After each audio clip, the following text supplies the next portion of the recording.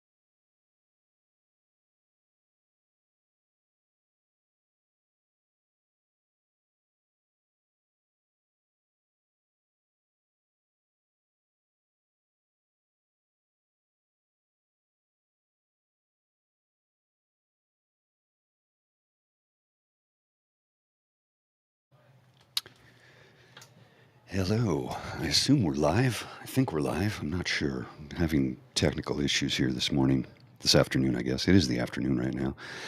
Yeah, it looks like we're live. Okay. Mr. Beaver is on his way. He is running a little late, and there was a miscommunication on my part. He thought we were starting at 2. I'm like, no, 1. We're starting at 1. We always start at 1. I think once we started at 2 and once we started at noon, but yeah, it's a 1 o'clock start. Bit of a miscommunication there, but these things do happen from time to time. It's no big deal. I think we will thrive and survive, right?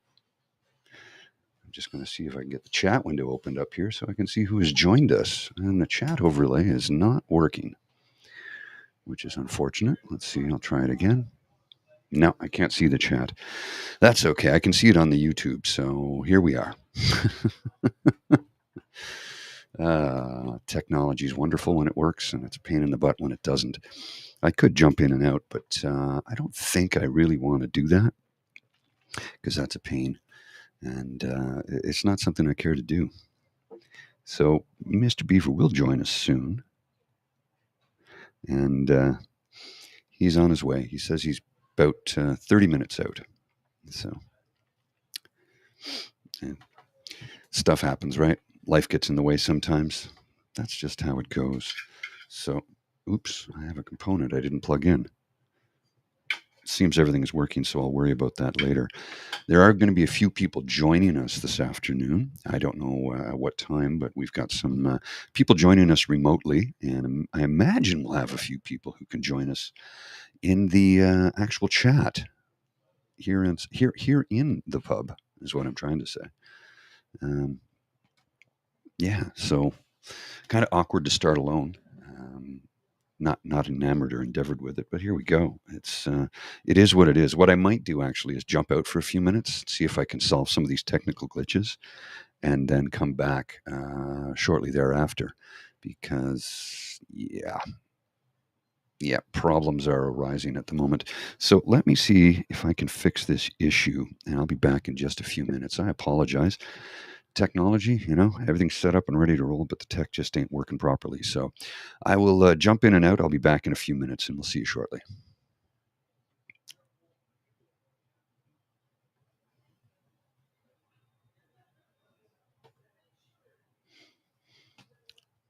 And that didn't work.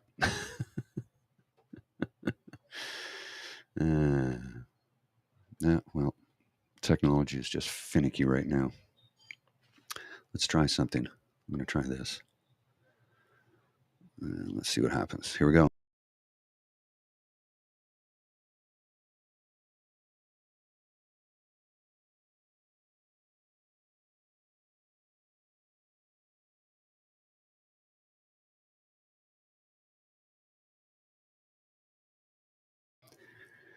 And it looks like we're back. Yes. It looks like things are working for us. Okay. This is good. And I'm just going to make a quick adjustment here. Nothing like flying solo and trying to fix things up. Trying to fix things up on the fly, do the tech thing, and keep talking at the same time. There we go. There we go. So we gotta have both our names there on the bottom window, right? Otherwise, it just doesn't seem right. So back we are, back once again. Back once again, right here's the incredible. And let's see if I can make this work. It looks like things are working now. Can you hear us loud and clear? If I can get a thumbs up or a chat or a smiley or some sort of acknowledgement. It seems to me that things are working, but I can never really. Yeah, it looks like we're good. Yeah. Yeah. Okay. Excellent. Thank you, Elaine. Appreciate that. Yeah, we've got a few people scheduled to join us today online. I don't know if anybody's going to make it actually to the pub today, other than Mr. Beaver, who will be here shortly. But yeah, there's we got a few folks that will be joining us this afternoon. So what I'm going to do is just bear with me for a few minutes while I take care of a couple little other gremlins here that I have to take care of. I apologize. And I'll be back shortly. I'm not going to, the stream will keep rolling. I'm just going to go to the screensaver for a moment while I fix a couple things, and I'll be right back, okay? Sit tight.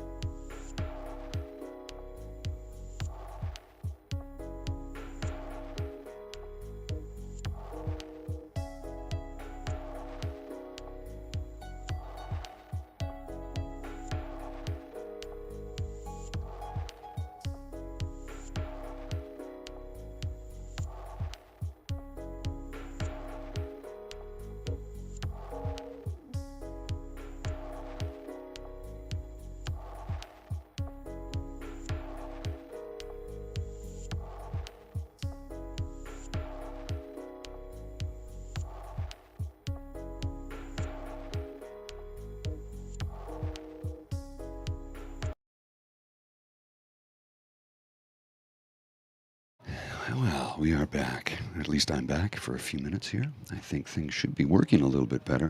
Got all kinds of little stuff happening in the background here that I'm just trying to get sorted, you know? And we want to be able to give you a good show. As always, we want to give you the best we can. So I want to get all these things fixed up and worked out. And there we go. Now I can see everything. Yes, please bear with me, considering I'm a big old mean grizzly. You need to bear with me. Grin and bear with me. Yeah, you know what I'm trying to say. So here we are, all alone on a Saturday afternoon in the pub, drinking alone. My darling is out on her paddleboard with her best friend. They're having a good paddle this afternoon.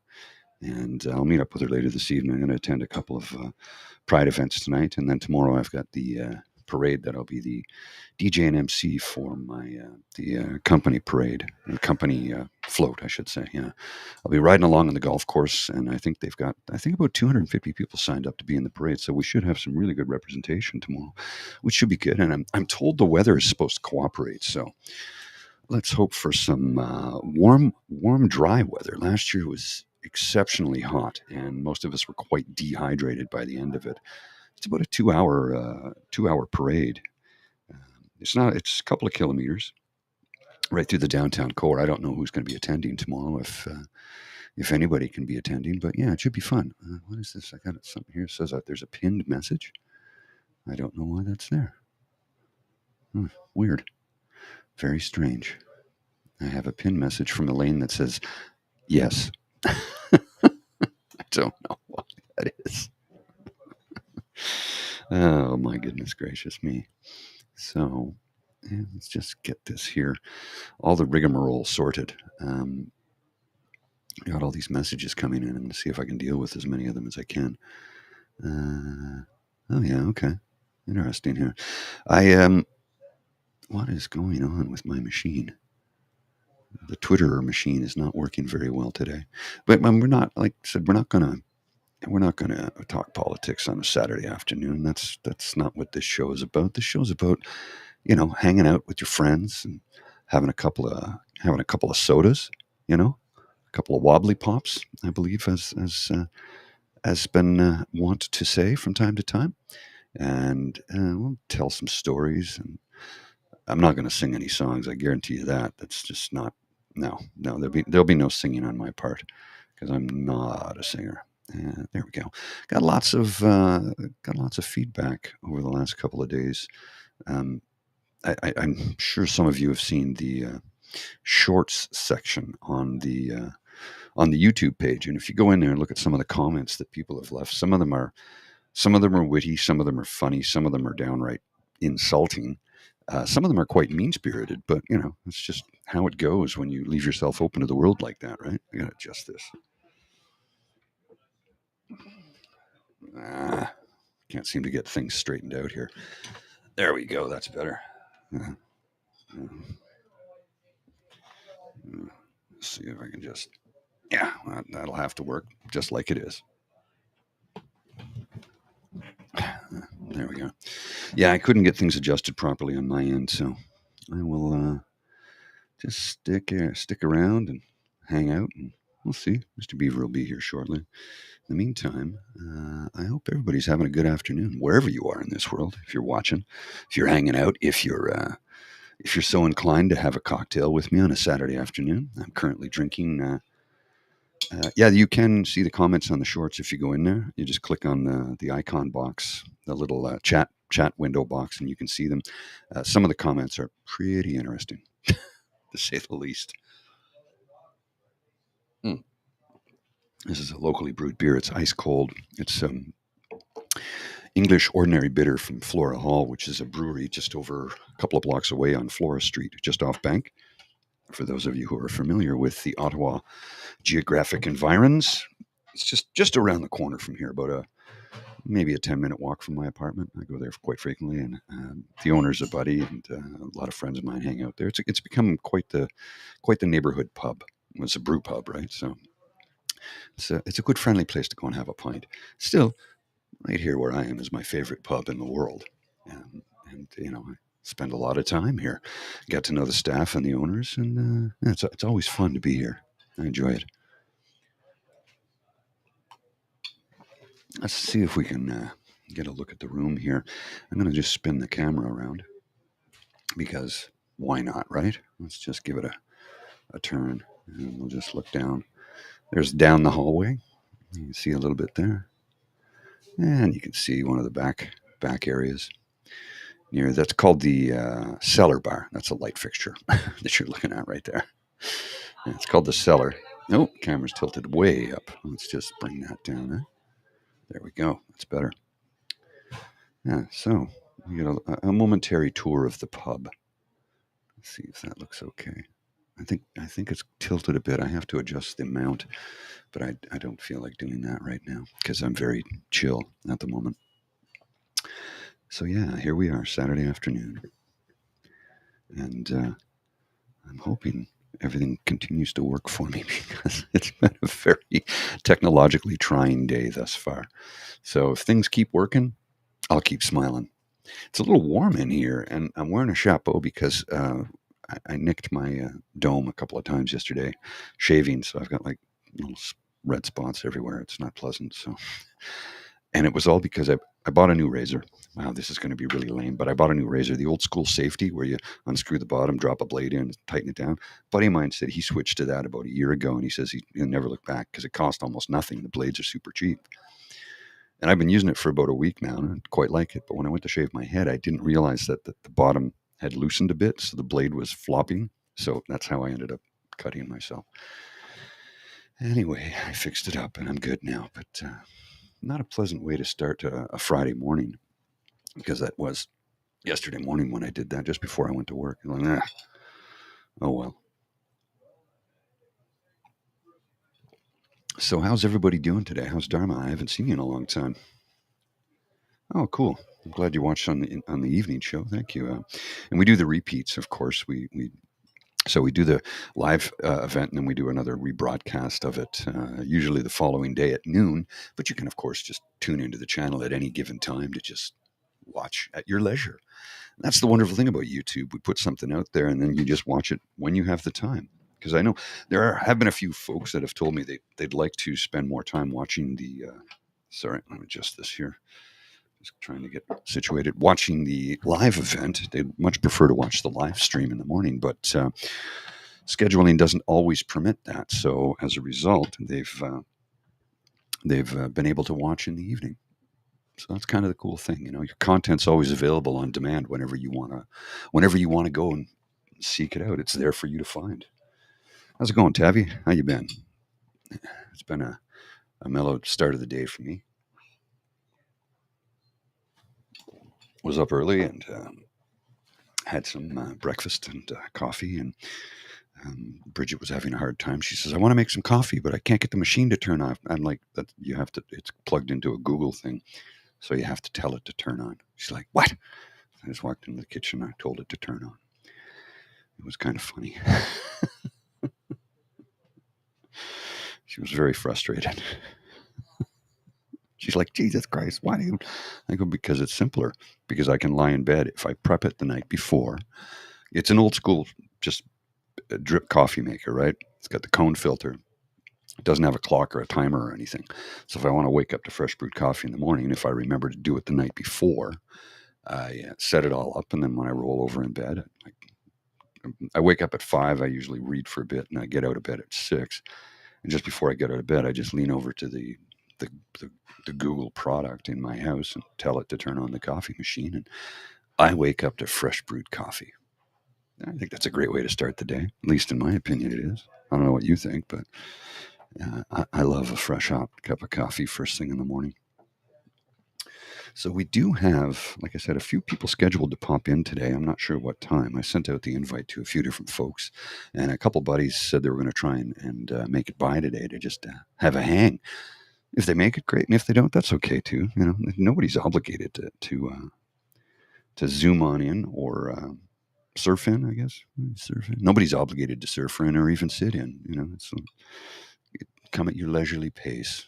It's a mellow Saturday afternoon.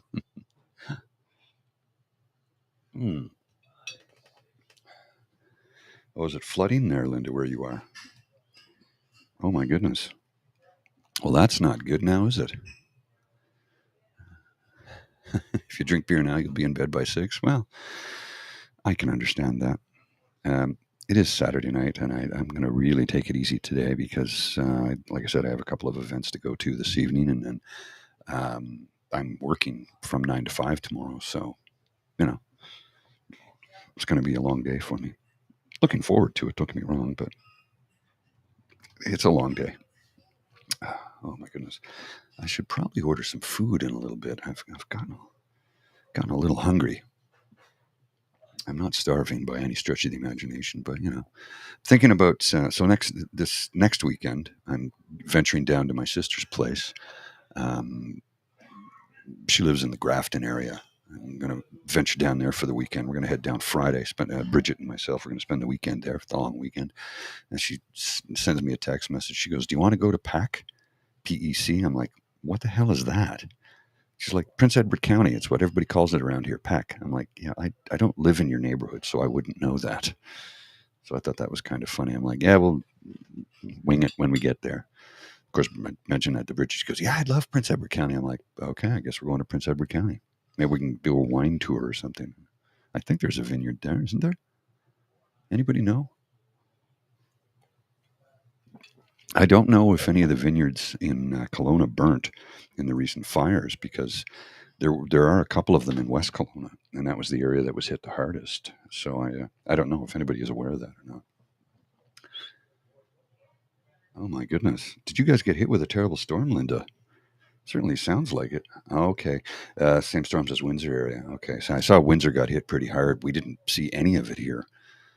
Gives you an idea how big this province is, right? And we're only in the southern, we're in eastern Ontario, and Windsor's southern Ontario, southwestern Ontario, I should say.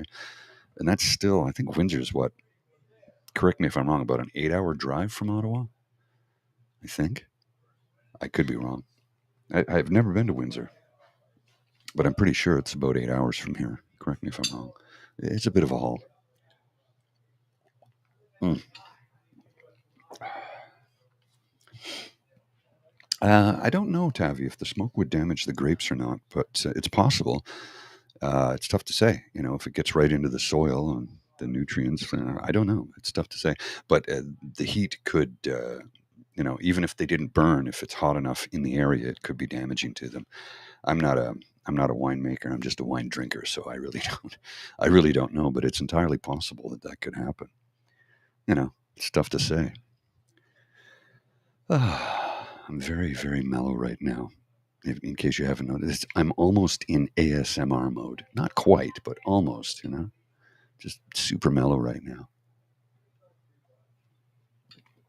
I should have invited my buddy from Calgary to jump on in today. A couple folks, like I said, should join us later on. We'll see. They get here when they get here. No panic, no rush, no obligation. We're here to have some fun, hang out, shoot the breeze, right? Yeah, I think Tavia probably would affect the flavor, but I don't know. Again, I'm not an expert, but it probably would affect it. I would assume the heat and the smoke would probably do something to the grapes to create adverse effects, deleterious effects. I don't know. It's a good question. If anybody can answer that, I'd like to know. Oh my goodness, there was a tornado in LaSalle? Huh. Wow. Wow. That's weird because tornadoes were never, it was such a rare occurrence in this part of the world, I think prior to 2018, I think we had two of them in like a 50-year period. And now we had like two already this summer in a 2-week period. And I think there was a third one almost. And then you got hit with one in LaSalle near Windsor. So, yeah, welcome to New Tornado Alley. It's moving further east. Do we have to worry about hurricanes next? Like, come on, man. Oh, that's good. That is a good, tasty pint. So, what's everybody doing today? Anybody else hanging out and just chilling, getting errands run and done? I had a couple I was supposed to do today, but I didn't really have the time to do it, unfortunately. So, I just put it off until the following day. Oh no, it's going to have to wait till Monday because I am working tomorrow. So, yeah, that's a bummer. Alas. What can you do? You just do your thing. Do your thing, and do it to the best of your abilities. And that's about all we can say about that. It's yeah, it's a very mellow day. So here's a cheers to you. I might have a Caesar after this because I'm feeling Caesar-y, but this beer tastes so good right now. Oh yeah. Definitely going to have to order some food later on. I did have lunch, but we'll be here for a few hours. So by the time the day nears the end of the show, around 5 o'clock, I'm going to be hungry. Definitely going to be hungry. Let's just see here. What have we got? Is there anything? Oops. I don't know what's happening. Things are going a little haywire here. I had something I wanted to show you, but I seem to have lost it. It was topical, but it wasn't political. But I was mentioning earlier, I was watching the new Star Wars. The one with Captain Kirk. Star Wars and Captain Kirk and what are the robots? R2D2 and C3PO. Yeah, the Star Wars show. Anyway, that's a joke. I'm doing that to upset people. Star Wars fans will lose their minds. Anyway, I was watching it and I noticed something that occurred to me while watching it. It's like, so they've mastered the galaxy. They've they go into hyperspace, so they travel faster than light. They have medical miracles. They have androids. They have cybernetics. Uh, they can do all these wonderful things, but their holograms are only SD 480p.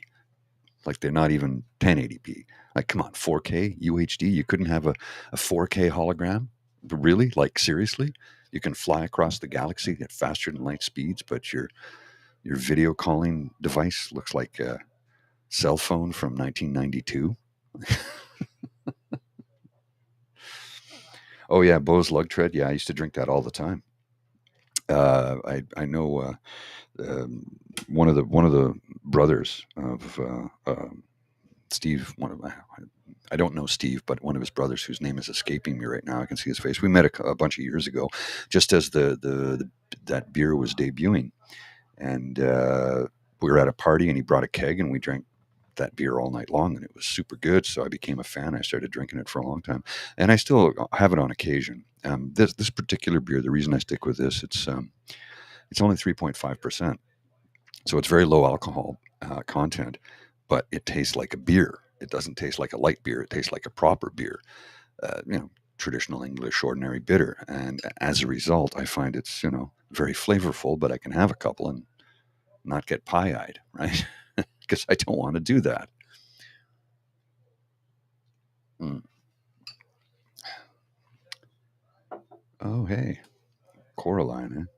Is that Coraline? Is that the one about the animated doll with button eyes or something?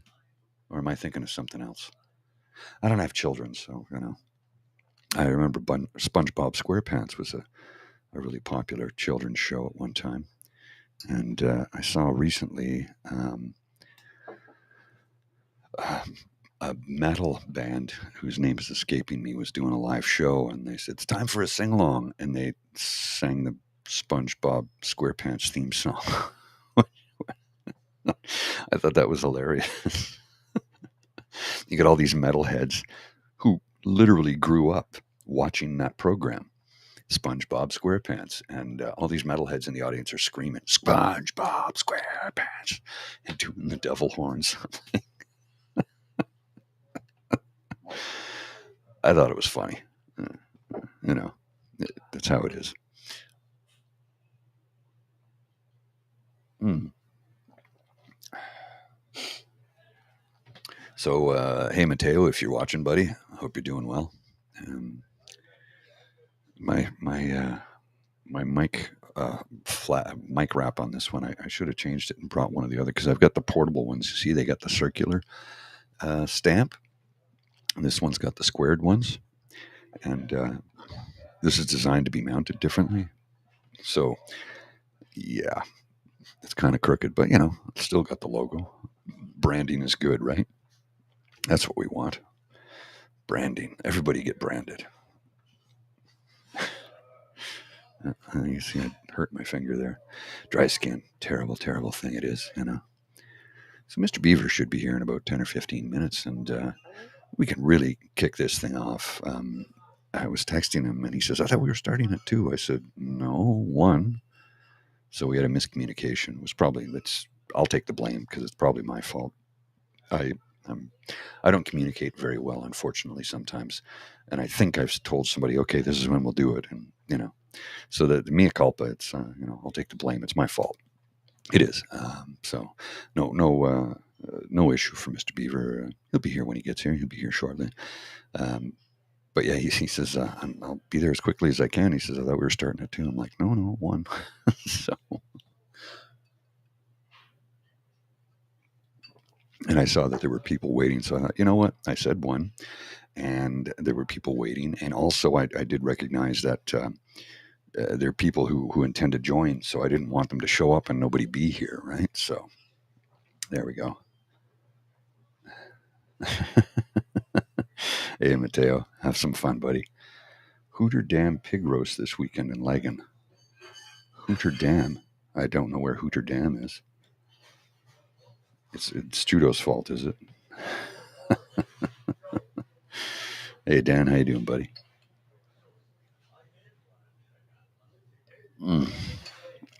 I might have a couple of those this afternoon. I'm feeling great right now.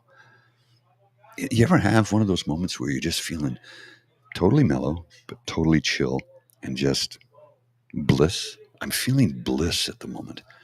I don't know why. Usually I've got a little bit of anxiety when I do these shows, only because the technology, can be complex and convoluted and complicated and not always working out the way I want it to. But today it seems to be. The Hallions. I'm not familiar with that band. Laker Lager Time. Oh yeah, cool. The Hallions. Where are they from? I've not heard of them before. I'm not quite familiar with them. Are they local? A local band or a big? Are they Canadian? I'm not. Yeah, I don't know who they are. Let's see if I can set that up so I can use it as a secondary monitor. There we go. That works. See, the thing is, I've got a laptop here that I control everything, and then I've got a monitor over there that is below the camera. And then, but the mic stands are kind of in the way of my line of vision. So I thought I'll just set up my phone right there and I can see everything perfectly. And that works too. And you got to be able to see yourself in the monitor. So you know that, you're in frame, you're framed up and you're looking at the people who are paid to see us. Nobody paid to see us. This content is free, my friends. Oh, that is so good. So yeah, we are expecting a few folks to drop by virtually at some point, and possibly one or two might pop in today. I bring along the extra mics. You never know who wants to. You never know who's going to show up and who's going to pop by. So yeah, sometimes we get a few people popping by. Sometimes nobody can make it out. It's all okay, as long as you have a good time. Really, I mean that's all that matters to me. If you enjoy yourself watching from afar, or if you're able to tune in here in the pub, it's all good. All good in the hood.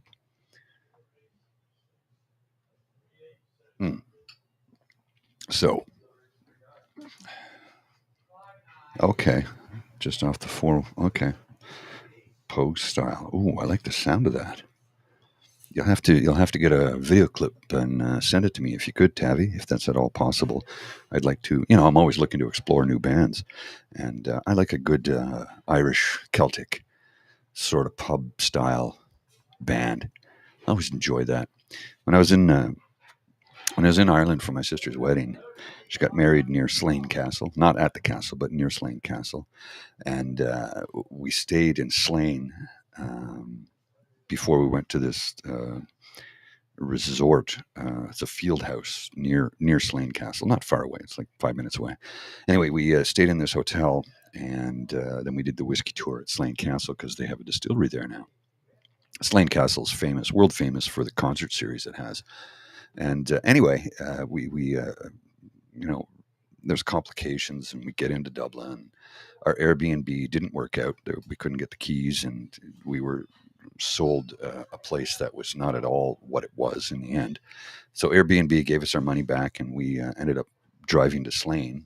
And we got to Slane. They said, yeah, there's room here at the inn, so no problem. So they hooked us up with the rooms. So we get in, have a bite to eat, and I'm like, well, I need a pint. Where's the pub? And they're like, it's right next door. I'm like, oh, really? Yeah, right next door. So we walk out the front door of the hotel, and literally it was maybe 30 meters away. So wander into the pub on I think it was a Friday night. I think. Was it a Friday night? I can't remember. I'll say it was a Friday night. Maybe it was. Maybe it was a Thursday. I don't recall what day it was. I think the wedding was on a Saturday, so it would have been a Friday night. So we wander into the pub anyway. And I see a couple of guitars sitting there. Like we come around the corner, and there's two guitars on high top tables, and then the bar's in the back. And I go, oh, is there live music tonight? Have you got musicians playing? And they're like, well, not really. Just a couple of musicians came by to jam. It's not really a live event sort of thing. It's just a couple of local musicians came out to play. I'm like, oh, that's great. And he goes, what would you like to hear? I'm like, really? He goes, yeah. What do you want to hear? They looking at us. I said, would you play, do you know Sonny's Dream? And he looks at me and he goes, this one? He starts to play it. I go, yeah, that's it. So he starts playing it. And I'm like, do you mind if I sing? He goes, no, go ahead, sing a verse. So I sang along with him for a bit. Anyway, the song finishes up, and I just looked and I said, thank you very much, gentlemen. You made this old Canadian fella very happy this evening. He goes, Canadian? What? I go, yeah, we're Canadian. He goes, oh, we thought you were Yanks. I go, no. I said, no, we're Canadian. He goes, oh, well, that's different then. How about a pint? I'm like, because they had this look of, oh God, they were thinking, the ugly American. And I've met many Americans traveling the world. And yes, I've met that stereotypical American. I have met that while traveling. But I've also met a number of Americans who are very well educated, well traveled, and when they go to a new country, they know a lot about the country and they want to observe the local culture, sample the local cuisine, the local beverages. They're not trying to recreate. They're not like, back home in Texas. I'm not in Texas, right? We're not in Kansas anymore, Dorothy.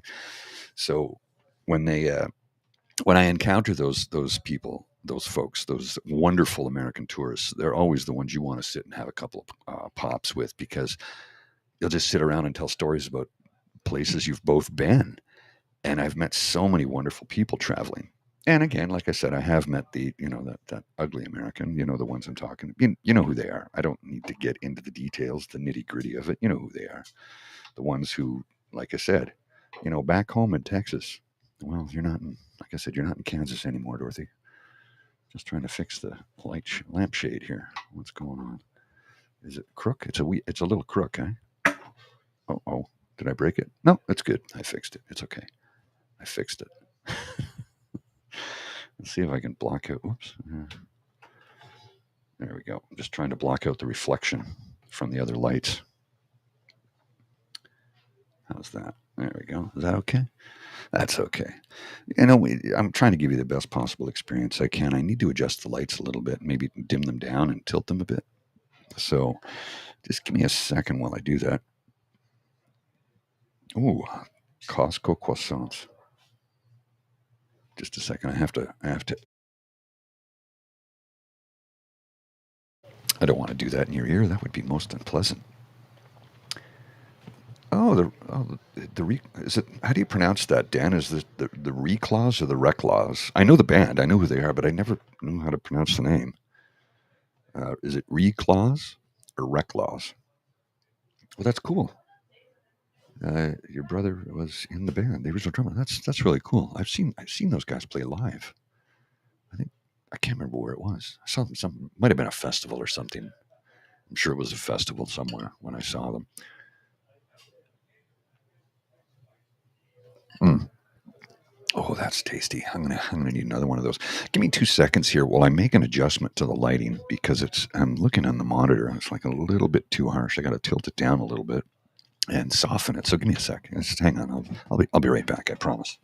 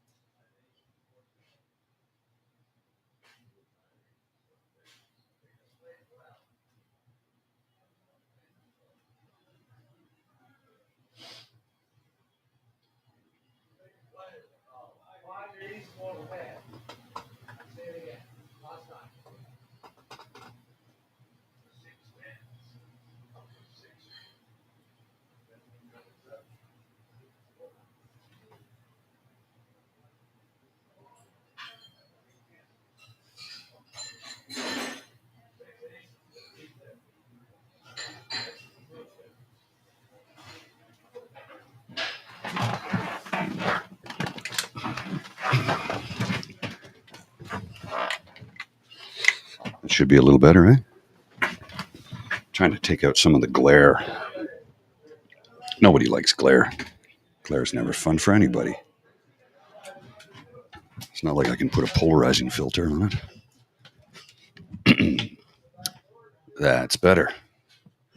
Let's see, I'll make a simple adjustment with the camera here too. And you tell me if this is a little bit better.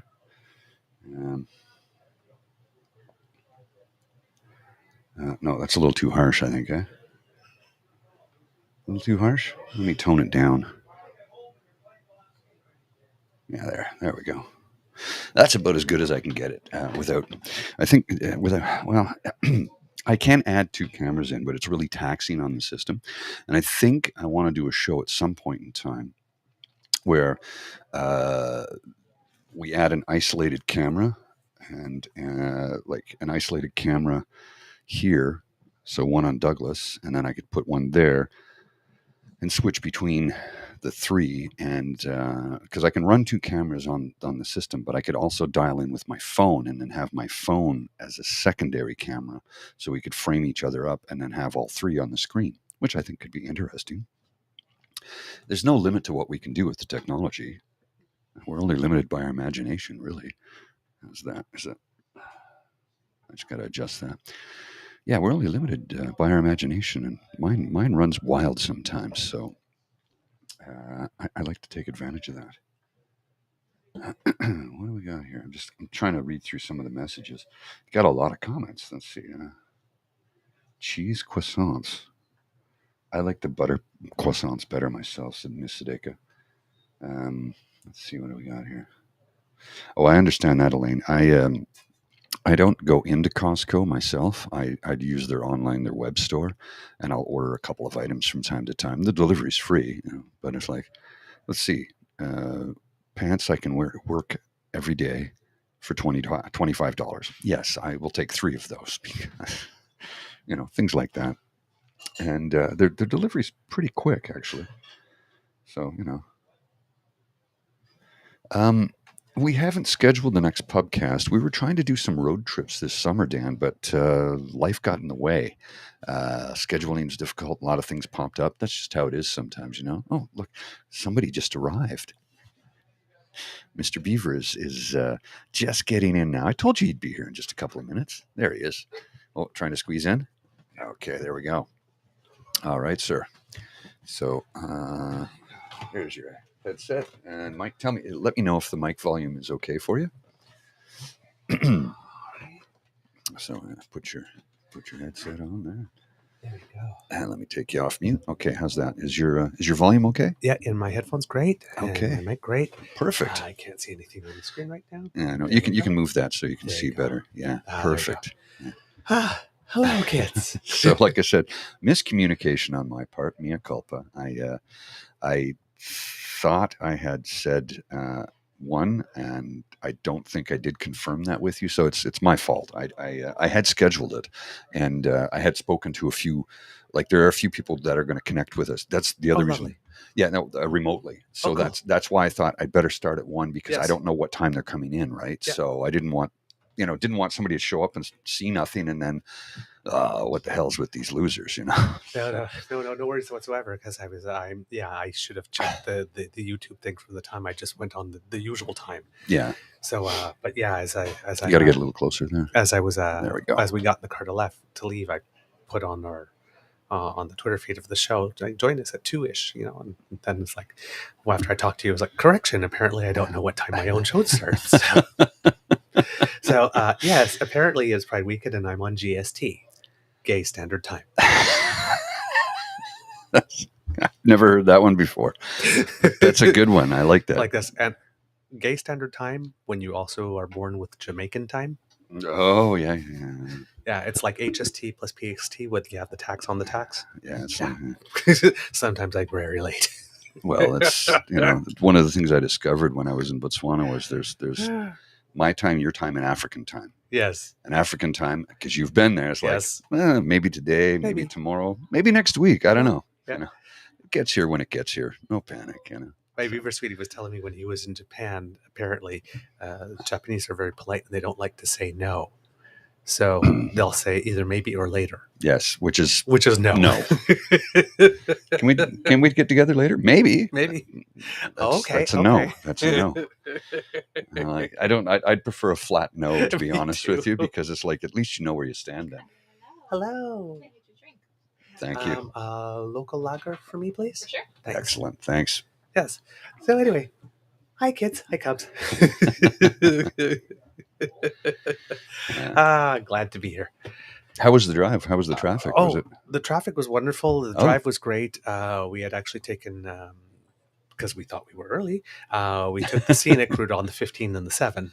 So going through Miss Smith Falls, and so took a. And that is a nicer drive. It is a nicer drive. It's not slower. It's not much more time though. No, it's not. It's not. And It's like I about think 10 or it's 15 minutes only. I think geographically it's about 30 kilometers shorter. Yes. But because the speed limit is lower, number one, and number two, if you get stuck in a long line of traffic behind a big rig, right? Well, on the way here, right when we got to Smith Falls, there was one of the routes that we could have taken. Fortunately, there were two, but one of them, the gates came down. There was a train. It's like, okay, we're taking the other route because yeah. we need to get there. Okay, I'm going to probably need some glasses to see what the kids are saying on the screens over there. It's been a good chat thus far. There's quite a few people have come and gone. I'm checking out some of the feeds on the Twitter. And we got there's quite a number of people watching on a couple of different platforms right now. So welcome to each and every one of you. I'm happy that you're here, and stay a little while if you like. Yeah. We'll be here all afternoon. Pull up a log, make yourself comfortable. Yes. The Beaver sweetie may or may Thank not you. be joining us. He was looking for a place to. Yes, please. I was looking for a place to park the car, but I think today is the community fair day, so he'd like to check that out. So unless it starts raining, and it looks like it might rain. Yeah. It looks like it might. Skies were getting a little more threatening as I was coming in. Well, it was chilly when I was walking over here. I was kind of like, well, it's not very pleasant, but it's like I'm not putting a coat on because no, it's not. It's not. It's August. I'm not wearing a coat. But even in the car on the way here, at one point, I think about like 10 minutes out of Smith Falls, I'm not sure if we were having like air from the outside be cycled in. Right. But it was like, we need to turn on the heat for a couple of seconds. Yeah. I'm a little cold. Yeah. No, I hear you. Definitely. Right, hold on, I'll just get my glasses on. Yeah, no problem. Yeah. So yeah, we got some strange weather happening. Well, there was a tornado that touched down at LaSalle, which is just outside of Windsor. Oh. Yeah. And they got hammered in southern Ontario, like hammered with rain, flooding everywhere. It was pretty bad from what I was told. Yeah. From between Smith Falls and here, we saw a whole stretch where there were a whole bunch of trees that were fallen? Yeah, just fallen on the side. And, oh, wow. Yeah, Beaver Sweetie said, like, what happened here? I'm thinking, tornado, maybe? Microburst, maybe a microburst or something, but yeah, just a whole bunch of them, just like all leaned over. Wow. Yeah, it was really something. Cheers, my friend. Cheers. And cheers to you. There you go, kids and cubs. Cheers. There you go. There we go. It was almost yum 3D House of Wax. Would you like some beer? The flying monkeys that ate Pittsburgh. So what are we talking about today? A little bit of everything. Somebody pointed out something the other day, and I'm like, it was an episode of SCTV where they did a take on Going Down the Road, which is a classic Canadian film. I don't know if you've ever seen it. You're familiar with it? Mm-hmm. It's a masterwork. And the critics fell over themselves. I read the Roger Ebert review, or as we'd say in Canada, Roger Ebert. I read his review of the film, and he lauded it as, he said it almost felt like a documentary. Okay. Because the performance by the actors felt so real. And I'm like, yeah, it's grainy, it's gritty, it's depressing. And that's how life is oftentimes, mm-hmm. right? And I'm watching the film, and it's like, let's go to Yonge Street. And I'm like, man, I said that I don't know how many times when I was much, much younger, before I'd ever seen the film. Okay. And then I saw the SCTV take, right? Their skit, their version of it. Like, one guy's a heart surgeon. The other guy was a lawyer. and then they meet Frenchie, who is a nuclear physicist, Okay. and they all get jobs in bottling plants. Like, I got to do some thinking. Where's the best place to do some thinking? Young Street. Yeah, it was funny. Good stuff. Yeah, these glasses are not helping. No, Yeah, I'm at that. You got to get closer to your mic. I'm at the weird distance. Oh, Yeah, it's just I can see better with them, but everything is still blurry. well, you're getting older, sir. Yeah. Well, sir, I haven't gone to the optometrist in 3 or 4 years, so this is an old prescription. Oh, well, yeah, you do. Bob Barker just died? Yeah. Yeah, he pulled a Betty White. He was 99. 2 weeks. Yeah, he was 2 weeks from his 100th birthday or something like this. Yeah, somebody made the perfect joke on Twitter. I can't believe Bob Barker got so close to 100 without going over.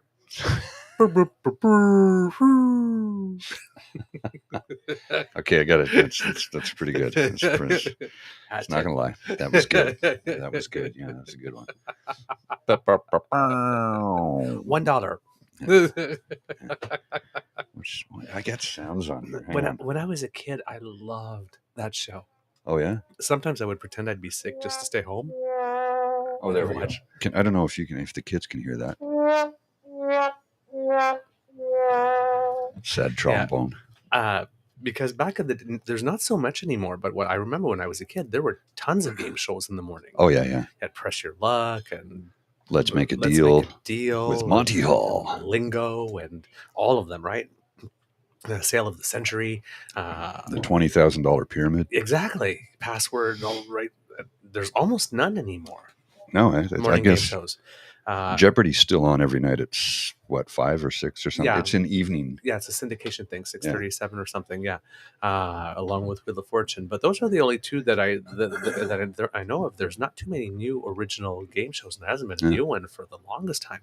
I don't watch television, so when I was a kid, though, I guess before I discovered Jeopardy, I lost on Jeopardy, but baby. But The Price is Right was it, and I knew all the prices. Yeah. Oh yeah, it's like rice roni, 39 cents. There was a camera. There was a documentary about a fella who watched the show religiously for years, and he finally got on it, and he won both showcases. He won everything, and they're like, he's cheating. No. Oh yeah. He just paid attention and kept a spreadsheet on prices on everything. He just paid attention. Exactly. And they realized there's a little bit of a hole in their. Yeah, like somewhere in the mid 80s or whatnot, when I started getting it down, I knew that the Broyhill dinette set came in at about 1,200.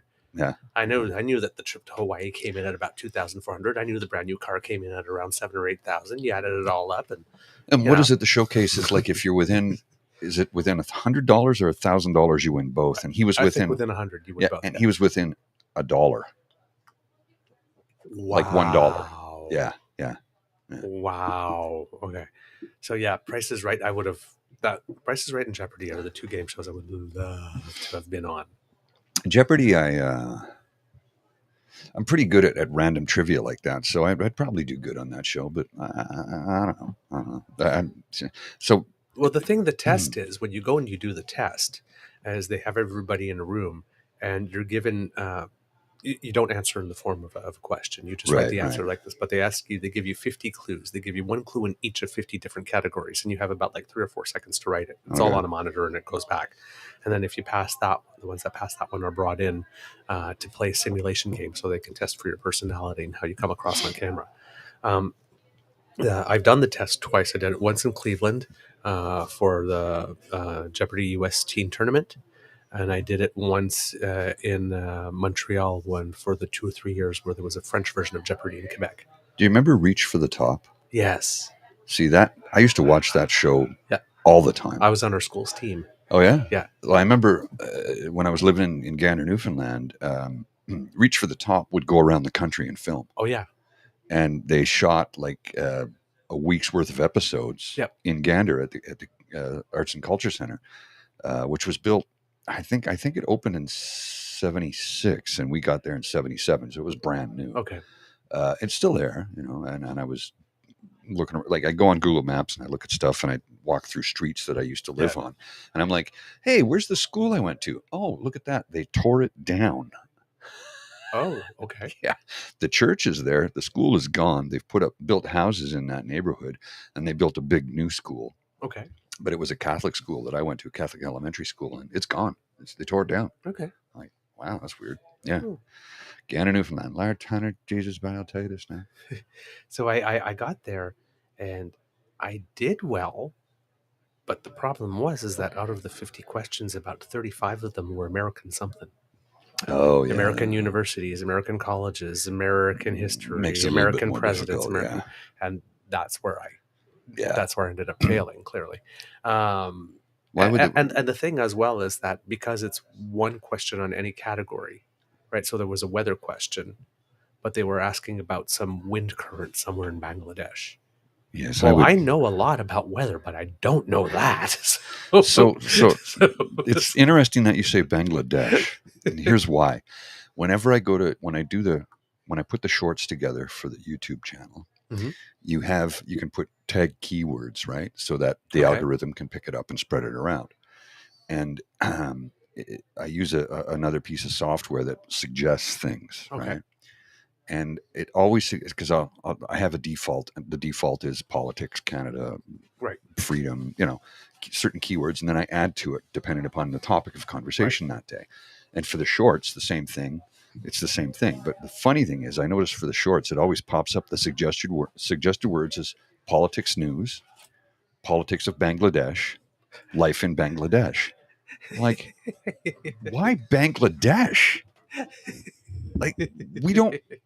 Up until today, we've never made mention of that country on this show ever. I think ever. You're right. Like ever. I think you're right. Yes. And no slight to people or Bangladeshi people or people who come up. It just didn't come up, right? Yeah. It did today because we do talk about that part of the world. Yes, just there was nothing that was ever terrible enough for us to talk about, because usually what we talk about are bad things, right? I mean, usually, which is why this show today is not about that, right? Which is why I make a couple of efforts to do a couple of Canadians who make us proud moments there, because we get into the heavy stuff. Yeah. Interesting that. Yeah, and each time I'm like, why Bangladesh? There's internationalness series with the show, right? Like this, because for a while. Well, we're back on the charts in Italy. We're back in the charts in Italy. Thank you, Italy. Yes, yeah, exactly. Top 100 again. So, there we go. Whoever's doing that. I just noticed we got somebody's just joining us here. Guests, okay. Yeah, we have our first guest. Hey, and I'm going to bring him on in. I haven't seen him in the longest time. Hey, friend. Oh, you're on mute, I think. Can't hear you, bud. Hang on. We should be able to hear you. Hang on. I got. Oops. Ouch. Oops. Hold on. Try that. We'll try something here. I don't know what's going on. Give me a sec here. I'll fix it up. No, we still can't hear you. Good. Can you hear me now? Yes, we can. There we go. That's a me problem. Okay. Hey there, friend. How you doing? Good, gents. How are we doing? How are we doing today? Oh, he'll be back in a minute. Oh, that was me. There we go. You're there. There we are. Yeah, we're good now. I pressed the wrong button. I'm in the ether. I was at the Blues Fest last night. Yeah. Saw Jimmy Vaughn. Oh, nice. Lucky man. How was it? No, it was a lot of fun. I got really drunk. So now I'm doing the right thing and drinking through the hangover. Yeah. Bringing yourself back to zero. I've been there, done that. Oh, let's augment the image here so we can actually be in proper frame. There at the end of the day, you basically have two options when you wake up, and you're still kind of in the ether. It's like, okay, I can ride it out, have a coffee, and my hangover is going to kick in around noon. Yeah. Or I can have a Caesar, doing the true Canadian thing. Yes. And drink through the hangover and basically control the trajectory. Yeah. Well, and that's the thing. It's like you start with the Caesar, which is the best thing. It really 100% it is. It really is. And it gives you some nutrients. Yeah. Yes, oh yeah. The great Canadian hangover cure. It really is. And then, have a couple of beer. You're not drinking to get intoxicated. You're just trying to power through, right? Well, it's self-preservation. Mm-hmm. You're doing the right thing for your body. Well, oddly enough, you are correct, sir. In my opinion. What was the thing from Animal House? He's Oh, now we're going back. My advice to you is to start drinking heavily. Yes, and Right. I think that's good advice. I'd listen to him. He's pre-med. I thought he was pre-law. Pre-med, There's such pre-law. a What's the difference? stigma around drinking that I think is, not right. Mm-hmm. I'll give you a good example. When the first time I went to the Czech Republic was visiting family, Right. and I think they're like number 2 for the most beer consumed in a country. I think Like, Germany's ahead of them, or Belgium. I think Australia's up there. We're up there. Yeah, we're up there. And anyways, we're having breakfast, and I'm looking around, and there's pictures of beer everywhere, and there's like a 70-some-year-old woman just crushing pints at like 8 a.m. Like, I fucking love this country, man. So how you guys been? How's summer been? It's been good. It's been busy, like busy. Yeah. How about yourself? We haven't seen you in a while. Like the last show we did was Canada Day. Yeah, I kind of I told everybody, I said it's summertime. I'm not doing my show on Wednesdays. I've been doing stuff with Craig on Rev Radio because it's fun. Cool. And that's about it, man. You got a new mic and a new microphone? Fucking let's talk about shit you don't need but you buy anyway because you think it'll improve your life. Yep. So what I wanted to do, I really wanted to see if the SM7B, like the king of mics, is that much better than my Shure MV7, which is over there. And I know it is. But the only reason I bought it is because it was one of those Amazon monthly payment things, 0%. Yeah, I hear you. Fucking sold, done. Yeah. So, well, I just did that. I picked up another mic for Douglas here. Yeah. Because you were using the Rode Pod mic. I got one of those too. That's a good mic for the price point. I've got four Rode Pod mics, and I use them. This is the Rode Procaster. Yep. I got one of those right over there. Douglas has one, and I picked him up the new XDM 100, which is the Rode Procaster, but USB-C version. And the reason I did that was because I was going to get the Rodecaster Duo for him, but that's but you wanted USB/XLR, right? Right. And so I said I'll go with this one because this unit, he can marry it with Rode Unify, and it gives him the same audio capabilities that the Rode Procaster does, but the software is free, and the mic's $350 versus $700 for the mixer. So half price is the way I see it. You know what? My best investment was this Rodecaster Pro 2. Oh well, I have the Rodecaster Pro, the first one. Yeah, it's good, but this thing's fucking amazing, and like it'll make any mic sound good with the processing. I haven't even looked at my yet. Sorry about that. Yeah, I've looked at the Rode Procaster 2, and I considered it, but I'm like, well, it's not cheap. No, it was $1,000. Yeah. Also on Amazon monthly payment plan. Yes. Paying Amazon for the next 10 years. I know. Well, and I have a charge account with a service provider, like a dealership that sells the product. So I have an account with them. So that's how I was able to get as much gear as I could, as quickly as I could, without all right, let's go into the RSPs, right? So yeah. So I just charged it and paid it off, and that's just how it works. But I looked at the Pro 2, and I'm like, I really do want it, but I'm like, but the original one is still awesome.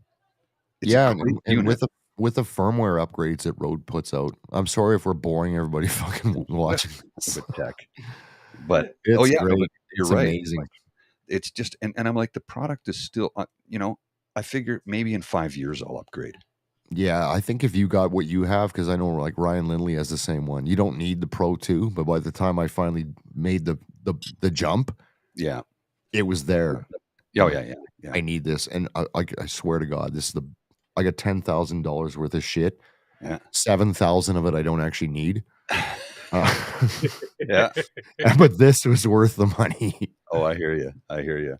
Well, I auditioned the SM7B, and I want to sound like you, Paul. That's why I bought it. I get that deep, rich broadcast sound. Well, I auditioned it, and I didn't like it as much as this one. Do you know what? If you don't, here's the problem with this mic. Here's your free tech advice to everybody who might drop $550 on this mic. Unless you're running it through like a Rodecaster, it's not worth you it. got to buy it needs a lot of lift to get clean Oh gain. God, yeah. So you got to Yeah. go buy that cloud lifter thing. That's $100 Well, minimum. it's more than $100. Yeah, there It's you a go. lot of money. So now you're like $800 just to get the gain out of it. But I knew this had, because I'm sitting at plus 55 dB to get to this. Yeah. Because it's got a built-in preset for it. So well, and the preamps on that unit are the best in the business. they are. Period. Aphex processing and everything. It's a beautiful piece of kit. Yeah, Now, it really to be is. fair, if you're an up-and-coming podcaster and you're looking to buy mics, I would buy exactly what you're running. Yeah. Okay, those Rode mics, I got one right over there. And if you're a Shure guy, fine. I have an MV7, which is over there, which I used to use. And after listening to me and another guy and me and Ryan, because Ryan runs MV7s. Yeah, yeah. If I had to do it over, if I didn't get that monthly payment plan on this fucking thing, I would just buy 2 MV7s.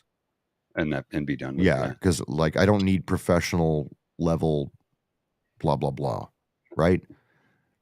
I know this sounds better, but that MV7's awesome. And it's like $200 cheaper. For the money, it's and a for really the good money, piece of kit. for the money, that Rode mic you're using right now, it's like $140, I think, right? Right now, if you bought it. No, this is the Procaster. This one. How much is that? This is $350.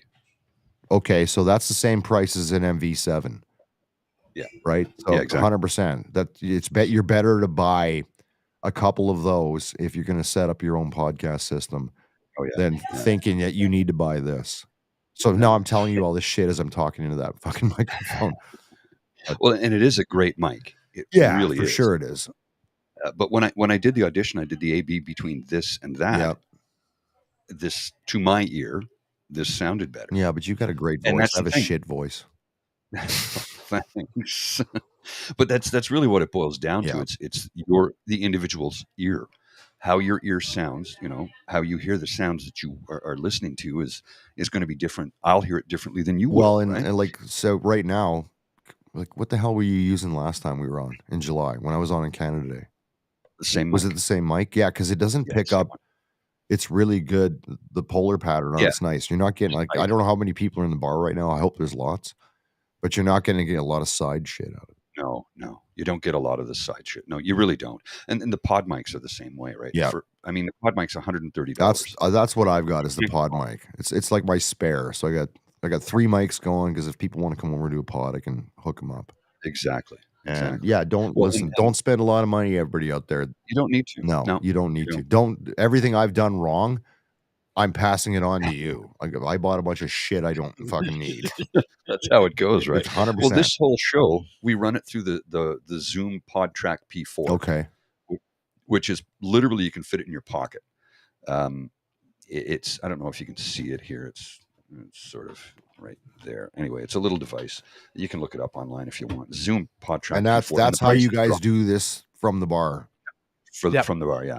Because it's a small little unit. The first one we did here, I brought my Procaster in. Yeah. A Rodecaster Pro. And I'm like, took up a quarter of the table. Yeah, it's because it's a big, you know what it is. Yeah, it's bigger. The first one is bigger than the Pro 2. The Pro 2, they shrunk it down. No, and they got a new one. This the Duo. The Duo, right? It's if you don't need all the same fucking channels and everything. And it's got the same processing and guts as this thing does.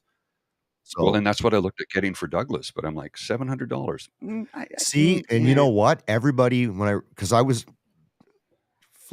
welcome to the tech episode of the PubCast.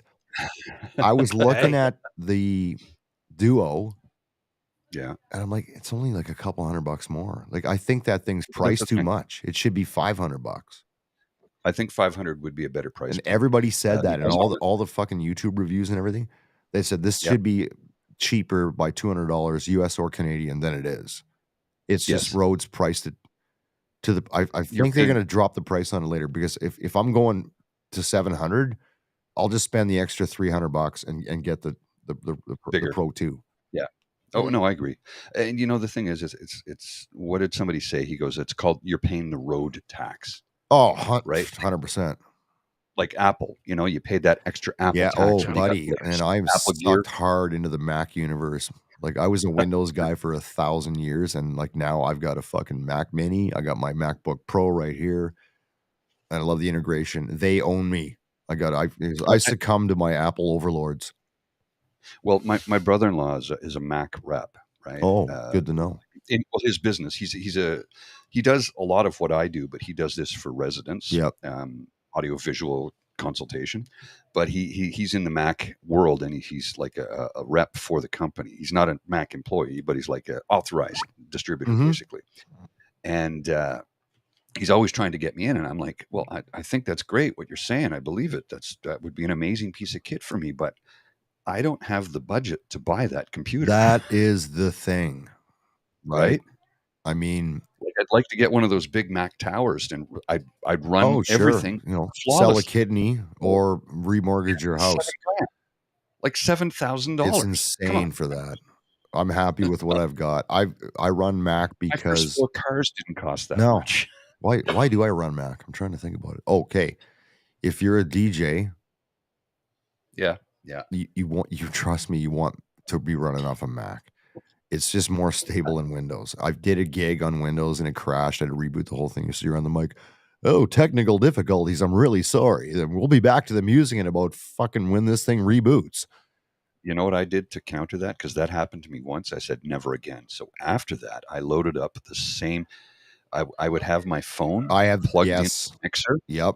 And I have a list of songs that I would use as a backup. I have a bunch of pre-mixed shit. They're called piss break or smoke breaks.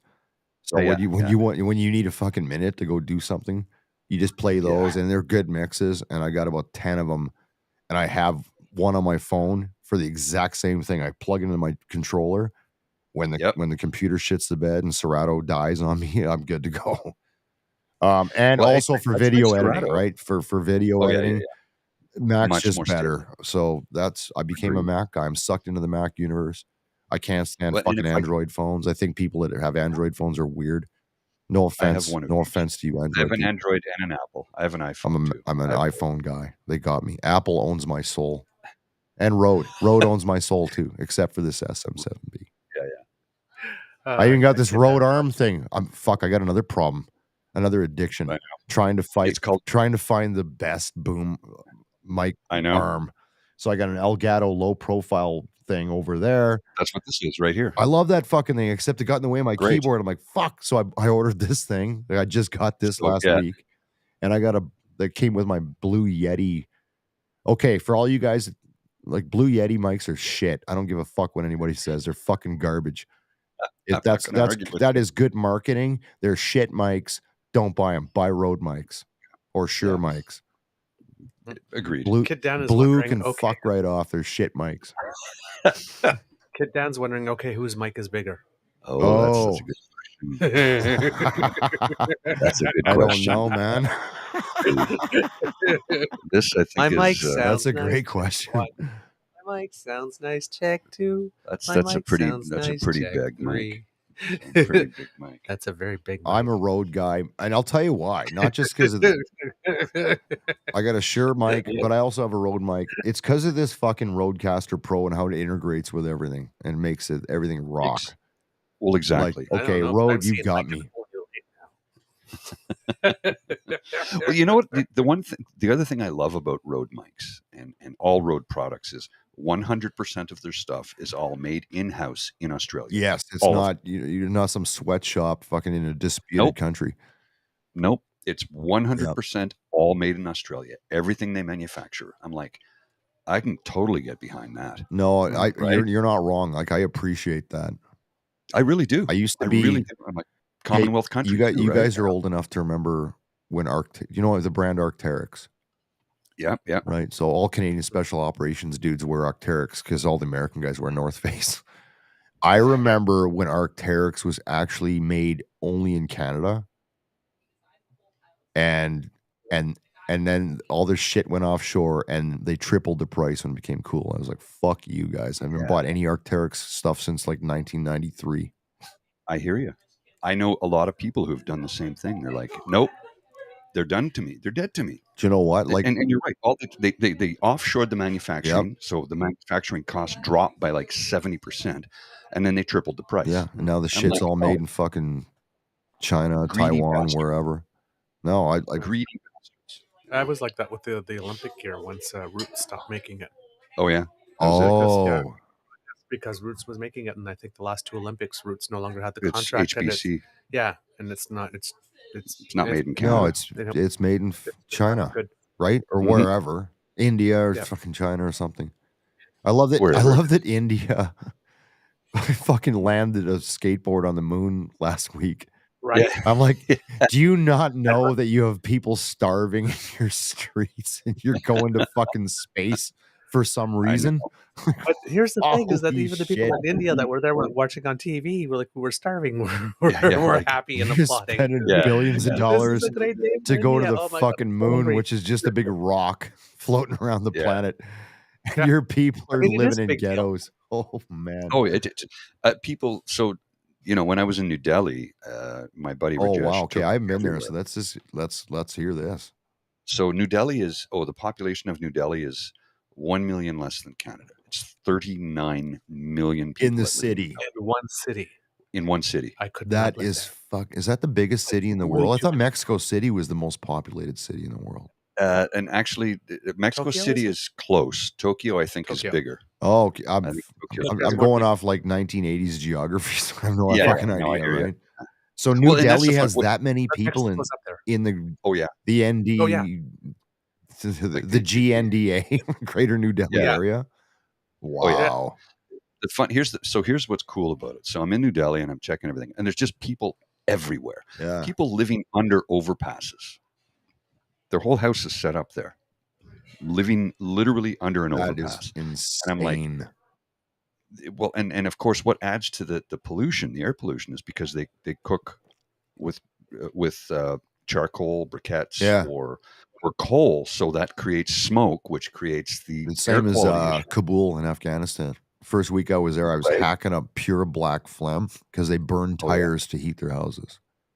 It's like, Whoa. Yeah, it's they like I burn get tires. it, but geez, Fucking brutal. that's Well, toxic. congratulations, India. You put a fucking you made it to the moon, but your people can't eat. So I don't know. Well, who is it? Who is the guy who built the house in Mumbai? Mumbai.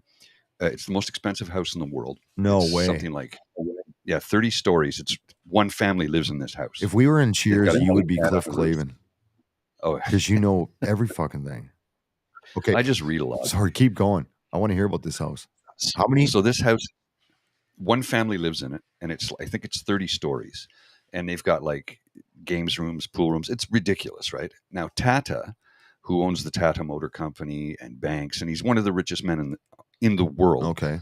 has denounced that home. He says that is a disgusting display of wealth. He goes, there is no need for that, and it's literally built on the edge of a ghetto. in Mumbai. Oh, that's not cool, man. Tata's like, no, this is ostentatious. My good God, like conspicuous consumption. Like this is ridiculous. He goes, that's no, and he's one of the richest men in the world, and he lives in a relatively modest home by comparison. Yeah, And he has said that when he dies, all his money goes to charity. that's cool. Look, now you don't become a billionaire by being a nice guy. No, There's no nice billionaires. None of them. no. None of them are nice. But After you're a billionaire, you can afford to be nice. well, not only that, Well, but you that's can do good exactly things. it. You can afford to be nice when you hit that point. Okay, now I'm going to Yeah. be nice. I got fucking $3 billion in the bank. It's really not going to cost me anything or change anything to my life. Well, and when I always try and put into perspective the difference between $1 million and $1 billion. Mhm. And because we hear the number of billion thrown about all the time, people have lost perspective on how big it is. 1 million seconds is, I think, 12 days. 1 billion seconds is 32 years. Why the hell did I go to school? I should just moved into your basement. Right? I just read a lot and I retain it. You read I don't too know, man. much, man. I only read when I'm in the bathroom. On the can, like everybody else. It's like, what was that line from Frasier when he says to his father, "My God, Dad, that's my den. That's where I do my most profound thinking." He goes, use the can like everybody else. Exactly. You know what though? Like I love reading books, but I'm fucking going blind because I'm getting old. And I'm too vain to get glasses because I grew up with glasses till I got laser eye surgery. Oh, and laser eye surgery isn't permanent, right? No, they No. told me that. I got that like 15 years ago or something. And the guy said, "Look, your eyesight's going to degrade again." period. Yeah. But I'm like, And I you don't can't give get a the fuck, surgery. man. You can go get it done again. Like Tiger Woods got it done Oh, 3 yeah? times. Really? Yeah, no, it's a true story. I thought there was just a limit to the amount of times because No, whatever it there's was, they're go one back. and done because they're carving your cornea or whatever they do. Yeah. Mhm. But when I got it done, it was amazing. Like because I had glasses at 8 months old. My mom has my like original little baby pair of glasses. My eyes were Oh, wow. fucked up. So I got this done. Now I'm like, fuck that. I'm never wearing glasses again. I don't give two shits if I can see or not. But I can't read. Fucking, you know. So now Well, I'm doing audiobooks. I've hit the age now, unfortunately, like when I'm out, let's say, and I'm like just shopping or wandering around, and I mean, we all do it. We see somebody who's cute, so we turn around, and we take a look. Yeah. I have to put on my glasses to be able to make out. Listen. Is it cute?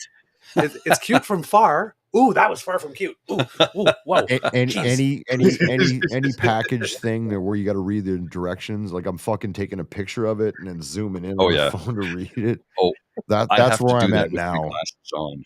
I do that with my glasses on. Yeah, Now, I wore contacts for decades. I tried that and it fucking didn't work. Well, I didn't like wearing glasses because I'd play a lot of sports, so I'd put contact. Yeah. When I started on the Zoloft back in February of 2020, and I had to because I was at my wit's end. Like the depression was the worst it had ever been. Yeah. Like I was literally I picked the perfect time to start though, February 28th, 2020. Just a couple of weeks before the whole planet shut down. Right. Yeah, literally. But one of the side effects, there's a couple of side effects from it, possible weight gain, possible insomnia. And I've had a little bit of insomnia every now and then, but for the most part, it's okay. But I have little red pills for that. Yeah. Well, there's another side effect, and it says wearing contacts will be extremely uncomfortable. And I didn't realize that when I stopped wearing them because I'd put them in, and within minutes, it felt like I had sandpaper in my eyes. Oh, really? Within minutes. And I'm like, these are brand new, fresh disposables right out of the package. And they're in the little liquid shit when yeah. They should have been good. Put them in, and right away they were uncomfortable. So I read on the packaging, it's like, oh yeah, a possible side effect is making contact wearing really. I'm like, God damn it! So I have to wear glasses all the time. I honestly should get glasses, and fucking glasses are cool now. I know, Yeah. I literally know guys that don't need them, but they've got them like sunglasses with clears, and they do wear them all the time, even though they don't need them. Like, what the fuck did glasses become cool? I don't know. Hey, like the ad goes, every face needs a good frame. They are, and Oakley makes like prescription frames, and these fucking hipsters, the dudes. They got the short hair on the side, long. They're wearing plaid, and they got their fucking horn ring glasses on, skinny jeans, and they're crushing PBRs. And I was drinking PBRs before you hipster motherfuckers fucking made it cool. Where you're born, right? Yeah. It used to be redneck beer, and the hipsters stole it. I know. Listen, it was a redneck out here in Berta, camo. Yes, I drive a truck that guzzles an unnecessary amount of gas, and I'm the only one in it. For some reason, I'm taking PBR back, but till then, it's still you're still in pill country out here, boys. Well, I'm going to be in Calgary Thanksgiving weekend. Are you really flying out? Why? I'm flying out to see a buddy. Well, a buddy of mine lives there. Okay. So he came here this summer. Why? So I took 3 weeks off in July. Why Thanksgiving weekend? That's a family thing. Oh, okay. Not why were you coming to Calgary? No, Calgary's fucking great. I grew up there. Okay. Okay. Oh, just because it was like we were kicking around times and he says, "What about Thanksgiving?" I'm like, "Thank you." He says, "What about Thanksgiving?" And I go, "You know what? That can work." So is he going to throw some turkey dinner down your throat, or are you like you we'll doing the thing? Yeah. So I'm going to say, you come up here, I'll feed you. So every year at Thanksgiving and Christmas Eve, I cook for people that don't have families and shit. Like their family died, or their families on the other side of the fucking country or whatever. So they all come to my house, and I do Thanksgiving, and then I do Christmas Eve. And then Christmas Day, I go see my old man. Cool. Very cool. So, I used to do a big, just let me grab this beer here. Now you're thinking. There you go. I used to do a big, every year at Christmas, I would do sort of what we called it, like an orphan's Christmas. Yeah. And I'm not an orphan. My parents live here. I took my mom to Rod Stewart the other night. Oh, how was that? Not the segue. Keep going. Great. We'll circle back to that. It was great. Yeah, we'll circle back in a minute. So I used to do an orphan's Christmas. So it's like friends who live here and their family are far away. Yeah. And what I would Same do, idea. I'd go and I'd buy a big tree, and I'm like, orphan's Christmas, come by. I'm cooking up turkey. I've got everything. What do I need to bring? And I go, maybe some wine and an ornament for the tree. They're like, okay. So I did that for years. That's awesome, and then man. I moved into an apartment that I'm in now, and I'm kind of like, where the hell would I put a tree in my apartment? You don't have the real estate. No, I don't. So I stopped doing it. But what I started doing instead, I don't do the turkey dinner, but I started doing right around Christmas time, a couple of weeks before Christmas, I have a big wine and cheese night where I get a bunch of people come over. I've got like a big spread of multiple kinds of cheese. I have several bottles of wine. People bring wine. We just turn it into a good night and hang out and shoot the shit and, have a good time. And it's less cleanup. You know how much cleanup there is after you cook a turkey. I inherited, we used to do, we still do it. I think we've been doing it since like 2009. Beer Fest. Oh. So I like that. Everybody brings a 6-pack of beer from a country, but it's potluck. You have to bring an accompanying dish. So let's say, the obvious fucking go-to is I'm bringing a 6 or a Corona or whatever, and I'm going to make fajitas or something. And a buddy buys some Sapporo, and he makes some Japanese, whatever. So you end up with a fucking shitload of beer and a whole bunch of food, and we do it every year. And it used to be my buddy's house, but now he's got 3 kids, so I've inherited that, and I have the real estate to do it in my backyard. And it's every second weekend of September, and it's a good time. And then everybody fucks off, and you got a shit ton of beer left over, man. Yeah. A lot of fun. So that's it. Yeah, you got to match the beer to. You have to bring. It's like a potluck with beer. Yeah, and match the food to whatever you bought. So I did like German once, Japanese once, Indian once, and did some different stuff, and it's a lot of fun. To see there, it's like, oh come on, guys, you left me with Laos, right? Laos. What the hell? Yeah, I don't think we can. So everybody watching and listening, you should do a beer fest. Like do your own beer fest, and it's a fucking good party. Do it in September after all the family shit's done after a long weekend and stuff. Yep. And you have a lot of fun. You eat good food, and when everybody leaves, your reward for all the cleanup you got to do is all the leftover beer, and there's usually a fucking lot of beer left over. Well, look, not everybody's gonna. There's gonna be the one guy who drinks 3 6-packs. There's always that guy, but that's the guy that shows up with a case, not a 6er. That's right. He better show up with a case. Buddy shows up with fucking 7-Eleven nachos and a case of Corona. You goes, here. I know how much you drink. 24 Corona and 7-Eleven nachos. 7-Eleven nachos. A bag of Doritos. Let's get fucked up. There's that guy. But there's also like dudes, like I got a buddy that's French Canadian out here, and he got some Quebec beer, and he laid out this fucking cheese board and went to like a fancy cheese shop and got this Quebec cheese. Like this guy fucking made the effort, and we're all like, wow, man.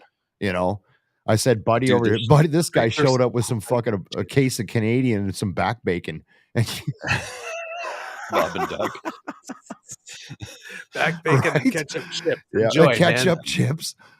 And for dessert, everybody gets a mini coffee crisp. Yeah, that was Mike Mazerel, and he fucking went all out with his whole cheese thing. I was taking pictures of him. Like, I don't even want anybody to eat it. The presentation was off the chain. So nice. Where apparently there's this kid in oh god, I can't remember what state now, who came to Canada on vacation a few years ago, and fell in love with ketchup chips. And so him and his dad just drove 14 hours. Just drove 14 hours to come get more ketchup loaded chips. up their truck. Loaded up. Now everybody's sending it. Somebody at No Frills, I think, where they were asked them about that. Funny that you mentioned that. Because, this is the only country you can get ketchup chips in. Exactly. So they put it on on Facebook, whatnot. And now they're doing their road trip chips, and then Heinz is sending them like T-shirts of like their road trip. And now apparently they got so many ketchup chips that he's giving them to friends and food banks. I was just, had a conversation with somebody the other day, and they were talking about their friends drove up from like Minnesota, made the truck, and loaded the fuck up like a fucking U-Haul van of all the ketchup chips chips they could and drove it back to the States because you can't get it there. Can't get them. Ketchup Chicks. That's the name Ketchup of my next rock Chicks. band. My next pub. It's a good my name next, of a band. Yeah, exactly. My next punk band. So there you go. I love ketchup chips. I do. I will eat. I don't, them man. Tomorrow. I love them. I don't. I don't hate. You know what else I love though? Dill pickle as well. Okay. Dill pickle, and then of course the Canadian. Do you know my the only other thing you can get in Canada? my addiction? Yes. So salt and vinegar chips is the only way to go for me. Lay's. Yeah. And I like listen, cheesies, buddy. You open a bag of cheesies, I will fucking crush that thing. The Hawkins, I buy the big bag. Yeah, the big bag. 100%, man. That thing cannot. That once that thing is open, That's it has it, no chance. And I'm not talking about those shitty cheesy poof fucking things you get in Costco. No. I'm talking OG cheesies. And the Hawkins ones are like really super salty. Yeah. Too, on top of that. So it's like you get through half one of those things and you think, oh, I can't take no more like this. And then you've like finished the bag and you're opening the second one, even though like your whole tongue is like just like you've had enough sodium for. Oh my god! There's not one. I'm not reading the text group because my giant fucking microphone is in the way. But everybody's gonna love cheesies. I swear they throw crack in those things. I agree with you 100%, man. You can't stop. Once that thing's open and you eat one, you're fucking all in. Boom. And the worst part is, I mean, we did a show. I think I did a show one day with Dean or something like that. Yeah, Dean was like eating them. Yeah, Dean was eating them, but then we did another one like this because I saw him eat them. So I went and I got some. So, we're having Dean. I'll go get some Hawkins cheese, and I ate them throughout like the whole show, like and you could just see my hand going, calm. It's like I was on speed, man. It's like I couldn't get him in fast enough. It's like, no, that's not fast enough. Pick it up. Ah. Yeah, well, there's that old dad joke. Okay, here's a dad joke for everybody, right? You should already know the ending by now. Buddy goes to the doctor. He's got an orange dick, right? You guys heard this, right? No. Yes, you have. Is this an incel joke? Somebody would no. So his dick's orange, and the buddy's like, the doc's like, what the fuck? He's trying to figure out why this guy's dick's orange, and blah blah blah. He goes through all these tests and shit, and then he asks him, it's just like, what's your daily routine? Like, what do you do? He goes, well, I watch porn and eat cheesies. There you go. It wasn't a joke. It's a stupid fucking dad joke, but like, yep. Because I've never heard that before. Ketchup chips and cheesies, like ketchup chips, your fucking hands are all red and shit. Red. And eating cheesies, like how are my fingers like Sweetie, can you take a look at this? Right? I don't know why my knees are. It's a stupid joke, I know, but it's fucking funny. You could even translate that and go with, you could watch porn and eat smart food. You could translate, the white cheese on smart food, the popcorn. Yeah. It looks very pale. My penis used to be brown. It looks very pale today. What happened? I'm seeing from the kids here that they're celebrating because apparently Marco Arup, who's a Canadian athlete who runs the 800 meter at the World Track and Field Championships, just won gold. In 100 meter? 800. Oh, 800 meter. 800. And the other day, Cameron Rogers driving. And the other day, Cameron Rogers won gold in the women's hammer. Where is this? This is in Budapest. But what is it? So apparently, the World Track and Field Championships. Oh, okay. Yeah. So apparently, we are the masters of the hammer throw. Yeah. Because we have the world champion, male and female, in hammer throw. Yeah, that's kick ass. And both of those athletes, by the way, don't look like your typical hammer throwers. No, they don't. Normally, hammer throws are big, burly. That's where you spin the thing around and throw it, right? Yeah. Oh, I just get dizzy and throw up. That'd be me. Ethan Katzberg is slim. Yeah, he does not look like a hammer thrower at all. I'm like, he looks like a hipster. He's got the hipster mustache. He's got the long ponytail, and he's slim and trim and fit. And I'm like, hammer throwers are usually like linebackers. They look like Norm Peterson from Cheers. Have you guys ever heard of? Have you ever heard of Highland Games? Yeah, yes. There's Maxville. They had it there. Fucking awesome. So we did one. The caber toss. When I was deployed to Cyprus in 1992, I'm taking you guys way back. We ran our own Highland Games, and my fucking man Kevin Cartier won caber toss, like throwing that big log and shit over there. Like, fuck, man. Yeah. Highland Games is like old school shit. Oh yeah. Oh, and yesterday, because we got an update here on the decathlon, but Canadians were 1-3 after eight of the 10 No events. way. Yeah, first and Like third. the Damian decathlon's a big deal. Warner, yeah, That's Damian real deal. Warner was third, Original and Olympics. something Pierce. Because Damian won the gold medal in the Olympics last time. That's right. Yeah, exactly.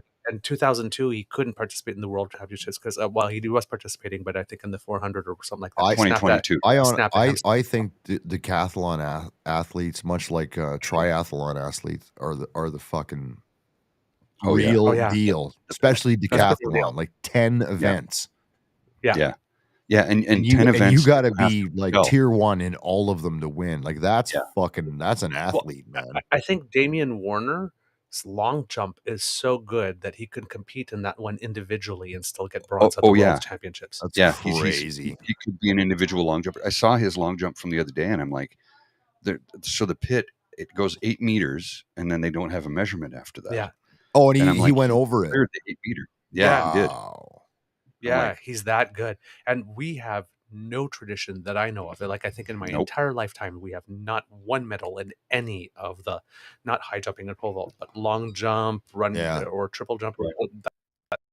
That we don't do that here, apparently. It's it's really amazing. And Andre DeGrasse unfortunately did not run in the relay yesterday, so the relay team did not qualify the 4x100, so he Oh, could focus bummer. on the 200 and unfortunately finished sixth. Oh, But he's on the shit. comeback though. Yeah, because he's he on the was comeback. injured This is last in year. this is in Budapest. Is that what you're saying? Yeah. You've been to Budapest, eh? Yeah, and he Yeah. didn't I wasn't doing decathlon there. I was in a No, bar no. called Captain Jack's, which doesn't exist anymore. So I've not been there yet, but I'm told It's a beautiful city. It's have to beautiful. go. It's gorgeous. Yeah. My and you my have to two go to- favorite you have to cities go to in a- Europe, is Prague for sure. Yeah, which is another And place I absolutely have I want to to go there. Yeah. You have to go to Prague. You have to go there. And Budapest is definitely up there. And Yeah. those are the two cities that did not get bombed to smithereens during Exactly. either war. Well, I'll tell you why. The Czech, because I'm You're Czech. Yeah. no, I'm Canadian. I fucking hate Well, that. We're yeah. gonna talk about. Let's cover that first. Yeah. You're You Canadian. know what pisses me off What's that? is Canadians that say, "Oh, I'm Ukrainian," right? Especially Yeah. out here in Alberta, right? And then like, I'll be, have you been to the fucking Ukraine? Yeah. I tell you what, I got family in the Czech Republic. My Czech is shit, but I can speak it a bit.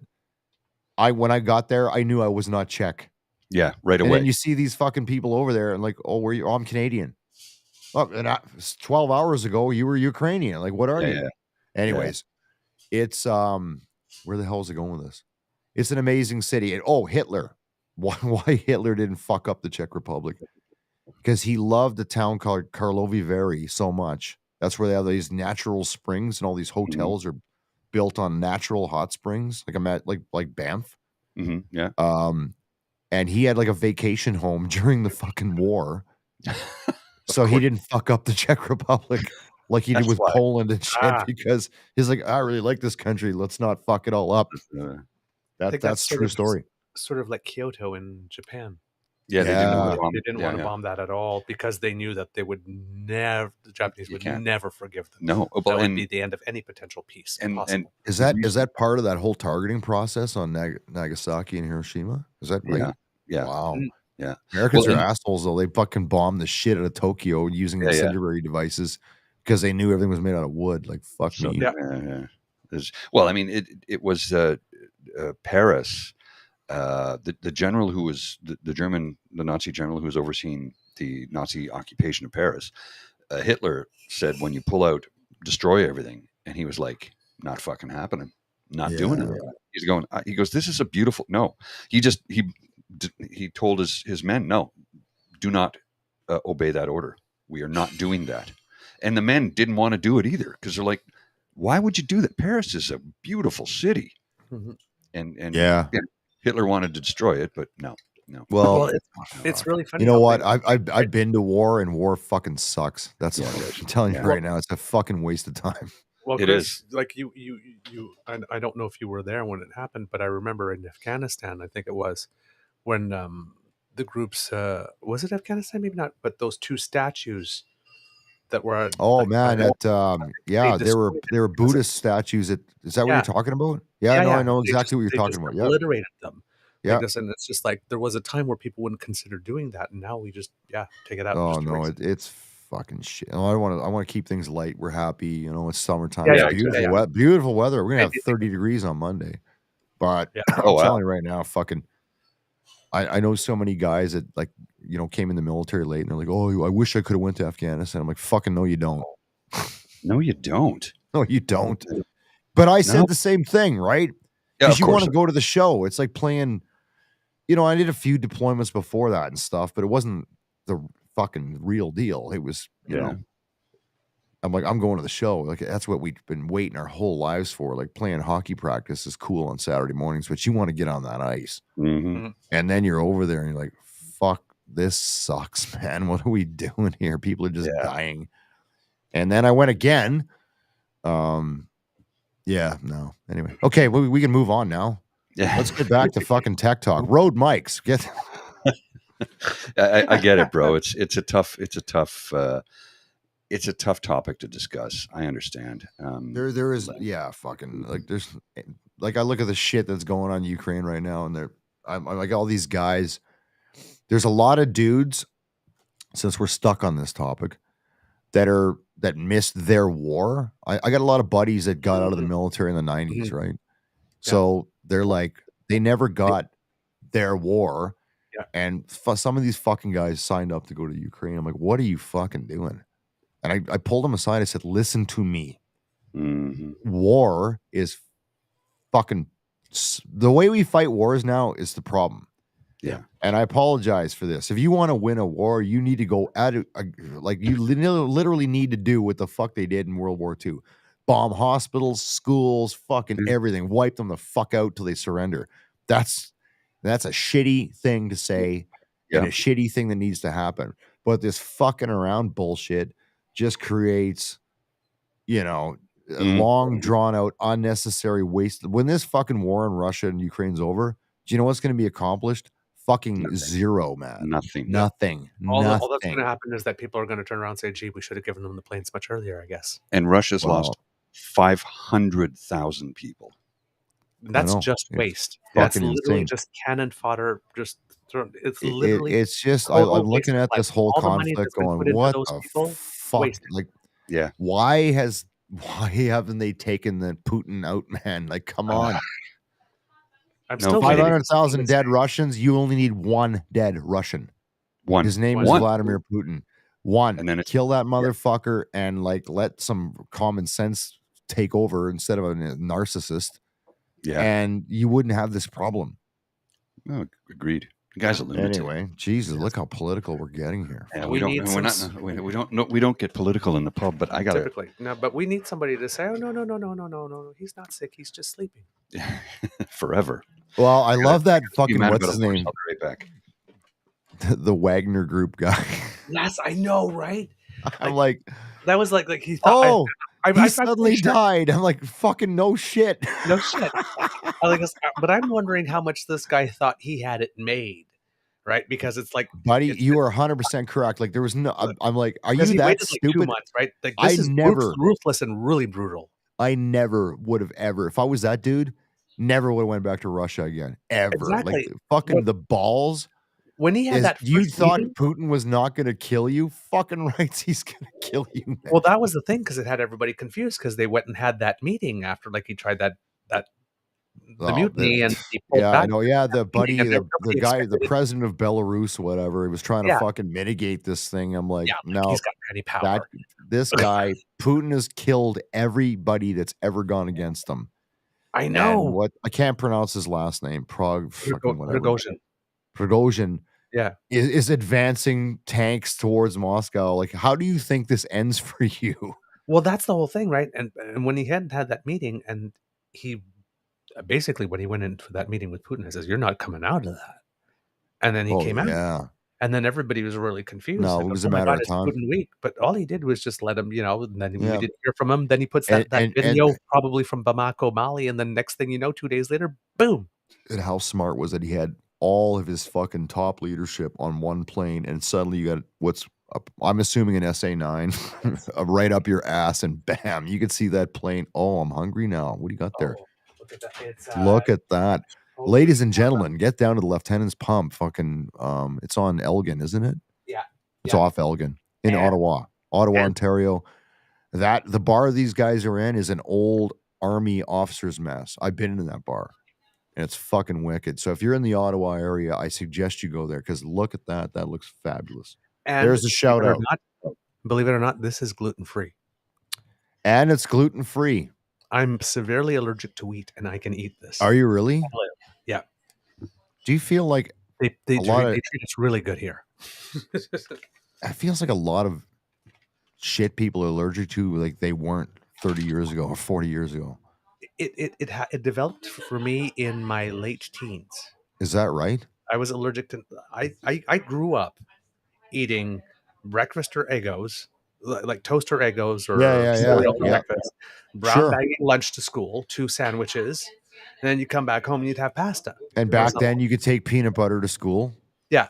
Now, good God, you get shot if you bring peanut butter near or peanuts, anything. I mean, fucking, it'll kill kids.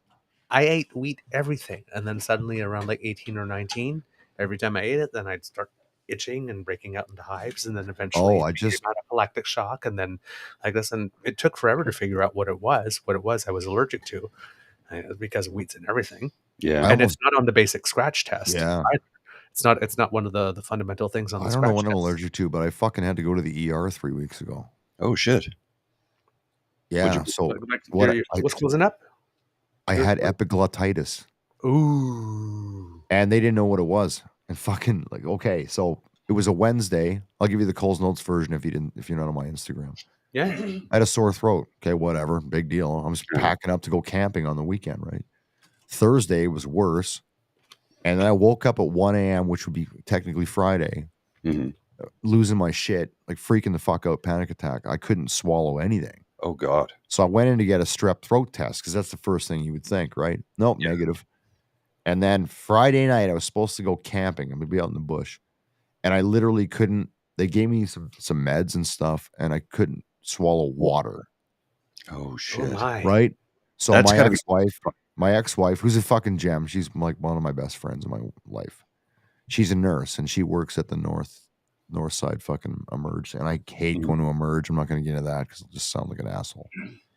I understand. I go there 6 hours later. Yeah, because we have such an awesome medical system. 6 hours later, the guy x-rays me. And he goes, you have 3 millimeters left of airway. Oh, my God.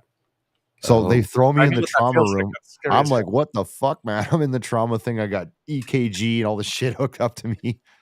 And they rushed me to U of A, which is a great hospital. One of the fucking best hospitals in this country. To the throat specialist people. And like this guy, so he 25 years as a doctor, he'd never seen epiglottitis ever. Wow. So it's super I've never rare. even heard of it. It's common it's more common in kids. But now adults are gonna like I licked the wrong doorknob. It's bacterial fucking, who knows? Well, that's the thing. You have to lick. You can't lick doorknobs. You have to. I know. You can't lick doorknobs like you could in the 80s. It's toilet they jacked me full of fucking steroids and antibiotics and shit. And Jesus, that must have been terrifying, though. But I mean, you know what's terrifying? Staying in a hospital. So I haven't stayed overnight in a hospital since 1990. Yeah. Because like I fixed myself. Like I sliced half my thumb off with a mandolin drunk cooking. And I just fucking fixed it with crazy glue and sutures and shit. It's still kind of fucked up. But anyway. Battlefield medic. The last place I want to be in is a hospital. So this is a good story. So I'm in there. Like, I got to get the fuck out of here. I haven't eaten in days. I lost like 12 pounds. Holy shit. I'm a fucking skinny dude anyway. Like I normally walk around $160.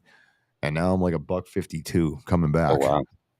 And it's 4:30 in the morning. I hear this ruckus. First of all, I'm in the fucking, the whatever wing of the hospital. There's always machines going off if you're going to die. It never stops. Yeah. So you can't sleep. You can't eat. I can't eat their shitty food anyway. Anyways, these 2 old dudes in their mid-70s both got out of post-op and had a shared room. And they're fighting in the hallway at 4:30 in the morning. They're in their fucking gowns. This is not this. You can make a comedy movie about this. These 2 old fucks are fucking punching the shit out of each other in the hallway. I'm like, is this fucking really happening? It's like, so I get out of bed. For the tavern. I get out of bed. I got this. heart monitor shit in my right hand. I got my fucking IV tree in my left hand, whatever. I walk up like, you two old fuck, shut the fuck up and go to bed. The nurse comes running out. I'm going, I got to get the fuck out of here, man. I can't take Luckily, this shit. I can't take this shit. So they kicked me the fuck out the next day. Thank God, because I was leaving anyway. I gave this big long list. I'm like, okay, if I'm recovering, I need rest, right? Right. Yep. Yeah. I can't rest here. I need proper food, which I'm not getting here. It's fucking junk. And I need liquid food. I was eating soup for a week. And I need, a little exercise. And you get up. I was lying in a bed for 36 hours, man. That is not good for you. No. So I've got my case all prepared, and the nurse says, "Oh, you're going to be here for a few days," but the doc shows up later, the specialist, and she goes, "Oh, good news, you're out of here." And I was like, "Thank God, fuck, I didn't get to say my thing. I had it all planned out, had it all prepped." Yeah. I'm like, yeah. So they loaded me up on drugs, but epiglottitis. And you know how when you get sick, everybody's a fucking expert now. They're on WebMD. Yeah. I have cancer. Fuck. Yeah, that's all WebMD is. Everything is cancer. So, everything. And ironically enough, epiglottitis was actually the last thing that I looked for. Okay. Or no, that popped up that met everything I had. And whatever. I didn't want to bring it up. I didn't want to be that guy who goes in, I think I have this. Look at my phone. So I just sat there, and then Buddy, after 6 hours and fucking whatever time in the morning, he goes, "You have epiglottitis." I'm like, "Yep." Yeah. And showed me the fucking. Actually, this camera's good enough. I'm gonna show you my throat. Oh, you got the image? Dude? Yeah, dude, I got the fucking X-ray, man. That's 3 millimeters. That's really scary. You're panicking at that time. Oh yeah. Well, the doctor was more stressed than I was. Yeah. I gotta find, because you've been dealing with it for a bit at this point. Yeah, right? man, it was fucking crazy. Because you can't get stressed. No, because that closes it more, and you have to breathe really slowly. Hopefully, if you can get some cold ice cubes, maybe you could suck on them a little bit and try. Maybe. I mean, I couldn't even swallow water. Where is this? Yeah. Keep entertaining the crowd. No. Well, did I tell you guys how I spent my birthday? Oh, you got it? Oh my God. That is my epiglottis. Oh crap, that's inflamed.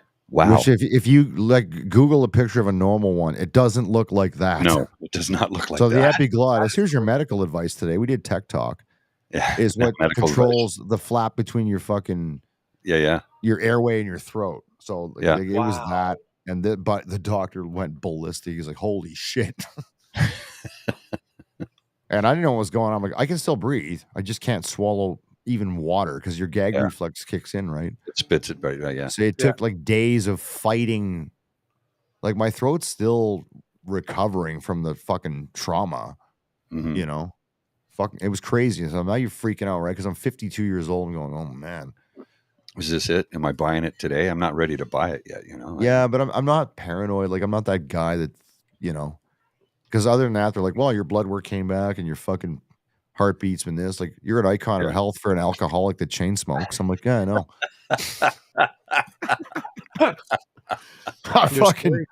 I am. Your story reminded me of my best friend. He went to the hospital to have a kidney removed at one point. And as you do. Yeah. do. He drank a lot, so he lost a kidney. No. And he's the world's worst patient. It's like it's almost like the second they pulled the kidney out of him, he woke up from surgery. Okay, now when can I get out of here? While he's still on the table. Man. I feel bad for anybody that's going to spend any amount of time in a hospital, and it's not the staff. Oh no, the staff are incredible. The system is fucked, man. Yeah. But here's where the staff decided to have some fun, because apparently he was a bit of a miserable cock the entire time he was there. He was probably one of those old dudes fighting at Fort. Yes. So apparently, he says, when can I get out of here? And the nurse says, well, sir, you haven't had a bowel movement yet. Says, you can't leave until you have a bowel movement. Wow. So then he calls me, says, bring me some Carter's little pills, whole bunch of them. So I bring him the Carter's little pills. And he keeps taking him. He's like 2 days later. 2 days later, it's like, they still won't let me go. Nothing's happening like this. And he's like talking. He's really mad. And like about 3 days later, as the nurse comes in to pull out the catheter and pulls it all out, he goes, was there no nicer way of doing that? And she's like smiling. No. It's like ripping a band-aid off. Buddy. This is what you get. Boom. She enjoyed it because he had been a miserable cock the entire time he was there. Well, at least he didn't get restrained. At least he wasn't restrained. When I was leaving the hospital, I walked by the room, and that old guy was fucking chained down till his wife came to get him. No, he would have been the type that would have tried like to put his regular clothes on at 3:30 in the morning and just try to slip out. So I get him the pills, and like 3 or 4 days later, he's like mad. He's going like, I can't go to the bathroom. And the nurse took that out, the catheter out, and while he's talking to her, he says like, why can't I go? He says, well, sir, you're still on Jell-O. You haven't eaten any solids yet. You've got nothing to push out. So so the nurse just fucked with him totally. He's popping the Carter's pills like there's no tomorrow. Good for her. Like they got to find humor, because I'll tell you right now, anybody watching now or later or whatever, if you're a healthcare professional in this country, I fucking salute you, because you got the hardest damn job going, man. Agreed. It's fucking tough. And they're not even getting paid properly anymore. Right? No, like nurses, doctors, paramedics, RNs, any fucking the janitor, anybody who's working in healthcare, be it on the street or in a hospital, like fuck, man, you got a hard job. And like, well, you know how they say it's a calling. Thank you for your service. Yeah. Mm-hmm. Well, when you say it's like a lot of my people around here. Yeah, I know a lot of medical people. Like my cousin's a paramedic. My best friend, who's an ex-army guy's a paramedic. My ex-wife's a nurse, so I know all these nurses and doctors and shit. And I fucking salute them all of them. Tip my hat, because it's a fucking hard job. It really is. It really is. Well, so I'll tell you, gentlemen, how I spent my birthday this year. So, when was that, Paul? July 5th is my birthday. I turned 55 this year, and my girlfriend Bridget's like, so what do you want to do for your birthday? And I go, I don't know, I'm sure my family will want to do something. And so she says, well, why don't we do something the night before on the 4th? I'm like, okay, cool. She says, come on over. I'll cook you dinner. I'll have some drinks, and we'll hang out. I'm like, cool. Went over. We had some dinner. We're sitting on the couch having a glass of wine, and she's talking to me. And then all of a sudden she just, I'm like, what the hell? I thought she was choking. Oh, shit. Her jaw dislocated. From just talking. It's happened to her before when she was younger. This isn't holy shit. I thought she was eating corn on the cob or some fucking thing. No, literally just sitting there sipping a glass of wine, and we were talking. And just fucking went to say something, and it just popped. So she jumped up and she tried to put it back in because she's done. Fucking, you're making me weird. But she couldn't. No, man, I don't think you could do that. Can you? No. Well, yeah, she's done it like before. Lethal Weapon, where you're banging your shoulder on a pole. Yeah. Well, sort of. She popped it back in. So I ran next door. I ran across the street to one of her friends who his wife is a nurse. He's like, she's not here, but he goes, hang on. The people right over in the corner, they're both doctors. I'll run and grab one. So he runs over, grabs it. Doctor comes over, and she says, okay, I'm going to try and put it back in. This is going to hurt. Oh, and my God. Is just going, she's just like, go. He can't speak because her jaws are. Yeah, it's all fucked up, yeah. So she tries to put it back. She goes, you're going to have to go to ER. I can't do it. So sure enough. Oh, my God. So I take her to the ER. This is your birthday. Yeah, and we get into the ER, and we're in there, like, we walk in, and we do the triage nurse. Yeah, and then that's the first person you see. They put us in a room within 3 minutes. Yep. Like we were in a room. Wow, you jumped the line, man.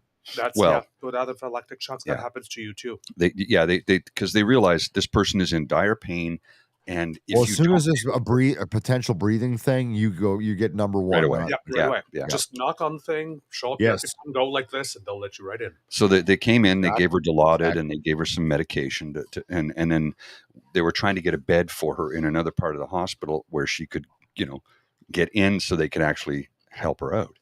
So that took a while. They got her into the other room, and the doctor came in and tried to reset her jaw and couldn't. So then she brought in the specialist, and the specialist, he says, ordinarily, he goes, I see dislocated shoulders 5 a day. Yeah. He goes, dislocated jaws. He goes, I haven't seen one in 5 years, and we had 2 today. You're the second. I'm like, oh, that's weird. Shit. That's weird. That's crazy, right? So he says, here's what we're going to do. And he was really cool about it. And she's just lying there in agony. No fucking doubt, man. He goes, what we're going to do is we can try and put it back in place, but why? No. He says, I'm a wimp. I would take this, not Rohypnol, but Propanol. He says, I would take the Propanol because it will do. Yes, please. He says, because. Yes, please. Yeah, me too, please. Yeah. And he says, I'd take the Propanol because it'll put you out. You won't feel anything, and we'll be able to reset your jaw. So she goes, okay, cool. So they bring in 4 doctors.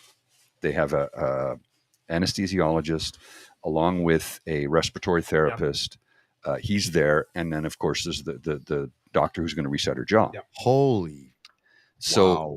He's going to give her up to 50 mil of Propanol.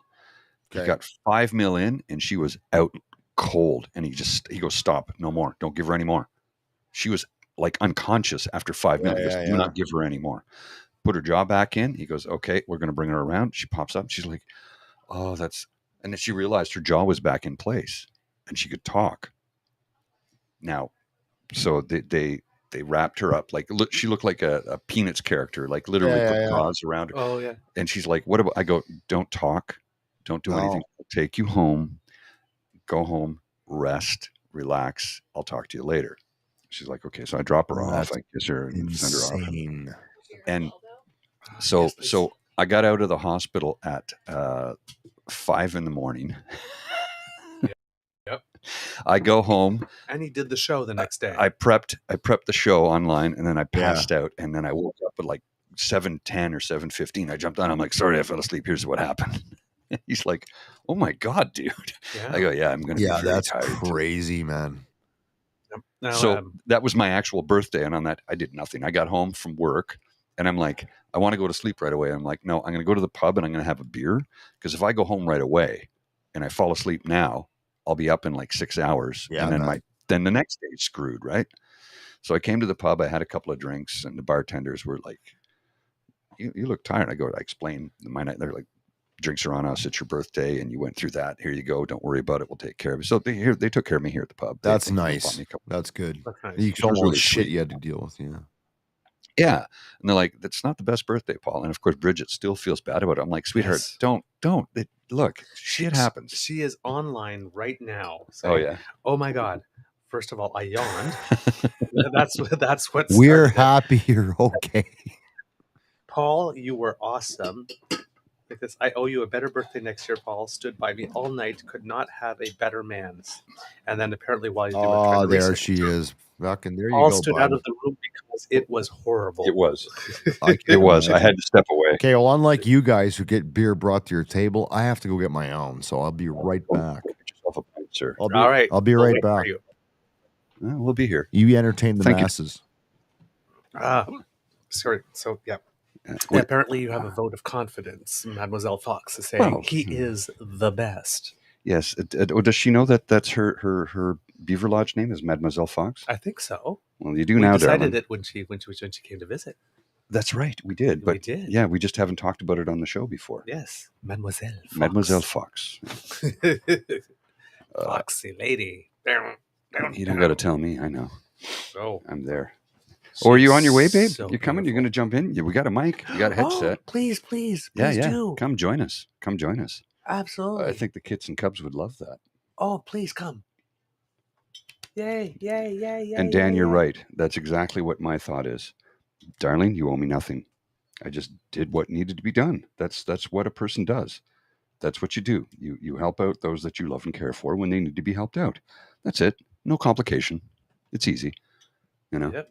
On my way, she says. All right. And more updates. Canada currently in second place in women's shot put after 5 of 6 throws. Wow. So there might be more coming. I tell you, our athletes. I remember. It's the On the Podium program that did that. Yeah. I remember when in track and field, we had nobody except for maybe the odd 100-meter sprinter now and then. Yeah. That's it. And over the last few years, we've had some high jumpers. We've had a couple of pole vaulters, some people who throw. Still no jumpers in terms of distance. Decathletes we always had pretty strong because I remember when I watched the Olympics in '88. Dave Steen. Dave Steen, yeah. Who ended up getting promoted. He started with a bronze, and I think he got a silver. I think so. Because of somebody, Dave Steen. They called Dave Steen Mr. Clean. Yes. Because he competed clean. He refused to use any performance-enhancing drugs. And, so here's where my view on this is. And the reason Charlie asked a fan loaded up Ben Johnson, he says the only way to compete is if you're on steroids. Yeah. And he was not wrong. And it's later been proven that Carl Lewis was loaded full of junk at the time too. He just didn't get caught. And the drug that Ben Johnson got caught for, he wasn't even on. Stanozolol, he didn't like it. He wasn't. And Charlie Francis said he hadn't used that in over a year. Somebody spiked his water bottle, and there was a guy who came forward. There's a documentary about it. A guy came forward and said, "I'm the one who did it. I spiked his water bottle. I got paid a lot of money to do it." He says, he goes, and after all these years, my conscience can't handle it anymore. I have to come clean about this. He goes, everybody in that race was juiced. Every one of them. Every single person in that race was juiced. He goes, Ben Johnson got caught because I spiked his water bottle. That was it. And I'm guessing they spiked the Canadians' water bottle because we don't complain. We're nice. I don't know. But either way. I always wondered why at that time. Well, it's because Carl Lewis, the Americans, had to have it. Yeah, but that's why I always wondered why at that time we were made the model, scapegoat. the scapegoat and the model for all the... Well, 1996 in Atlanta was the redemption. Right? You got to love Saturday nights in Georgia. And Wednesdays aren't bad either. Wednesdays aren't bad either. Well, he was... Sorry. You have to understand he was the most scrutinized athlete at those games. Yeah. Like he had the flu at the time. He wasn't feeling good. He could take aspirin. That was it. That was the only medication he could take. Everything else was banned. Any cold medication, anything that could be considered a performance-enhancing drug. Nope. Take any. Oh, you got a couple of pills? Yeah. Nice. I forego the glass. How are we doing? You got any more? Is anybody else jumping in? Like, am I hogging your time here or what? No, not at all. Okay, good. It's been a while, so enjoy talking to you guys. Enjoy drinking with you guys. Yeah, exactly. Well, my girlfriend's on her way here. Apparently, she's going to be joining us on the podcast in a few minutes. So. I hope her jaw doesn't dislocate like fucking while we're live. She's actually. How does that happen? I don't know. She'll be able to explain it because she's going for physio. She was going once a week. Now it's every 2 weeks. That's so crazy. She's just sitting there drinking wine. You're getting ready to have your birthday and shit. Having a conversation. Wow. Yeah. There's physio for the jaw? Oh yeah, there's physiotherapy for the jaw. I had no idea. Yeah, I wonder what that is like. Well, it's literally somebody's got their hands in your mouth the whole time, right? That must be fun. Yeah, it's not. No, I have a shitty gag reflex. Like I fucking. Well, see, here's I'm not the thing. a big fan of hands. Like when I brush my teeth, I choke in all the time. Just brushing my teeth. Yeah. Well, she was telling me about how, like ordinary, the average gap you have when you open your mouth wide is 46 millimeters, right? Sure. Of course you know that. Of course you know that. Arbitrary numbers, right? Okay. And she was at, when she first went for therapy, it was like 25 or something. And now she's up to 38. Wow. So the therapy is working. It's helping. It's TMJ. Okay. Yeah. So it's crazy, helping. Man. Crazy. What a weird summer. Wow. Did you guys have a normal summer? Are you in an Uber, babe? Bridget, are you in an Uber on your way here and you're watching on your phone? She's in the Uber. My phone runs. Is Bridget on the Uber already? She's Ubering down there. Oh, yeah.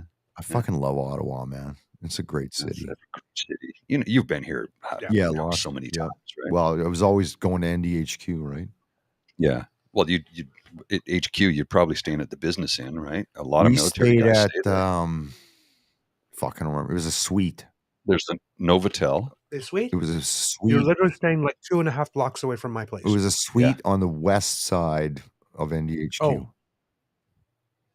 I think it's the west Oh, at side. the Novotel? The No, Novotel. no, No, the it was Westin. The Novotel. Westin. No, it was Novotel. Novotel. 100%. It was Okay, fucking great, man. So 2.5 blocks from where I And live. Yeah. I'd go in and do my fucking bullshit thing at NDHQ, and then I'd hit Byward, Mhm. go for supper there, and then it was like I'm crawling Elgin all the way down to right where you guys are now.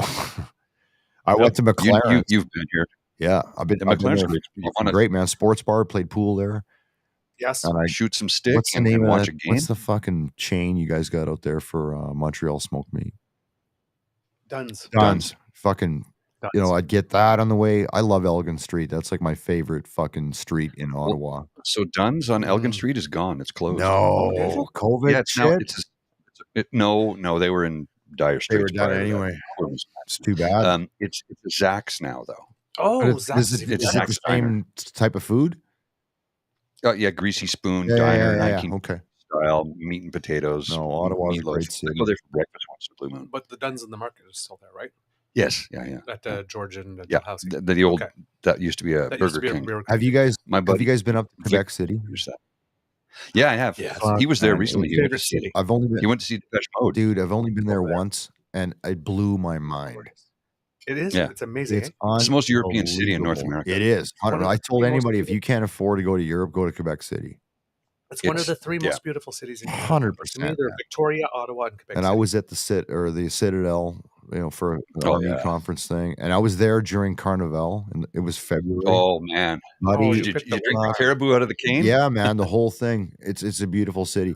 It always boggled my mind that like Quebec's like, we want to be recognized as a distinct society. I'm like, you fucking are. Like, don't worry about it. You are. Like, I landed in Quebec City. I did not know I was You in are, and you Canada. do. Did not know I was in Oh, yeah. Canada. I couldn't believe it. I'm like, this is fucking amazing. I had such a good time. It's- You could buy beer anywhere. You know? Oh yeah, yeah. Did you go Yeah. for the 400th? Oh yeah. That was the 400th, right? Yeah. No, fuck. I had a great such a although I underdressed. I was fucking so cold, man. And I was also like because- Montreal. I think Montreal's a beautiful city. I love Montreal. Yeah, I no, love Montreal. Love But it. Montreal, Montreal's a city I love to visit. I wouldn't want to live there. I don't want to live No, there. no. Quebec City, I would live. That's in. the same as Victoria, Vancouver, and Halifax are three cities I like to visit. Never would want Don't to wanna live live there. No chance, man. My buddy who's from Halifax, he's ex Navy. He was on the show once. We did a show. Oh, He came in. okay. Yeah. No, Rob. Rob. Rob. Yeah. Oh yeah, So- Rob. Sorry. Yeah, yeah. soup. So yes, exactly. So he just moved back to Victoria. Yeah. He bought a condo there, sold his Oh. condo here. It's Him and his wife newlywed and almost dead Well, and and expensive. and he, and he's like, bro, anytime you want to come out, we got a spare room here for you. I'm like, cool, I will come and visit. What's so 'Cause, fucking funny? I mean, man? And he loved the newlywed. That's not a new joke, dude. The only people that I've live in never heard it. Victoria I are the just- newlyweds or the almost deads. That's fucking Yeah, her. I had never heard it. And You I should- just took a bite. You should go out there, Paul. It's a good town. Now, Oh, yeah. funny Well, thing, I have been. did It's he? been a long time. Why is his nickname Soup? Because I'm going to tell you a story about the Navy that I learned as an Army guy. So, Well, his nickname isn't Soup. No. It's about his tattoo. oh, Because my you tattoo. got a Campbell's can says of fucking strength. tomato. Okay, No, it's. Where is it? Oh, there it is. I don't know if you can see it on camera. It says strength. all right. It's a Chinese character for strength, and he goes, "Oh, soup." I'm like, "No, it's not soup." He goes, "Yeah, Paul, it's soup." You didn't. Soup. So, I looked it up. It's soup. Not only did I look it up, but when I got this tattoo, my then girlfriend, her parents immigrated here from Hong Kong. Now, here's the best part. Her parents immigrated to Canada from Hong Kong. They live 2 blocks apart in Hong Kong, never met, but that's easy because Hong Kong's a huge city Yeah. and there are giant buildings everywhere. They met at medical school at McGill in Montreal. okay. Huh. Wow. There, fell in love, got married, and produced a daughter that I dated for a while. And so I said, this, before I got it, I showed it to her. I go, this means strength, right? She goes, yes, that's exactly what it means.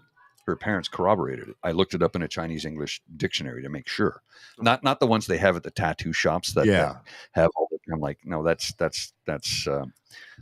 wontons and an Well, egg that's roll. I would never get like some Japanese fucking shit in my like Why did you order combo number 5 on your chest? Right, exactly. It says I got this in 1998 on my 30th Japanese birthday. in your chest. So here's but I got the scoop on soup. I got the scoop on soup. okay. Not only does the tattoo actually say soup, but it's cream of mushroom. Just so you know. Well, there you go. So here's an interesting Navy story that ties into soup. So in 2008, 2009, we were getting ready to go to Afghanistan for the second time. We work with clearance divers, EOD guys, explosive ordnance disposal dudes, and so we're working with the Navy, and we're at a Navy fucking base. 10 o'clock every day, doesn't matter what's happening. They stop, and they go have soup. Listen, fucking listen. Whether it's on a boat or on shore or whatever, 10 o'clock, fucking shut her down. Doesn't matter what you're doing, unless you're actually engaging the enemy. You stop and they go have soup. I'm like, what the fuck? We have coffee break. Nope, the fucking Navy dudes. So Navy cooks are the best cooks on earth because you have to be. You can't have shitty food on a boat. You cannot. They will fucking throw your ass over. Yes. And no, you're right about that. I'll fucking tell you what. 10 o'clock, we're having soup every day. I'm like, this is fucking awesome. The Navy's got a few things right that the Army most certainly does not have. So I enjoyed my soup. We have Keith Dean Savage going, only the Canadian Navy would have mandatory soup. They have mandatory soup, 10 o'clock I'm not making this shit up, man. I'm telling you, if you know a Navy guy, ask him. I'm going to have to ask Rob about that next time fucking I talk to him. Text him, tell him. Soup 10 o'clock every day. I was like, wow. Tattoo right here on the abdomen, like soup life. Soup life. Soup lives matter, man. Oh, fuck it. You know what? You got to be careful with that shit because the whole BLM thing when we were doing the food truck takeover with Dean and everybody. Yeah. We're down in Niagara and fucking we're in this fancy little restaurant having lunch and there's this perfect balcony for people like me to go out and have a smoke. I asked Buddy, I said, "Can I go out there and have a smoke?" He goes, "No, sir. You have to go downstairs and outside and feel shame somewhere else." And I walked out the door and I yelled, # Black Lungs Matter. Fucking. Oh no. Oh yeah. True. That was in fucking February, whenever we were at the Niagara Wine Fest thing. Black Lungs Matter. Fuck you guys. I went down there, felt shame for 2 minutes, hacked this dart, went back up and ate my carpaccio, and then we moved on. You guys I love the way you worked carpaccio into that sentence. Whatever the fuck I ordered.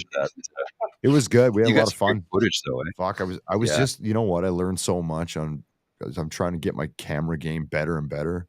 It takes a while. Eh? Well, fucking the funny thing, Paul, is I didn't even know I was doing this. I was just coming out to see Lindley anyway. And then it's suddenly, hey, we're going to Niagara to do this thing. Bring all your shit. I'm like, what? I'm just jamming camera gear. Oh, here, listen, travel tip for all you viewers out there. Carry on. If you have more expensive shit than $2,600, insure it separately because that's most of the airline. Because they lost all my shit coming back. Yeah. So I was losing my fucking mind. Now, shout out to fucking Porter Airlines because I'm coming out in September. Oh, okay. Yeah. And they got me my stuff back in 24 hours. But like I did the math, I was writing this list and there was over $6,000 worth of gear in this bag. And they're only going to give you 2,600. And 2,600 is the max you're going to get. So if you're fucking transporting expensive shit, insure it separately. Because you're otherwise you're fucked. Yeah, no, I hear you. Yeah, so that whole trip was like at the 11th hour. So I just jammed all this gear in, and we had a lot of fun. And that was the first time you'd ever seen Niagara Falls. It was, and it was amazing. Like I was just like, wow, I get why this is a wonder of the world, man. And then being able to go, we were at that power plant thing and go under it, and like I'm like, fuck, man, this is so cool. When I was a kid, we were poor. Like I said, Po. Yep. Po apostrophe. So poor, we couldn't afford the OR at the end. But I grew up in foster homes. Oh, that's funny. That's so Po. And We couldn't afford the OR. No, couldn't put a down payment on a Mojo. Yeah, That poor. we would just pout. Yep. And so I grew up in foster homes, and the year of, I think, after my 9th birthday, school ended, and we were taking a trip to Niagara Falls. So we would leave like the day after school, and we'd go to Kingston, and we'd stay there for 3-4 days at Lake Ontario Park, and we'd stay there. We'd do Canada Day there, and on the second we'd leave, and we'd go to Niagara Falls. Yeah. This, at this point at 9, was the furthest I'd ever been away from home. The Oh, biggest No trip I way. ever had. Wow. Yeah, at this point, yeah. Because only as far as I'd been was Montreal, between Ottawa and Montreal. That's it in my entire life up until then. So I'm thinking, okay, we're traveling. We're going to Niagara Falls. Now, I didn't know anything about travel. So we kind of get to Niagara Falls. We have like a truck with an RV. So clearly we're going to a campground. Clearly, I don't know this because I've... So we get to the campground, we open up the door, and this is right now. At 8 years old, you could tell I was going to be fabulous when I grew up. Because we opened the door, and I had a total look of unimpressed face. like, nope. Because I just saw like grass and like empty space. Yeah, And, like, which is fair. this is is what we do. Niagara Falls. At 8 years old. What a dump.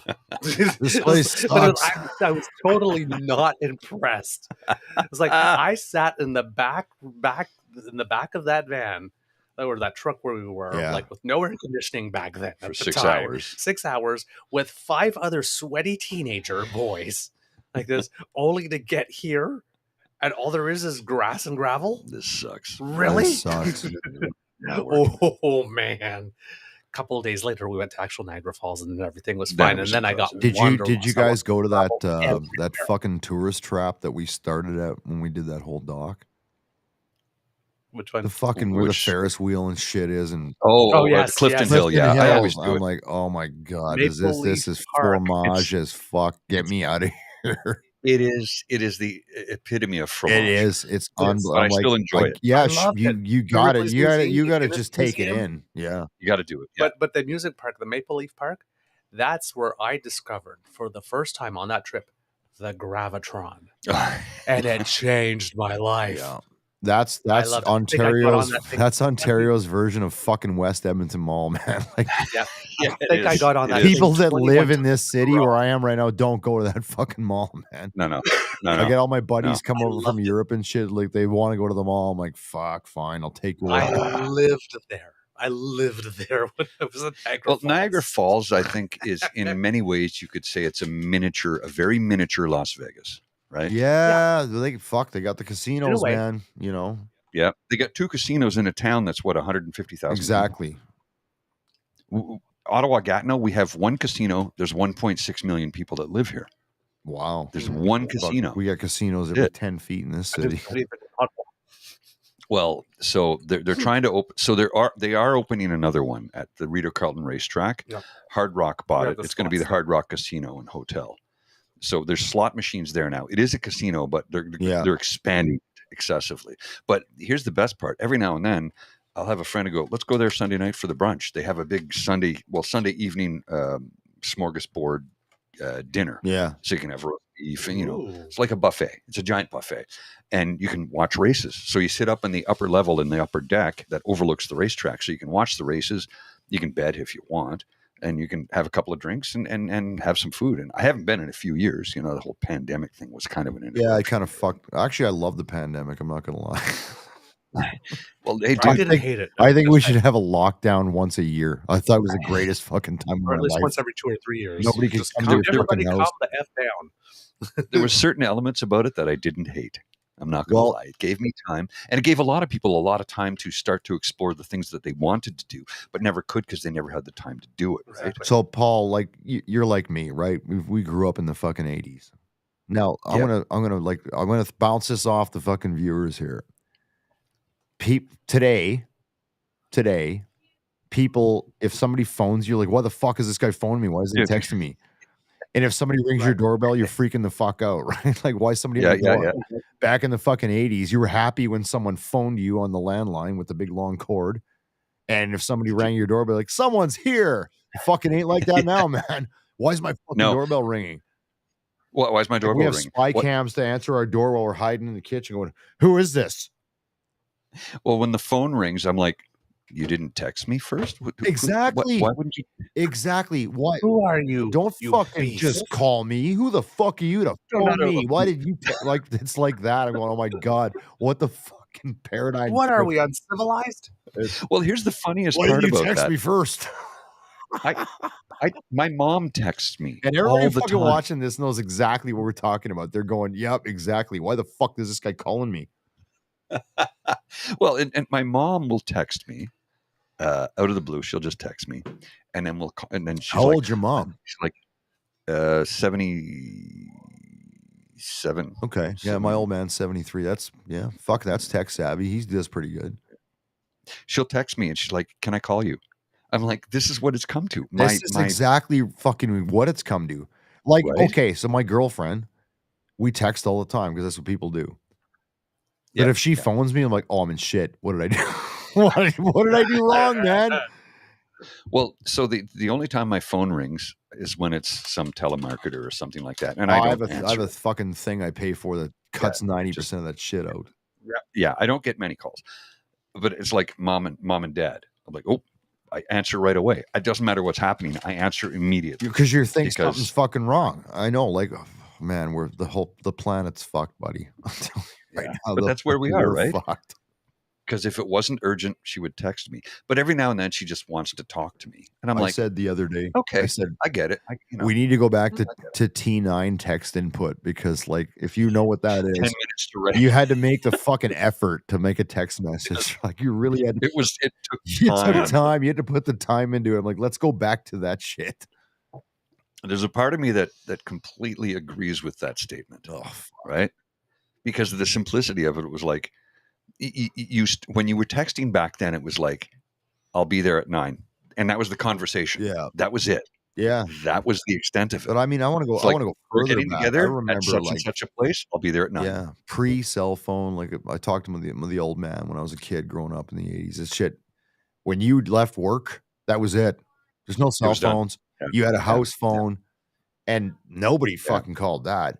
And, you know, in my working days, even in the army, and then when I got out of the army and worked in fucking oil and gas and shit, as you do in Alberta, you're fucking chained to this thing 7/24, and they expect you to answer.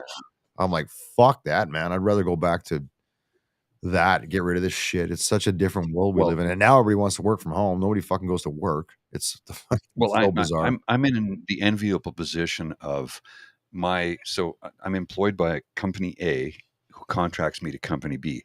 Company B is like, when your workday ends, your workday ends.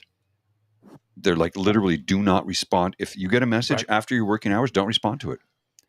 You can respond the next day. It's got to get there. Like, you know, it's like it's outside of my working hours, and that's their take. It's outside of your working hours. And you should not 100%, man. And the shit I was doing, like, my boss is fucking. He's older than me, but he was that dude too. Like, he'd be up at 6 a.m. and I was getting texts and emails till 11 at night. I'm like, I can get paid for this. What the fuck are we doing here? No, not getting paid, not working. I'm fucking retired now, so thank Christ. Yeah. I just it's fucked up, man. It is. I gotta see a man about a horse again, because, you know, once you tap the keg, buddy, I get it. It flows freely, right? There. We'll keep you fucking. We'll hold the reins here. I'll be right back. IP freely. Yeah, that's the new novel I'm writing. IP freely. IP freely. Do it daily. IP freely. But yeah, it's true. I feel bad for people in any kind of industry and workforce that have to fucking deal with that shit. Hello, darling. Yes. Who do we got there? Who's that? Who's that? That is my Beaver sweetie. Well, come on in. So Alex, come on in, bud. Come into frame, bro. You guys got to cover down a little bit, or adjust the camera, or widen the angle. I'm not there to help video production here, so yeah. Paul controls the angle when he comes. Oh my god! Hey, how are you? The gang's all here. Come on in. And sorry, what's your name?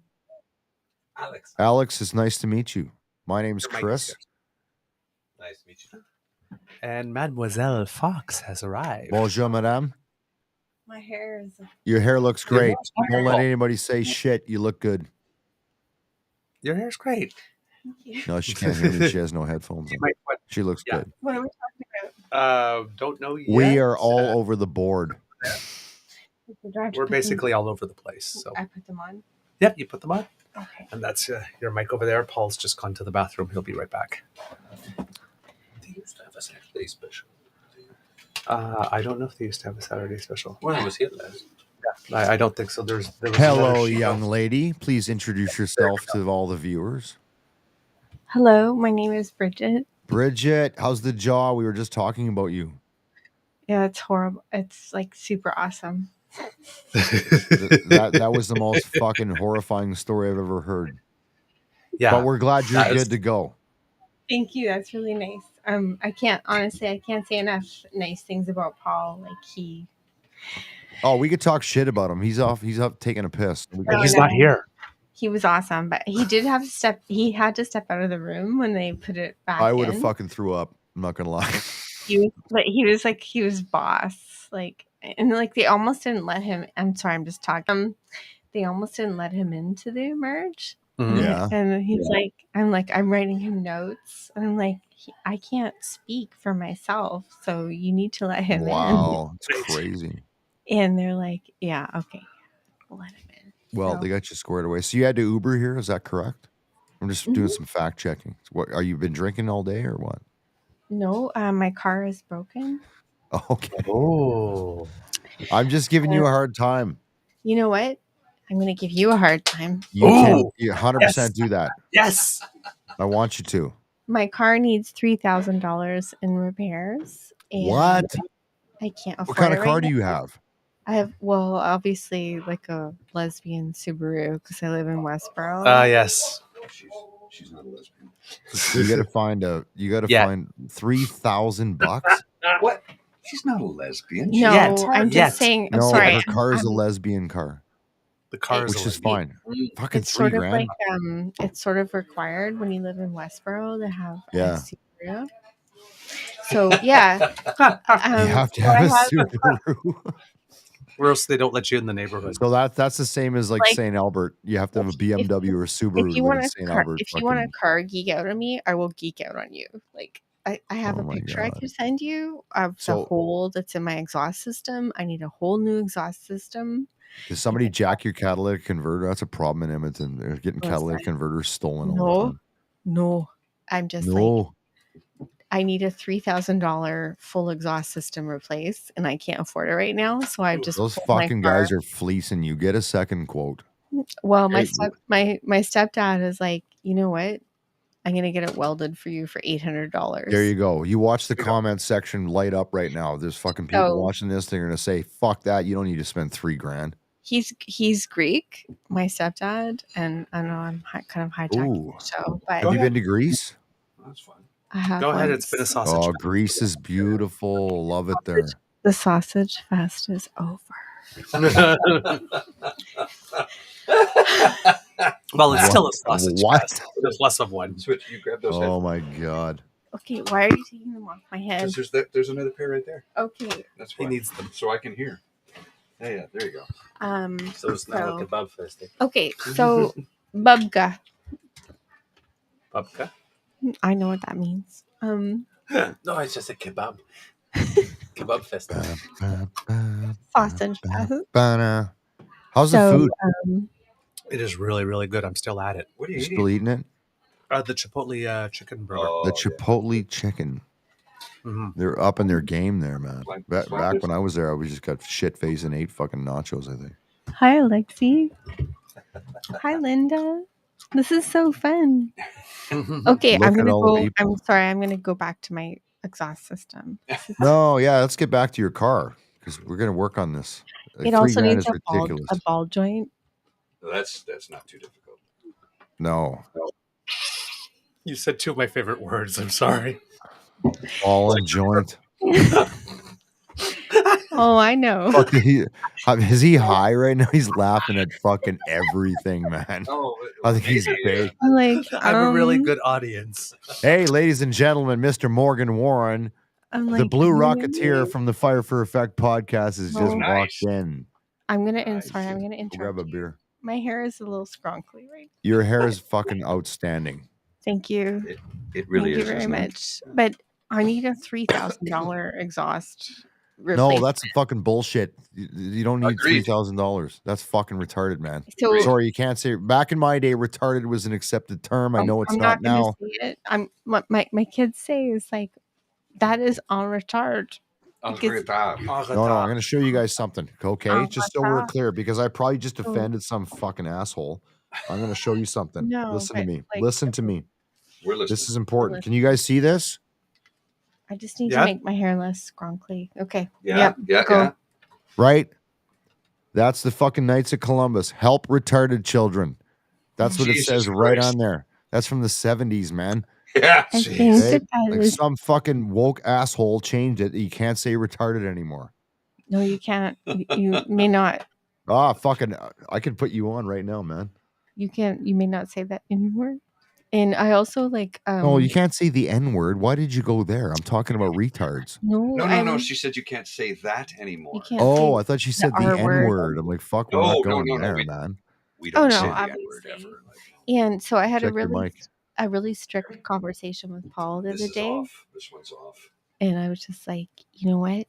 You can't say cunt anymore. Oh, I use that all the time, though. I love that word. And like, it's not cool. You can't say it. If there's no male comparative, you don't say that word anymore. Switch something up here.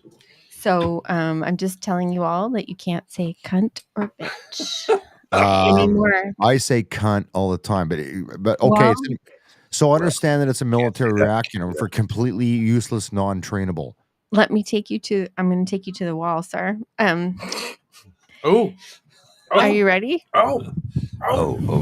Shit's about to get real. If Is that there's too loud? if Yeah, there's sorry. no comparative, I'm like, should I say like okay, I'm gonna go there. Penis head? Got me now? Yeah, you do. No, you can't say that.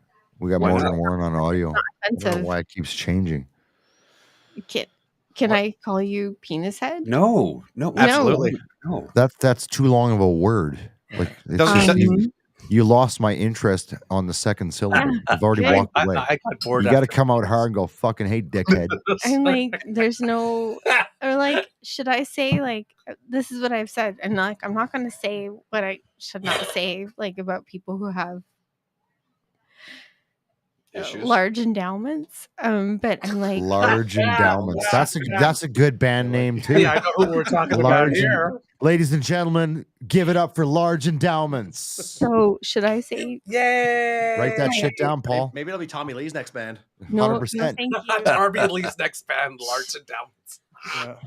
How much fun would No, it be? Mick Morris. He's the one If I fighting said- crew. Oh, listen, stand down, sir. If I said, I just got lit up. I have a Love it. huge vagina. Like You my have a huge is vagina? so big. It's so big. Like there's nothing about that that's sexy, right? Like Beauty's in the eye of the beholder. Paul, We're in a very strange Paul, place. this is where you right jump in here, man. But I asked her, on the Paul, I opposite asked her if side, she I was have a drinking tight before she got here. never She turned said anybody on no. either. And now we're into large vaginas. I'm just saying. I'm like, I have Oh, a tight I'm trying to penis, process this never shit. turned anybody on either. no, it's not cool. It's not cool. And so I wrote my. Do you know what we call large everybody- vaginas? We call them catcher's mitts. I am Yeah, yes, that thank was, you. That was a joke. Thank She you for wasn't the being serious. translation. I know. So I wrote my master's thesis about menstruation, She did. Shut the She really did. Yeah. Oh, hang and on. it was called. I got a bunch of people was here. I got to called- fucking punch out for a minute, man. I'll Yeah. try to come back, boys. Okay, brother. All All right, right, Thank cool. you guys. Lovely Have a to good see you. one. coming out, brother. We're done gonna talking keep about large going. vaginas and shit, but keep going. It's been a lot of fun, Paul. Love you guys, and I'm out. Yeah. Thanks, Chris. Okay, ciao. Appreciate you. Somebody should take Take me care, off brother. mic. No, leave her not at on. all. Okay, I'm out. Okay, but you know, anyway, my master's thesis for my undergrad was called "The Freedom to Wear White Pants." And after Labor Day? Well, I would Well, say- it's just like, oh, I have my period, but I can still wear white pants. I'm like, wow, that's freedom. That's awesome. Okay. I'm like, Okay. it's not freedom. What? Isn't that what tampons are for? Yeah, speak close to the mic. Isn't that what tampons are for? Dan's comment, he says, if my mom is listening, I'm getting a call for sure. Yeah, I'm sorry, Dorothy. Sorry, Mama Patty. I'm so sorry, Dorothy. Like, this is what you signed up for. Oh, sorry, your elbow was on the trackpad there. I'm gonna stand down. We got to switch positions here. You got to slide out, and you take this mic. I'll take that one because it's getting complicated. You're killing Douglas. That is the best.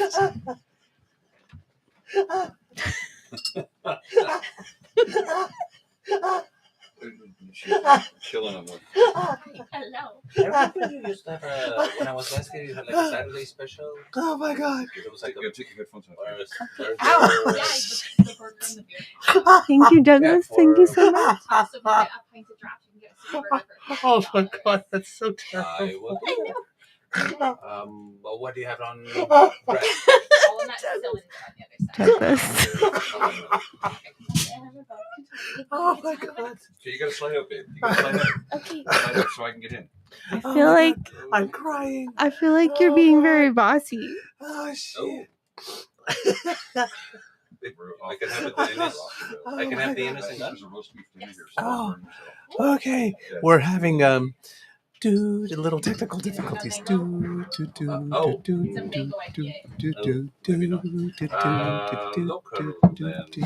Please hold. We'll be back with you in a second. Oh wait, I could tell you about my master's thesis. Oh, please. Yes. We want to Because, hear about it. Here, put your headphones We're on. now coming back to regularly scheduled programming. Thank you for your patience.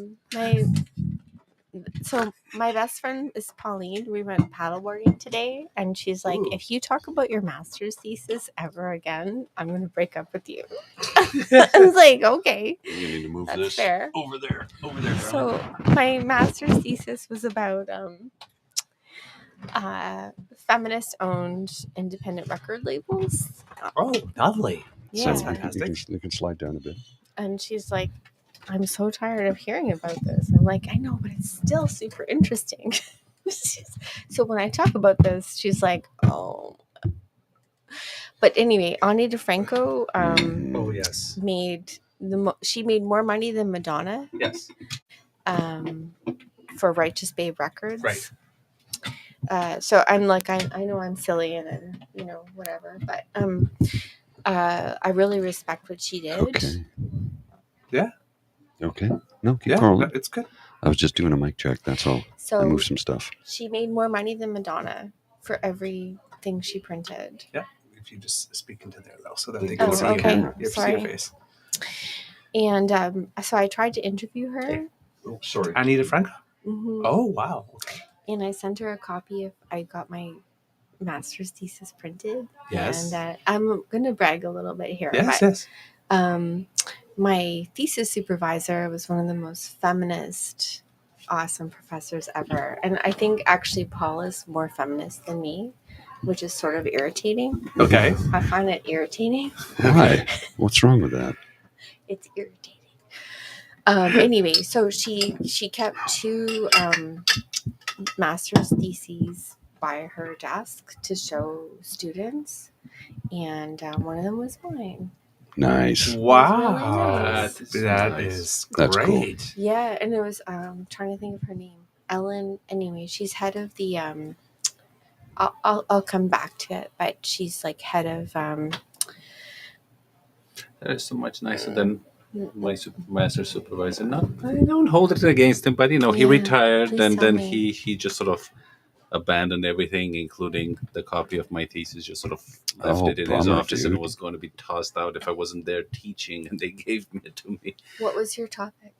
Purifying biogas, so we can use it as a fuel. So the nice anaerobic digester gas that you have from wastewater treatment plants when they take And there's the a lot soft- of it, right? Yes, indeed. And it's not as good as natural gas because like half of it is CO2, which Okay. you can't burn, but it's still quite usable because the rest is methane. And then also it has this nasty stuff that comes from under Thank you. I don't have that It's your beers right there. And the burger special. Oh, yeah, I already punched it in for you. Oh, perfect. There's your beer. Thank you. So there's these things called siloxanes, which make up big bulk of our deodorant sticks and in shampoos and all that. Well, there's silicon oxygen, also known as sand. Also known that when you try to burn gas containing this, it will turn into sand/glass inside your boiler or inside whatever it is you're trying to use this gas in. And there I saw pictures like this $10,000 piece of equipment or 100,000 is like gone in 3 weeks. Wow. Because of this. I was like, oh boy.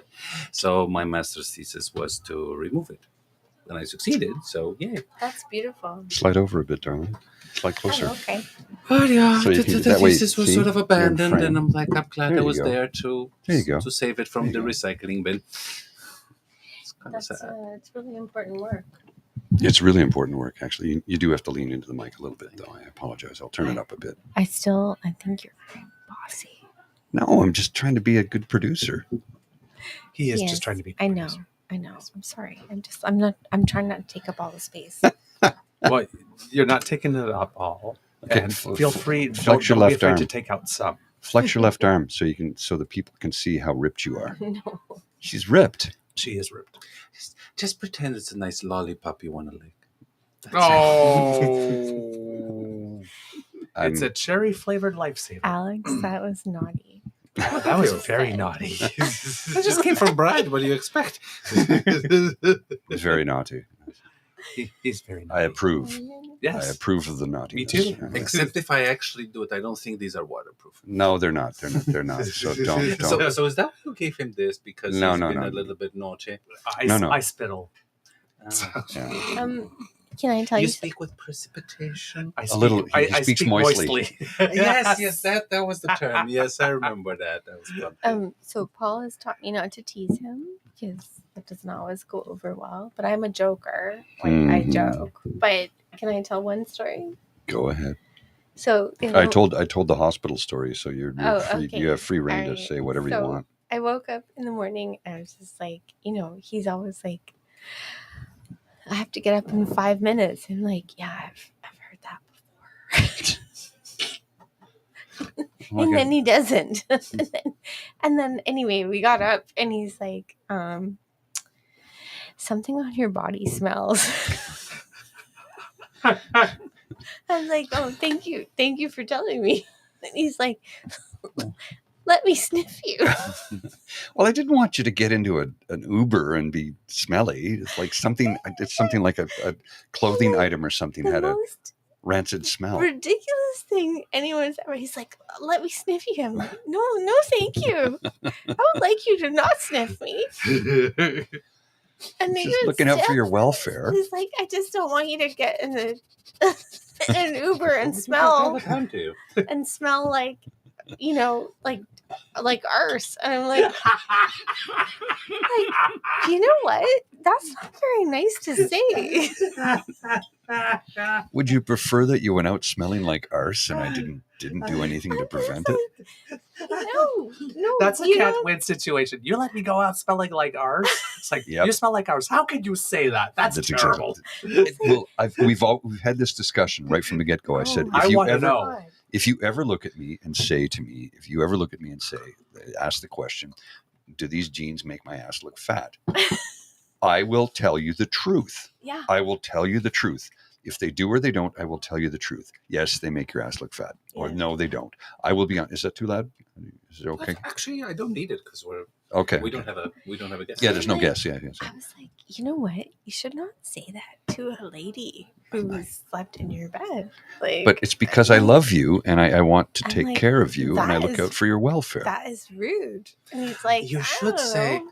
But you the smell too much like me.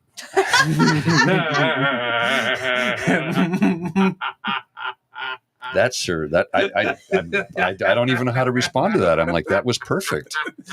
That was I love absolute That would be perfection. more delicate than like you smell like. you smell like ass. Okay. I was like, something doesn't smell good. And here's the thing, and we've talked about this, right? Since my hearing loss, Yeah. my other senses have heightened. right? One of them being my olfactory senses. So my left ear picks up on everything because the right ear doesn't hear very much. And I smell everything. I'm super sensitive to it now. So it's like, it's just how it is. It's super fun. I'm not convinced that's true. I guess I must have always had that. I was born with hearing deficit. That's right. Yeah. But now I've had surgeries to improve it, so I have some of my other senses. Maybe they balance out is what it happens, right? Like my buddy Rastaman, he's probably watching because he does tune in from time to time. Rasta, that's not his real name, but I'm not going to say his real name because it's privacy. But Rasta, if you're watching, bro, what's up? Because he does tune in from time to time, and he is. He's legally blind, which people say visually impaired. I go, no, he can't see shit. Like he literally can't see shit. And he'll tell you, no, I'm blind. Like, he's not joking around with it. You got to be serious about this. But I forgot where I was going. Oh yeah, no. He said, as a result, my other senses, like my hearing is more attuned. My smell is more attuned. He goes, when I cook, so bunch of years ago, he used to live next door to me, right? And Thanks, Dan. he used to live next door to me, and and we'd be having a big barbecue, and my buddy's out back flipping burgers and cooking, and my roommate, he's like, "What the hell is wrong with you, man? Why are you letting? He can't see past the end of his hands, and you've got him cooking our food." I go, "He knows what he's doing." And of course, he laughs his head off. He goes, "Can't see, but I can see past the end of my hands. They're just it's just shadows is all I see." Yeah, Dan, I think somewhere point in the conversation said, if my mom is listening, I'm getting a call for sure. Yes. That was when you talked about your vagina, darling. I didn't. I think I might have talked about it. I did not do that. Speaking of hearing, I might have talked about it the last time I was here, but You did you know that the balance center is in your ears as well? yes. Can I take these off? You can take them For off. God's sakes. Okay. You can take them off. And You don't have to really. so after my latest surgery, like the hearing improved so much Mhm. that there were now vibrations in my ear where there had not been Oh, strong so vibrations. that must have tripped you out. Oh God! Oh yeah. It was a mess for a Yeah, while. you're like, I was like the slightest hill, and I was like, oh, for God's sakes! Yeah. And then I was like, I need to sit down on this bench. It was like everything stairs. Good God, no! I'm like, no. Everything was like weird, and There's like you're constantly on a boat. There's a doctor in the U.S. who has a channel. Like you've heard of Dr. Pimple Popper. I'm sure you've heard of her. Maybe you haven't. There's a whole TikTok and a whole YouTube channel about her literally popping zits. But there's another doctor. That's disgusting. Yeah, I know. Yeah. It's some people enjoy and it's it. not healthy. No. But there's another doctor who is a hearing specialist, and what she does is she does wax removal. And I also find that disgusting. Yeah. But they do like a hydro, they push water in. And anyway, there's this one where she goes, this was the biggest thing I ever did. And I saw this and I'm like, Jesus Christ, this chunks of wax were like this big. And one of the responses, one of the comments on the YouTube was, did he look at you and say, why is everybody yelling at me? And the response from the doctor was, yes. That's the first thing he said. Why is everybody yelling? Nobody's yelling. You've just had basically earplugs in for probably 2 decades. Wow. Yeah. So I call it creative listening. Like until Paul gets a pension plan, I'm gonna just do creative listening. Like CPP is not going to pay as much, darling. we're both half deaf, and we're both like, what? Constantly. And I'm like, Cost it's of actually hearing aids, it's very really fun. Like, yes. Well, Okay. This morning. I'm just like, stop yelling at me. Like, I'm not. This morning, she's like, I walk into the kitchen. I go, what are you doing? She goes, I'm doing the dishes. I'm like, you need to use soap. She goes, I pre-wash them. I'm like, I don't have a dishwasher. You can't rinse them and put them in the dishwasher. If you rinse it and put it to dry, it's still dirty. I'm throwing you under the bus. Go ahead. Ooh. Mm-hmm. Ooh. So Let's get real. Do I put these on? Back on? If you want, it's up to you. So I was like, this was our laugh this morning. It's like, he's like, when I cough in the morning, I have allergies and stuff. And he's like, this is the angriest he's ever been with me. He's like, do you need a lozenge? And I'm like, no. I need an allergy pill. And he's like, okay, if you're going to cough, you have to stay in the bedroom. Because it was yesterday morning. We're doing the show. Yes, we're doing the show. I'm like, It's you have like- to stay in the bedroom. And like, so the joke was like,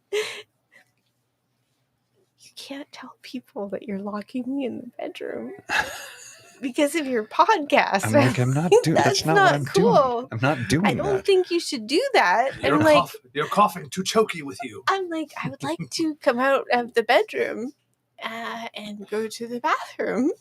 No, das ist verboten. No. And he's like, yeah, it's verboten. I'm like, you can't lock me in the bedroom. There's a bucket in there.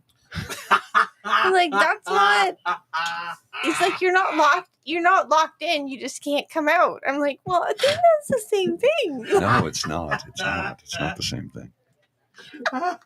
There's a bucket under the curtain with pennies in it. If you really got to pee, just use that. That, Oh my god, that totally makes sense, Paul.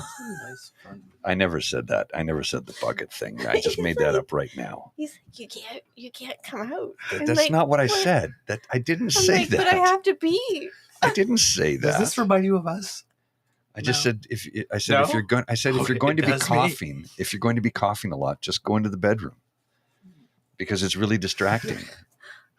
I wake up every morning to the sounds of him piping. Clickety clackety, clickety clackety. Yes. Alex, you understand my pain. We're talking. Podcasting. Hey, it's better than that old dog barking like crazy and sounded like it had a hernia or something. The mewling dog Oh, that that is one. now gone. Thank Yeah. you. Her neighbor's little dog. The dingo. So her next door neighbors have this dog, Pax. He's adorable. Oh, he's adorable. He looks like Little Scamp. He's adorable. He's just a charming little puppy dog. Sweetheart. He really is. But her other neighbors have is it a Chihuahua? It's a chihuahua. It is a Chihuahua. Mhm. Oh, and let's be stereotypical. They're from Mexico. Well, she's from Costa Rica. Oh, and Costa Rica, okay. He's from Nicaragua. Oh my And- my bad. My No, bad. that's okay. I thought they were from No, Mexico. That's okay. And like they're trying to do their best with this dog, you know. And this is not a well behaved animal. It's a yap. I believe catapults were invented for a reason. Look, I've had a Chihuahua. No. I've had a Nope, Chihuahua. nope, My roommate years ago, his partner Sorry to the dog lovers. had a Chihuahua and stayed with us. And he had a boxer, and we had a boxer and a Chihuahua in the house at the same time. It's Well, a they very can cute be comment. nice dogs. And we're going And to start our own they can be podcast. adorable dogs. Yes. Talk Like, about And- their they're and I- just like they're tiny, they're stressed out. Like, Yeah. I totally Yeah. get it. Well, the funny thing was, so he would always beg for food from me whenever I was at the fridge. So one day I'm like, all right, you little bugger. I was having some suicide wings. Mm. So I'm like, okay, I'm just going to I dipped my finger in the sauce and I held it out and he licked it. Then he looked at me like, No. you asshole. I'm like, my buddy goes, you can't do that. And I go, he's Mexican. He can handle it. Chihuahua. Oh. Well, this is me. He never trying- begged for food from me again, though, after that. I'm sure not. Like, so there's I'll tell you, like, I'm trying to be as gracious as I can with these neighbors, and we've had some difficulties. But what I thought I would do is, I'm like, oh, one of your chihuahuas died. I'm like, we got one down, one to go. And then It's a horrible thought too, right? I yes, know. yes, but I understand it. it's assholery. And then I was just like, and then they're like, this dog is barking all the time. Like, You got to look at the camera every now and then, baby, just to give them. all right, well, It's up there. With See? the green. Up where the green light is. all right. We got- Trust me, I have the same problem. I keep on looking at him to talk, and he keeps on pointing me there. and I'm too, like, you so- got to look at the camera. You got to let the people know. And you're we're- new here, and I'm not. So Yeah. Okay, so the other thing is like, okay, so I'm like, okay, it couldn't get any better than this guy leaning over the fence and saying sexually inappropriate things to me. What? Yeah. Mhm. Yeah. Oh, yeah. Totally. Like really inappropriate. And weird, he never does it when I'm around. No. Gee, I he wonder doesn't. why. Maybe And- his wife should hear about him. And to my It's children. a cultural thing. I'm like, my daughter is a goddess. Like, I'm just like, and She's they're 17 now. they're not comfortable being in the backyard and, blah, blah, blah. So I'm just like, no, I'm not having this. Mhm. Her daughter's awesome. She's a great kid. So is her son, Finn. He's Thank a you. he's And a they great love guy. Paul. They love Paul. So anyway, so I was just like, you know what? Fuck you. Say that louder. Say that louder. Did you What say that to him? Fuck No, you. thought Okay. it. Definitely thought it. You remember the day when I was telling you this ends now? Yes. This like with Yes. with your neighbor, right? Yes. Like, Yeah. Alex is not the most assertive person. Like this. but he was just like, But he has like good. No. He has strong opinions. He has strong feelings. Like this with me, he'll talk things. He'll speak assertively, but to other people, not necessarily. mm. And don't trust that. when he just turned up and said this ends now and walked out and put an end to it, it's like, Oh, who the heck are you and what did you do with my boyfriend? That is so boss. It was totally badass, boss, bro. It was Badass. totally boss. But he just got up and said, "This ends now." Well, and most of the time, I'm there's like, a point. "No, like let's be nice to the neighbors." And it's like, "No, this Nope. ends No. now." And No. it's done like this, and it literally ended. I don't know what you did, but oh my god! Apparently, well, That's you told me. awesome. Well done, Thank sir. Well, you told me afterwards that basically I gave him the cover because it wasn't the neighbor itself; it was with his guests. Yeah. I was like, I basically gave him the reason to put his foot down. Yes, with the guests. right. Yeah, no, I'm generally not assertive because I don't generally trust strangers that they won't just like come up and hit me or something Right, if I'm right. overly assertive or something.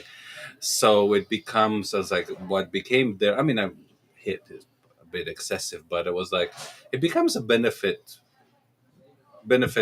and cost analysis. It was like when I just don't care anymore. Like this is an intolerable situation, and I just do not care anymore. Like Right. it's not going to get any worse. I'm already infuriated. How much worse is it going to get? I'm like, oh, it's over. Yeah. Just Right. that's it. No, I hear you. I know exactly what you're saying. Yeah. No, I get it. It's like I that's do see them still. Their neighbors. I mean, like I'm territorial, so people coming on my lawn and letting their dog loose on our lawn, and the pickup truck that decides to include our lawn when it's entering his driveway. oh yeah. And Douglas here really doesn't want me to put a fence for some strange reason. Well, you get We're to spending enough on renovations. Thank you. Oh, Yeah, no it kidding. won't be much. It's $15 a pole, and I only have the chicken wire. You can get these nice metal poles from Rona, and you just beat them in, and then you put this chicken wire, and then you're done. So if they knock the poles down, you can say we have it on video because I'll set you up with a camera for literally. I can put a camera in the window, Do not encourage $50, and it will look at whatever you want. Can you have audio? One of my friends recommended audio. Oh yeah, you can get that. After- we can get like a bulletproof camera outside. It's just how much money do you want to spend is what it boils down to. See, it was one thing that after our encounter with our neighbor Jim, there was the If you gymnasium, want. basically. well, my hair looks strong. very It was smart. recommended to get a camera, but anywho's no, it's all good. I just actually, you know, the best fence is. I remember this from Bucharest. Oh my God, that was a crazy night. So I'm with my brother in Bucharest, and yes, I'm a master of topic changes. That's Uh, fine. Oh, that's great. Like, No, it's fine. It's fine. Bucharest is the craziest It's Saturday in the scariest pub. city It's I've pub ever- chat. We ever been changed. to. Like Um, that's where I was assaulted. So pass my phone. so Pavarotti was in town. Like no, I'm not harmed. Thank you. Pavarotti was in town, and his condition was that people who want to see and can afford get to see the concert for free. Oh wow. So it was an outdoor concert in front of the People's House. I still call it the People's House. It's not called that anymore. Palace of Parliament or something. And so in front of it, in the big square, is where the concert was, and there were seats. Mm-hmm. on the lawn of the people's house was where we could sit and watch it and see it, and it was good, except that it was night and it wasn't lit. And That's me. you know how That was me. That sometimes was trees they put these like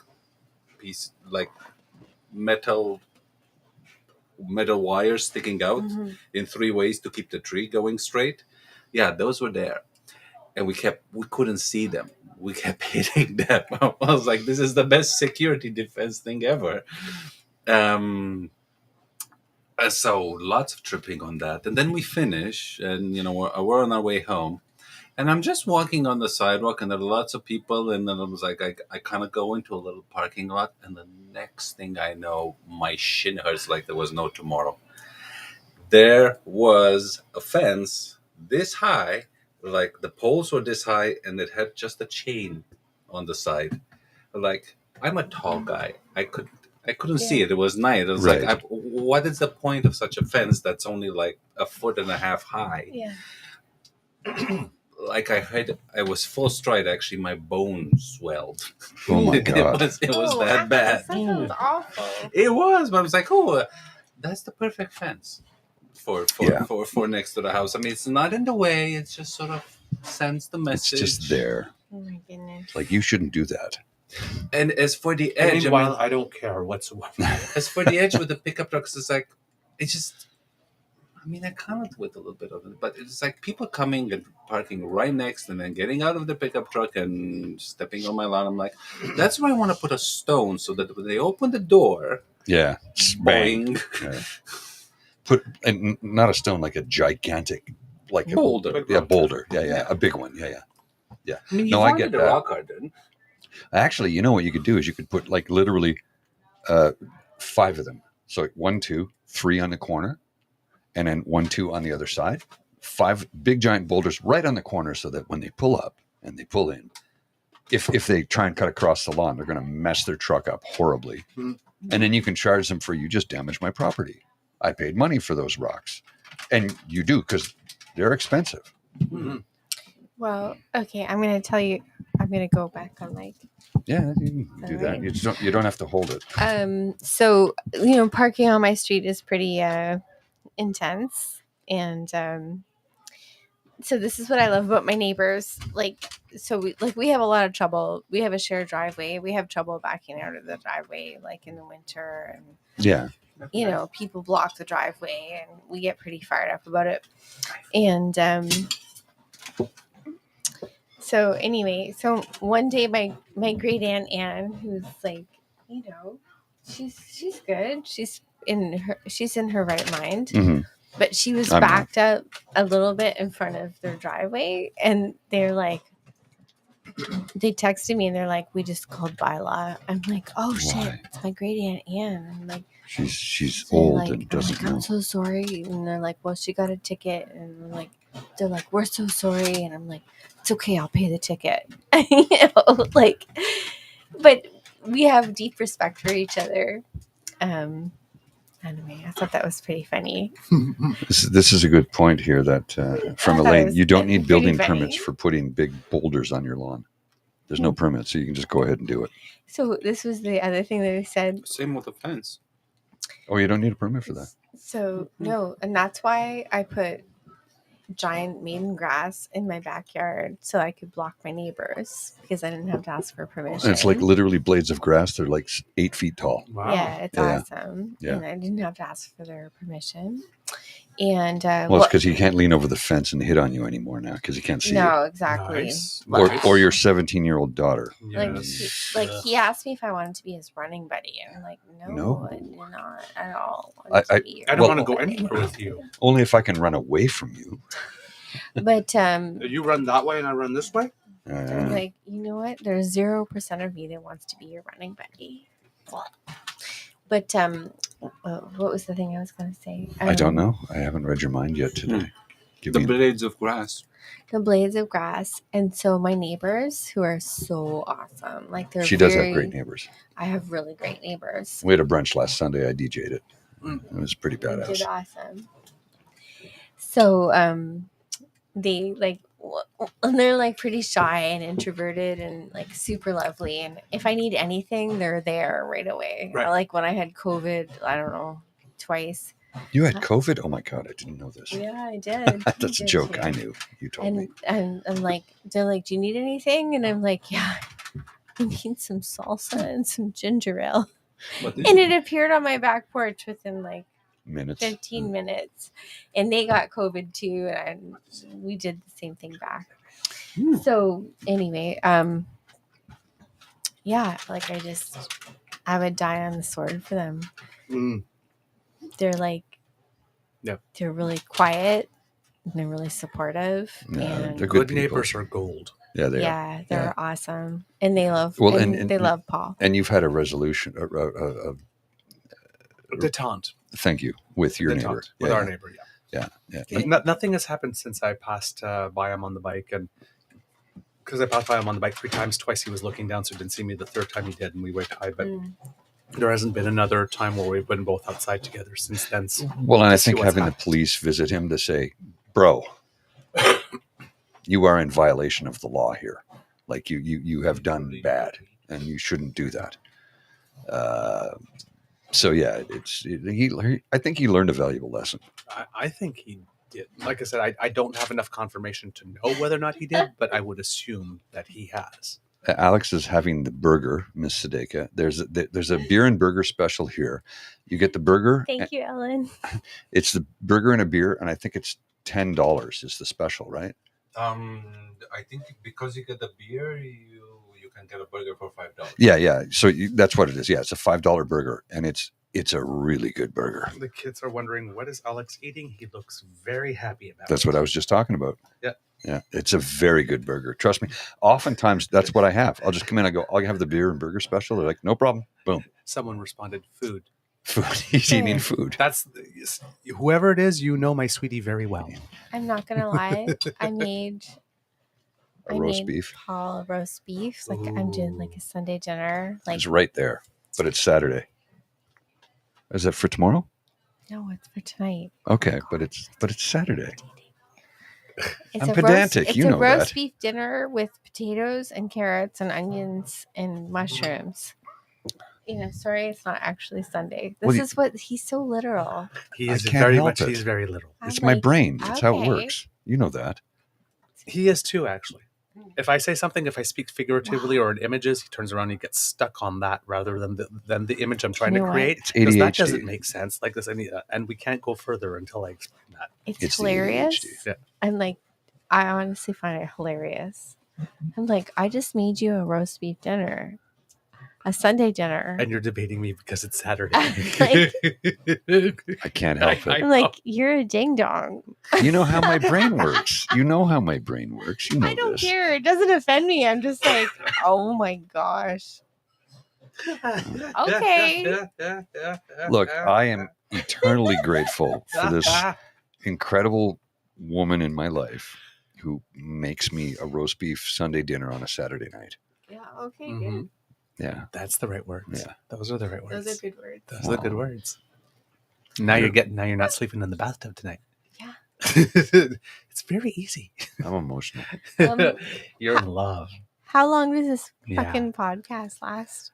until we say it does. Until we say it does. We go, 5, 6. We go till we can't go no more. Yeah. Well, Like, look, I'm tearing up here. Okay. This is. Like, He's in love. He's in love. He's a man in love. You should take it on the road. The Bank Street is lovely right now with the community fair, and it's really. Oh yeah, we'll definitely afterwards. So what we're gonna do is when this ends. We're not actually gonna do that. No, when this ends. It sounds horrible. No, it doesn't. When we finish this, I got a call from I don't know what that is. I'd rather go to bed. No, when we I'd rather eat roast beef and like go to sleep on the couch. when we finish up, you'll have to come over to my place because I have stuff for you. Okay. Yes. The arm and stuff. I couldn't that carry makes it sense. all. That makes sense. Yeah. So you'll have to come over and get that stuff, and then we'll have dinner, darling. But we have to go down to Somerset Street. Yeah, we have to go down to Somerset, the village. We have to go down. Yeah. Well, I have enough roast beef and potatoes and stuff if you guys want dinner. So. Oh well, thank you. I'm pretty stuffed already, Okay. but I think Alex will be fine for roast beef.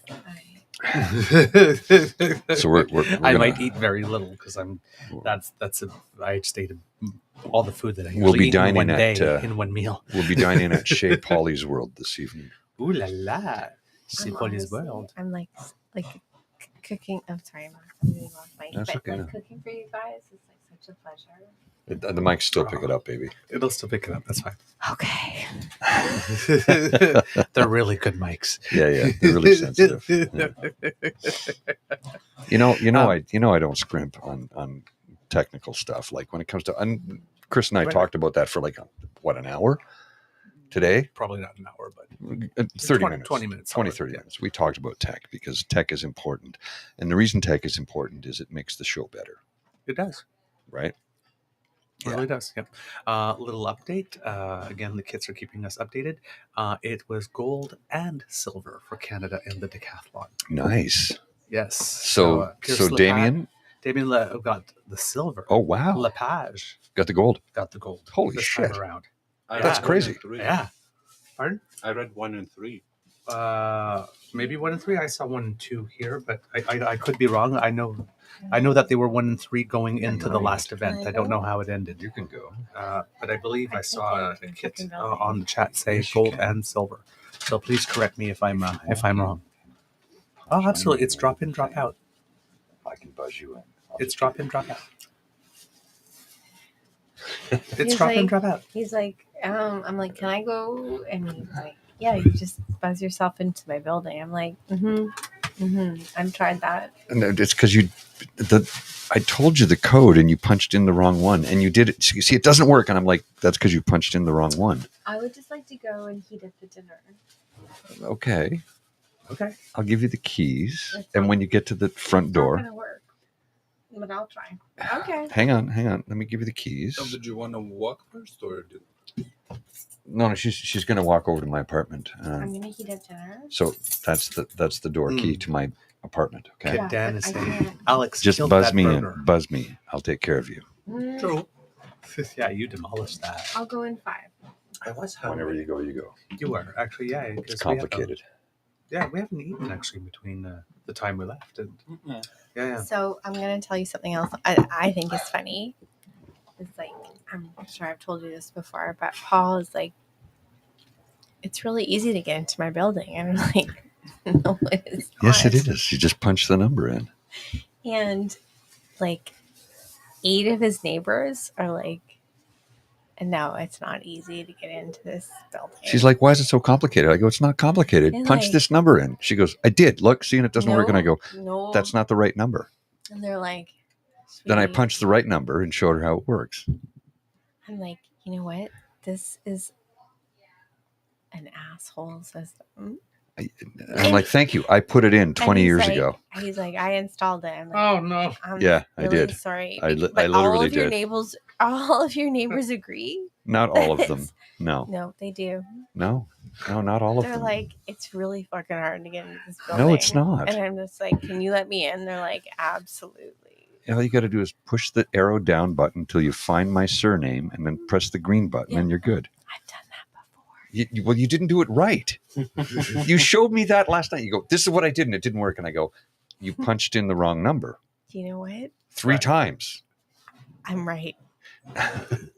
I love Is you it very true? much, but Is it if you true that punch you the punched wrong, in the wrong number? she Yes, punched, I did. But Okay. Yeah. like I've also done it like completely sober and we like ask the tough questions here. yeah. Thank you, Douglas.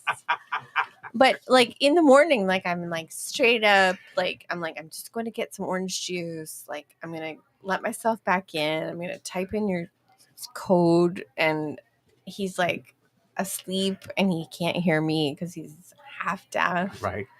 And I'm Yeah. just like, no, it's fine. I'll just sit on your couch and your lobby until somebody lets me in because that's super fun for me. That's Well, totally fine. So I've And lived like, in that I just building got for you 12 years. breakfast. 12 years I've lived there.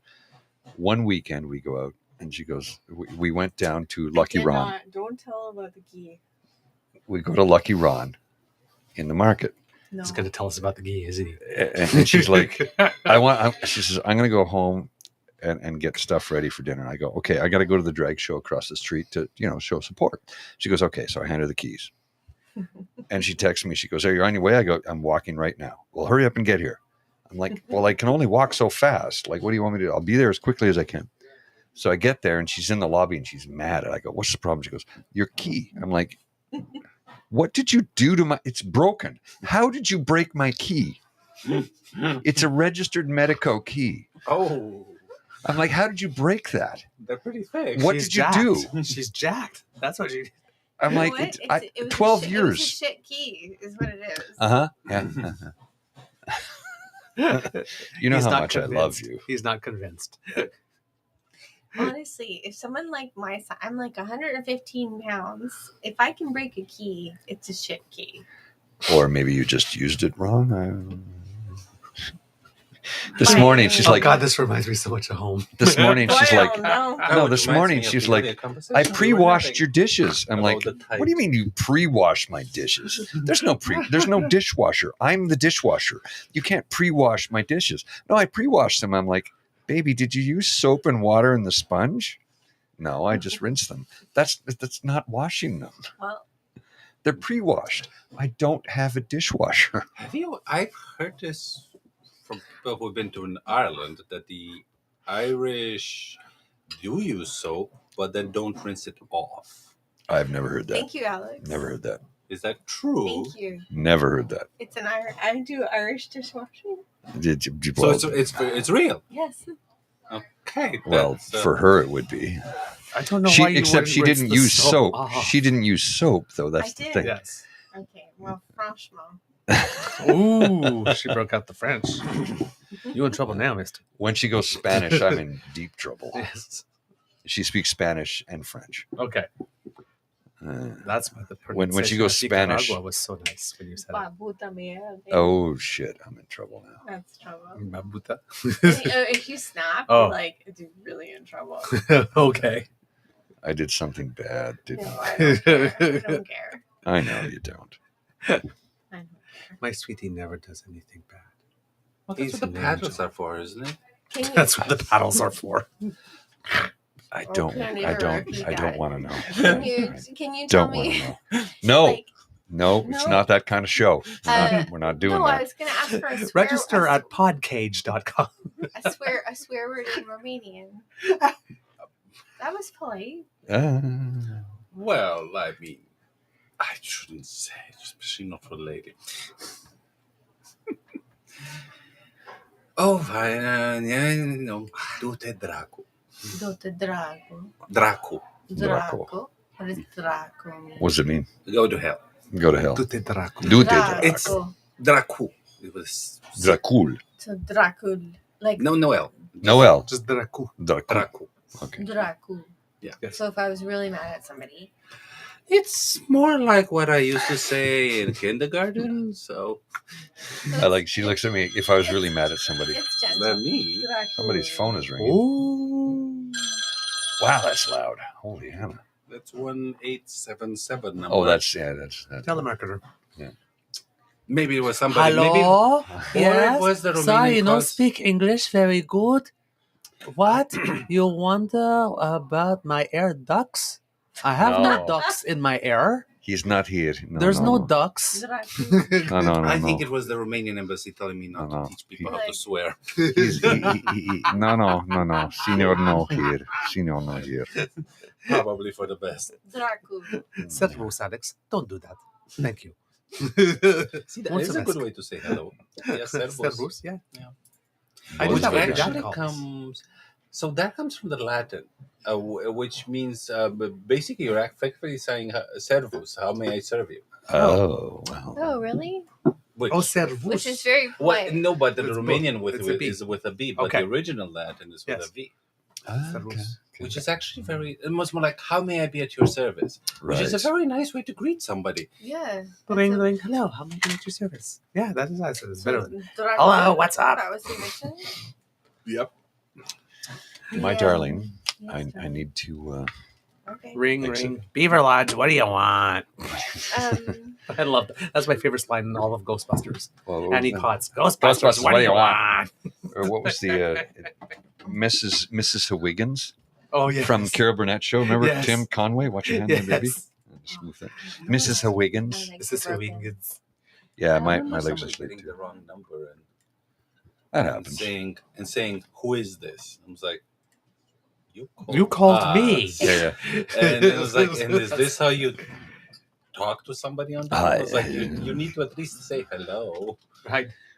Hey, hi. Ring. Who is Who this? am I speaking to? I don't know. You called me. Who Click. did you dial? or at least say something like, hello, who do I have the displeasure of addressing? I was like, who am I speaking to? Well, that's yeah. Hot Harry Sex Shop. Make this your only stop. If you pay our price, we'll treat you real nice. September Lee speaking. It's like Hot Lips Houlihan from the Flintstones. Scoodly wow wow wow. They want to clean my ducks. Yes, that is true. They do want to clean my ducks. All right, I'll be right back. I did that once. It was very stupid. Did you? Yeah. I'm sorry. I did it once. I actually gave them my address, and I was almost booking like them to come in. Yeah, I was booking. I was wanting to actually book this service, and then I think you smartened me up out of it. And then they have just been harassing me ever since. So I've tried everything. I've tried to. I was like, no, that's the wrong number. No, I now have electric heating, and it just has never worked. That's okay. Yeah. I was helping some friends move. Yeah, no, that's all right. Yeah. I was lifting heavy things. We always say on the show, right? Be kind to and gentle with yourself. So if you need some time, take it. I'm just like, oh my god, my back. Yep. No, go get some rest. It's funny because it's usually Paul whose back is out. Mm. Yeah. And I'm just like, oh no. Yep. No, the back is, yep, you got to be gentle with it. It's okay. But Long thank you for live stopping chiropractors. by. Fine. Long live chiropractors. Long live chiropractors. Thank you for stopping by, though. It was Yes, so thank fun. you. It's It always was a joy to really see you. fun. I was a little shy to go on. Yeah. But it was really fun. Good. I'm glad you enjoyed it. Yeah. Then you have to come back. Dan says bye. You gonna keep going? Oh, yeah, we're going to keep going for a little bit. Okay. Yeah. Well, I'm gonna try to drag Lie. Paul out of here. You're going to try to drag Paul out of here. Mhm. Or right now. Okay, well, then that ends the show. Oh well, no, I'll wait then. Well, no, you should go and rest. Well, he'll just keep going. Okay, well, then we'll check with Paul, see if we might just wrap it up then. That's fine. It's totally fine. Well, we want you to be okay. No, I'm All right. fine. Yeah. Okay. Let's see. What else do we talk about here? Well, we're doing. So Paul and I are doing that. I'll come back. Okay. Paul and I are doing the Pride March tomorrow. Yes. Oh, fun. Yes, we're here for that. Who are you marching with? EDC. Environmental Development of Canada? No. The Economic company that I development. Export Development Yeah. Corporation. Oh, So- that's a fun thing. And- Sorry. No, this was funny. Sorry. So he's like, do you want to do the march with me? It's a 5K march. And I'm like, yeah, I'd love to. And then he's like, well, actually, I'm going to be on the golf cart and I'm the MC and I'm going to be the DJ. And I'm like, can I go on the golf cart? And he's like, no. Yep. I'm like, but okay. He's like, I'll introduce you to some colleagues and you can march with them. I'm like, okay. No. I'm just Go. like the hard no. I'm like, It's sacred ground. Yep, absolutely. Thanks. thank you. I was just saying how. I'm ready for one more. Please make it. Oh, Jesus. Pardon? What? I was just saying how gracious you were about inviting me onto the golf cart tomorrow. What? You're like, I'm like, can I get on the golf cart? And you're like, no. Well, it's not mine. It's not mine. It's a work thing. I can't do that. I He's don't have the like- power to do that. You can't get on the golf cart and you have to wear the shirt. And I'm like, well, I'm gonna. All right. What? How is that complicated? There's rules. I have to follow them. There are. I'm not an employee. I'm a contractor. Yes, sir. Okay, you two need to switch places because I need to see Man About a Horse now. I need to go see a man about a horse. You can fit under the table. Oh, I Jesus. could, but I'd rather not, given that my tummy's full right now. Thank you very much. I'd rather not have to bend in two in order to. Yes, I know. I know it's hard. All right, kids and cubs, while we're just adjusting there, if you are there in the chat, if you've got any plans for this weekend, for the rest of the day today or tomorrow, why not tell us what they are? Because we would really love to find out what it is that's going on in your world. All right. I'm going to take a little break and leave you in the hands of Mr. Grizzly and my Beaver sweetie, and I will be right back. And I'll be here to keep you entertained for the next couple of minutes while we figure out what is happening. Because there's lots of, I'm just going to mute some mics here while everybody steps out. There's lots of things happening at the moment. I'm clearly all alone in the booth by myself. That's okay. I'm okay with that. It's fine. This is how I started. Maybe this is how we ended. I don't know.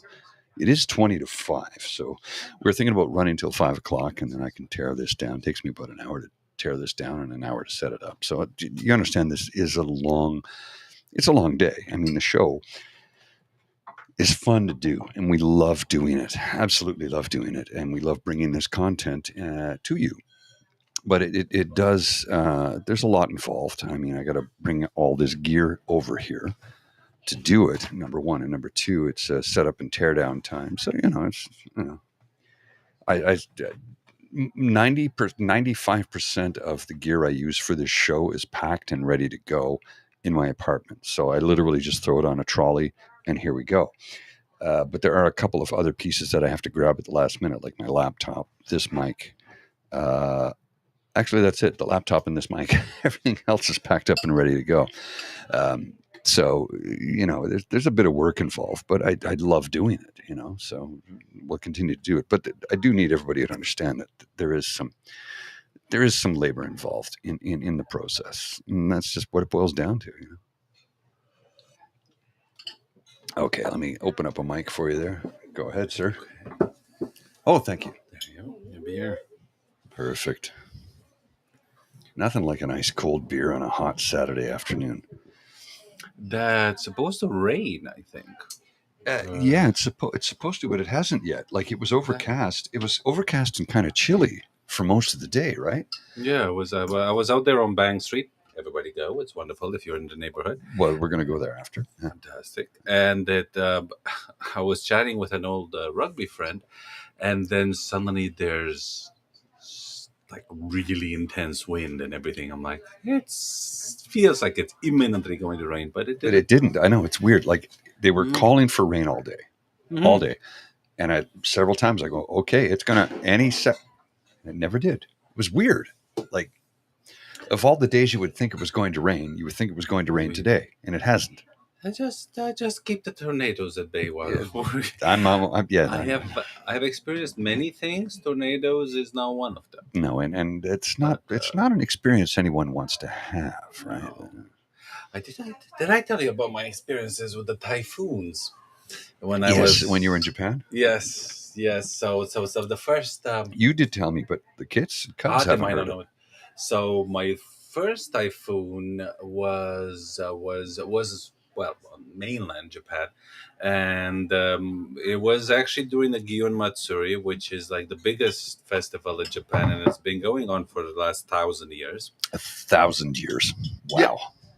Yeah, that's crazy. Like full parade and kimonos, and I'm trying to remember if there were dragons. Is that the, I'm going to go slightly off topic here, just slightly. That's not the phallus parade, is it? No. You know about that one though, right? Actually, no, I didn't. Yeah, Japan has a phallus parade. That is a new one. Yeah, no, they have it's commonly referred to as the penis parade, but it's a phallus parade, and people are dressed up as phalluses, and they have a giant stone one, and this is all legit. Oh, thank you. Well, every city kind of has one or more patron gods. I remember when I was in Osaka, the big ones was the god of learning, which was fantastic. And the main temper for it was very frequently attended to by students praying that they pass their exams. Which is a very good idea to pray to the God of learning that you did well on your exams. Not unreasonable, not out of the ordinary. And they have festivals, and the festivals always almost always involve fireworks. I didn't see any in Kyoto because this thing that's been going on for 1,000 years, they decided not to cancel because of the typhoon. So there was actually the parade was happening during the typhoon. I'm crossing the bridge, and I see the river underneath, and it looked like 2 or 3 dragons having a wrestling match. Right. You step 1 foot in that river, You're you dead. will never be heard from again. You will be dragged. It's like it really looked like wrestling dragons. And they're having that. We're still going to do this thing.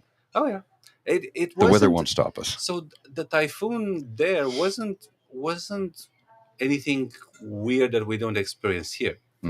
Think of your most intense thunderstorm. Okay. But usually, like that intense moment maybe lasts 20 minutes, 30 minutes. This goes on for like days. It was the entire day that level of intensity of rain. So it's not that it's crazy bad. It was just so much water. And that's when basically, a week before I went hiking, and I stupidly left my cell phone in my pant pocket. And the issue was it was already 28 degrees at 8 in the morning when I began the hike. Yeah, that's a lot. So from my own sweat, the bottom 1/3 of the screen was kind of gone. You sweat your phone out. Yeah, literally, like it didn't work. So of course that's where you have your keyboard. So whenever I wanted to type something, I would turn, and part of the keyboard would work, and I would turn it to 180 to make the other part of the keyboard work, and it was just like take 15 minutes to write three lines. Yeah, I can't be there until 9 p.m. I'm very tired. You were talking about like earlier T9. Exactly. It was like this was so much worse. Yeah. That was back in the day when we would self-edit. It's like, okay, it's going to take 10 minutes to type this, so it would be, I will see you at 4. That's it. You leave everything else out. All the other niceties, you leave it out because it took forever. You had to press the number 5 times to go from D, E, F, or whatever it was. You could put. Remember when when they came in with T9 predictive text? So you would. So T9 predictive text would be you'd start to type. So you'd type. You want to type the word the, and you'd hit the keys THE, and it would realize, oh, that's the word the. The combination of letters is THE. Okay, the. But it wasn't always correct, and it was actually much more accurate than autocorrect is. Far more accurate than autocorrect, which is weird. But it took forever, and when I showed somebody how T9 predictive text worked, she's like, "Oh my god, that saved my life! I'm going to save so much time." And I go, "Nobody." Don't you work for the company that sells these things? She goes, yeah. When I see people now with, they don't even want to go type every letter. They do these squiggly things. I was like, that's what I do. Oh, I turn it off. For one thing, I also text in Romanian. And so I completely turn off my autocorrect because it is so annoying. You're just going to get everything wrong, right? Oh, everything. Now, when you text in Romanian, like, I know the alphabet's not 100%. It's still the Latin alphabet. There's some accents. I just don't use the accents. Oh, okay. So you can literally type it. It's not Cyrillic, right? No. Okay. It's full Latin. So the story with Japan is that my phone actually recovered from the sweat. I think it was actually 2, but it took 1 week, and then it dried, and then the bottom third recovered. Yeah. Well, that one day in the typhoon, that did it. So I was stuck with this cell phone, which was actually new, a gift from my brother. Oh my goodness. And I was stuck using it for 2 weeks. And ever since then, I'm like, IP68. Yeah. I am never getting a phone that is not waterproof ever again. No, I hear you. So this phone that I have now, I've actually taken to the lab, and I take photos, and then I wash it at the end because I've just contaminated it. So I'm like, yep. Brushing it with soap and water as if it's my hands. I think my phone's IP67 rating, which is A little Which is- worse, but still good. But well, it's still good. Like you it's. could still probably wash it. Oh yeah, because it's IP67. I think is like 30 minutes under 1 meter of water. Yeah. And I'm like, that's more than I need it for, right? That's way more than I need it for because I'm not going skin diving with this thing. And Yeah, but pressure and jets and all that. So yeah, this one is not that anymore because the back after time they wear. Yeah. they like it. Yeah, it kind of came off. But so yeah, that was the first typhoon. I was wearing a waterproof coat.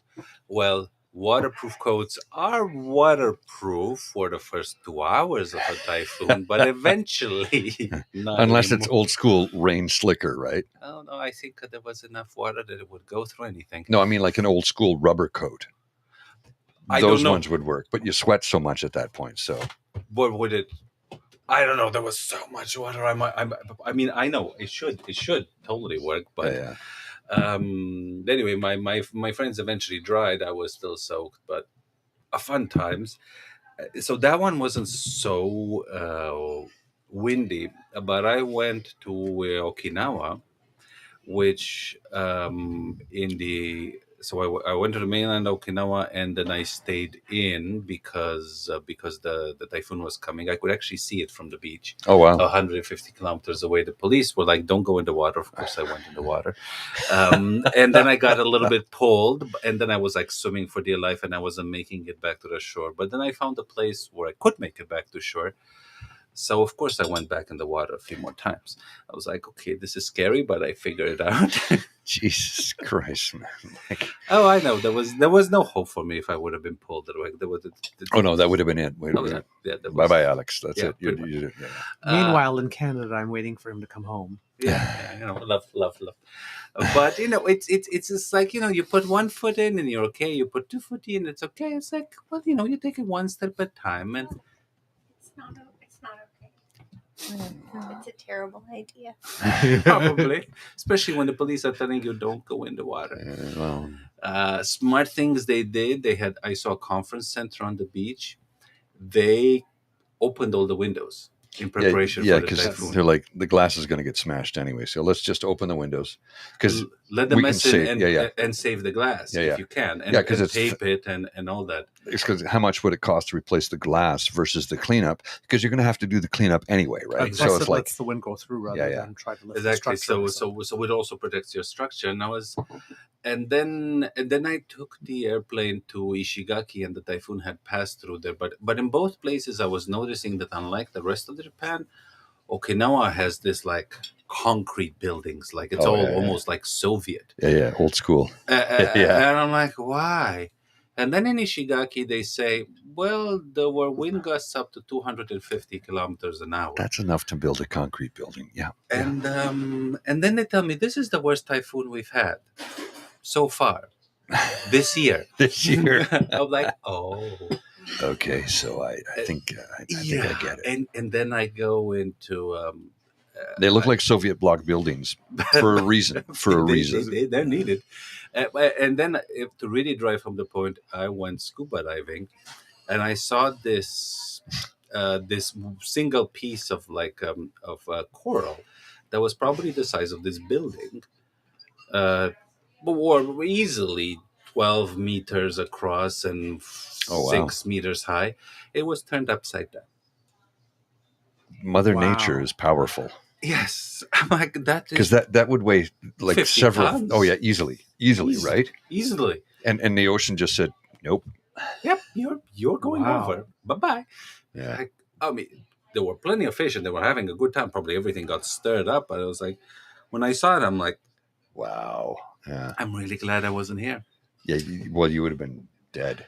Well, Shredded. not in the concrete buildings because that's what they're for. So here's a lesson about sun, folks. If you don't already know it, the sky was as gray as my sweetie's shirt, probably even grayer when I was going in the water. And I thought, okay, I don't need sunscreen. It's like, oh no, you still do. The UV still comes through.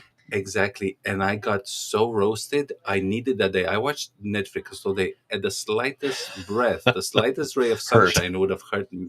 Like I was as red as these are.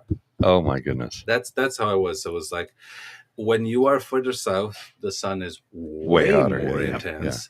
And no clouds will not protect you. No, they won't. No. You still need sunscreen. I learned Darling? that on my first cruise. Ooh. Darling? Well, what I wanted to tell you is that we need to put the pot roast in the oven. Okay, you have my keys. I'm going to be here for a little bit. I see. She's mad at me. I'm not going to use your keys because they're fucking irritating. It's time to go. It's not that simple. We're hosting a show. I'm producing a show. No, Marlo said you could go. Oh, Marlo said I could go. Yes. Marlo's one of them. Okay. She works here. And I'm going to tell you a Romanian story, but you can go. Like, you can get offline. Okay, sure. Yeah. I'm like, unless you want me to go rage against your machine. Please feel free to do so. So, and my Romanian story is I went to Bucharest. Did I tell you this? Mm-hmm. Yeah. Well, they But haven't not heard the it. story. You They told us haven't that heard you've it. been to Bucharest. Tell the story. So it was the first. I've heard it. Douglas has heard it. Alex has heard it, but the people online haven't. The people haven't heard it. When there were no, it was the new subway, and there were no signs. And Look at the camera. Look at the camera. It's like, They see the back of your head. Well, it's very nice, the back of my head. You see it often? I'm not saying a thing. I'm saying nothing. I'm saying nothing. I think that Not a word. Being very bossy. Anyway, so I got on the subway and I'm like, well, there are no signs for anything, and I don't know where we're going, and we're just gonna go. And I'm like, yeah, that's great. I was with my starter husband.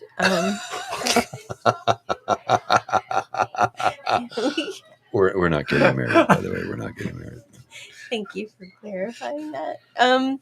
So we got off the subway, and I'm like, I don't know where the fuck I am. Like, I'm somewhere in Bucharest, and nothing bad happened, but I was assaulted by like 3 big guys. They came up to us and they were like, "Give us your passport now!" And I was just like, No. You will not have my passport. That's not happening. And my starter husband was just like, he was scared. We were both scared. And I was just like, no. And then I just started yelling, help. I was like, help, help, help. Sorry for laughing. Help. No, it's funny. And they were like, oh, what the fuck is going on? And they're like, they just backed off. Were they wearing blue uniforms and did they have big machine guns? No. I mean, that could be the police. They were just dudes. Oh. Yeah. Some Chads. Some Romanian Chads. What's a Chad? Just Chud. an incel. Chad. Chad or Like, I don't know. I'm just like. I thought it was a piece of clothing. Yeah. I'm just like, you know what? Like, no uniforms, no badges. I don't need a We badge. don't need no stinking badges.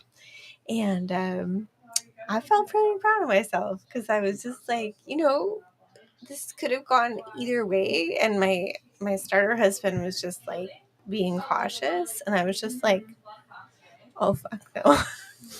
So I was in Paris in 2003. 2003 in Paris. And I'm with my dear friend Vanessa, who's like a sister to me. She's like a kid sister to me. And we're on our way to Montmartre. Mm-hmm. We're going to go see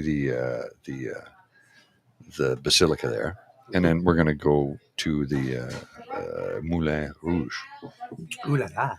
So we're waiting for the train, and she goes, "Careful, Paul. That guy, he's stalking you. He's gonna try and take your stuff."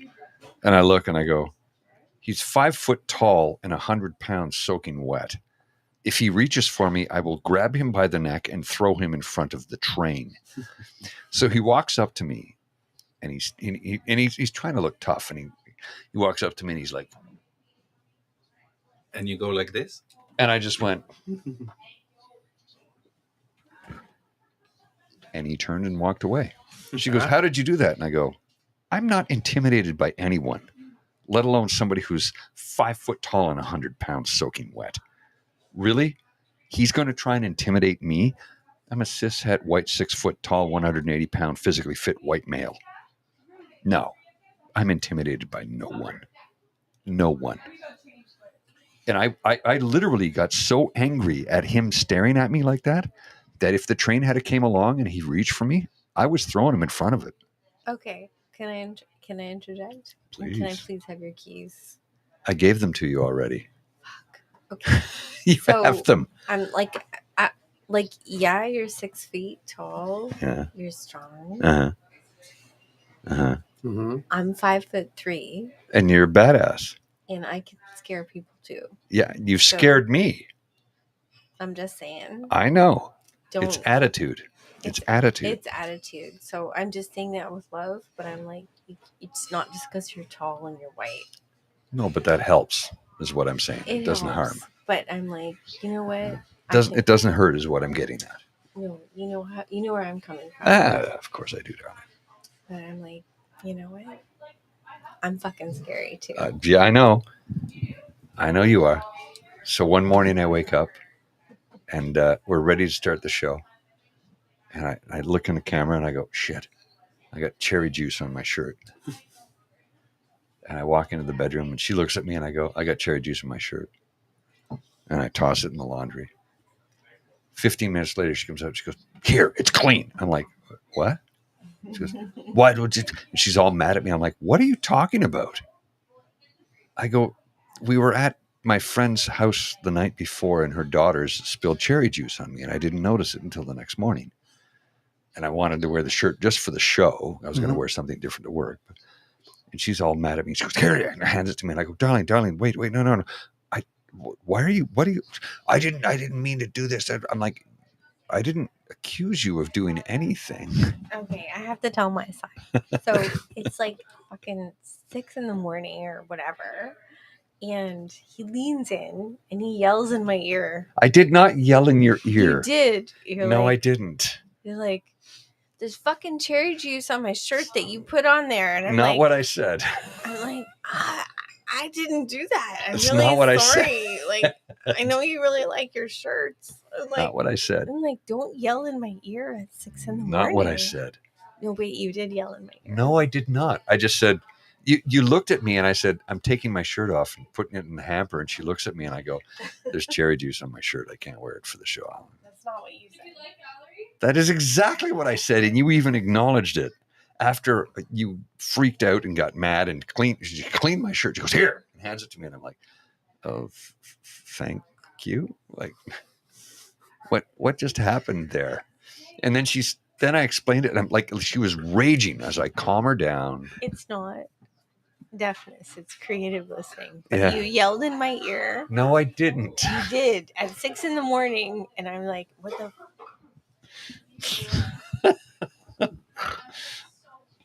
There are people who commented earlier that you sound like a 50-year married couple. I know. I saw that, and I saw that, and I smiled and I chuckled, and I'm like, yeah, and I'm okay with that. You know why? Because that's a good thing. That's a good sign. It's a good sign. Yeah. Well, there was a fella I used to work with, and we worked together for. Oh God, we met like 25 years ago, and we worked together 25 years ago, and we worked together for a very long time. And then we'd be on a job site, and we'd start talking about something. Then we'd start arguing about it, and people would be like, "Are these guys going to start punching one another?" And I'm like, "No. What's the problem? We work together. This is how we talk to one another." And they're like, "What?" And I go, "We're like a cranky old married couple, except we're not gay and we're not married, but this is our relationship."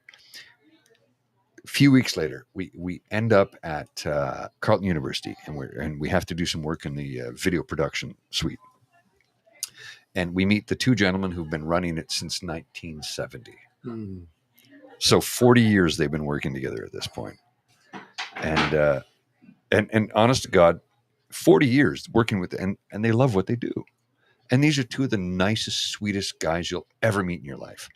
They both have wives and children and lives, but the thing, it's like I'm getting coffee. Your coffee's right there. I made it for you. And I look at them and I go, you guys have worked together a long time. It's 40 years. And I go, that's awesome. And he looks at me and he goes, we're an old married couple. Like a really old married couple because there's no sex. And I laughed so bloody hard. And my buddy looks at me and he goes, is that us in 20 years? And I go, if we keep working together, yeah, it is. I don't think we can do this anymore. I got to break up with you. I cannot get into your building without you. I guess we got to end the podcast. I have a pot roast. Okay, darling. All right, baby. We're going to end it up. We'll finish it up. Sorry, Douglas. All right, kids. That's the end of this episode of the True North Eager Beaver PubCast. Well, you know what? Timing's perfect. It's 5 p.m. So. Oh, okay, perfect. Yeah, it's perfect timing, baby. Yep. We hope that you enjoyed listening to us because we loved making this for you. Remember really that sharing is caring and that word of mouth is priceless and that you have the mouths from which we want the word to be coming. So let everybody know about us, all your peeps and your poops, because democracy is something that you do. You know what? You've worked hard the past few weeks. It's Saturday. Look at the camera. Take a day off. Look at the camera, bro. Look at the camera. I am. No, the camera's up there. I know that, but I'm looking at the camera that was taking the picture. Oh, sorry. Apologies. Pose. Okay. So, yes, democracy, something like that. You do take a day off. You deserved it. If you would like us to come to you as soon as we have something fresh off the bandwidth, you can subscribe to our pod page sponsored by the Ray Girl. That's podpage.com/ I don't remember now if it's True North Eager Beaver or the True North Eager Beaver, Okay. Lowercase letters, all with a hyphen between each one of those words. And that way you can subscribe. And since you like to subscribe, well, why not like us so much that you do it twice? On our True North Eager Beaver Media Incorporated YouTube channel. You've got 3 buttons to smash right there. So make like Kit Lane and smash that share button. Smash that like button. You want to and do it smash nice. that You got to subscribe do it button. twice. Yeah, you have to do it twice and even thrice. Thrice. Buy it some flowers. Sweet talk it a little bit. Then smash. And make sure you go onto the shorts page and look at the comments because they're hilarious. Hilarious. Yes. The comments on the shorts page. And nine times out of 10, my response is just, thanks for watching. Please remember to share and subscribe. Yep, exactly. So there, our True North Eager Beaver Media Incorporated page. And if you would like to encourage us to do more and help us hire more staff because keep on disappearing on us, just like we have very little staff left. So we gone. do Almost need gone. your help. That you can do that by donating to our True North Eager Beaver Lodge Emergency Hydration Fund. And you can do that. Well, actually, we don't have the squiggly QR code for you today. Oh, Here we are. do. There Okay, it is. There we go. The squiggly QR code that's right above my head right now. You scan that with your phone, and that will bring you to our donation page. And if you are listening, well, you use those wonderful digits on those wonderful hands or your beautiful voice to prompt that voice command to go to coffee, ko-fi.com/eagerbeaver, lowercase letters, all in one word. And that's where you can make your donation.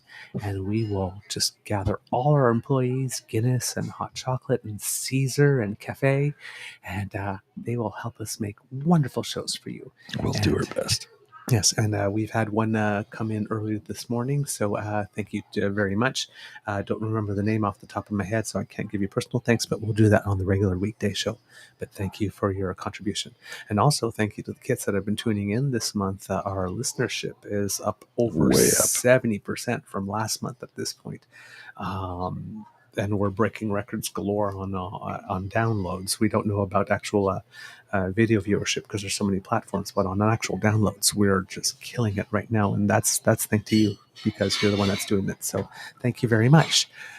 From the Beaver Lodge, this is your Eager Beaver saying, until next time, dear kids, please be kind to and very, so very gentle with yourselves. You have some words of wisdom for us. I'm just typing something into the chat here. Give me a second. Elaine's asking a question, and I'm just responding to her in the chat so that everybody can know that. She's like, "Can we troll the trolls?" And I'm like, "As you wish, as you wish."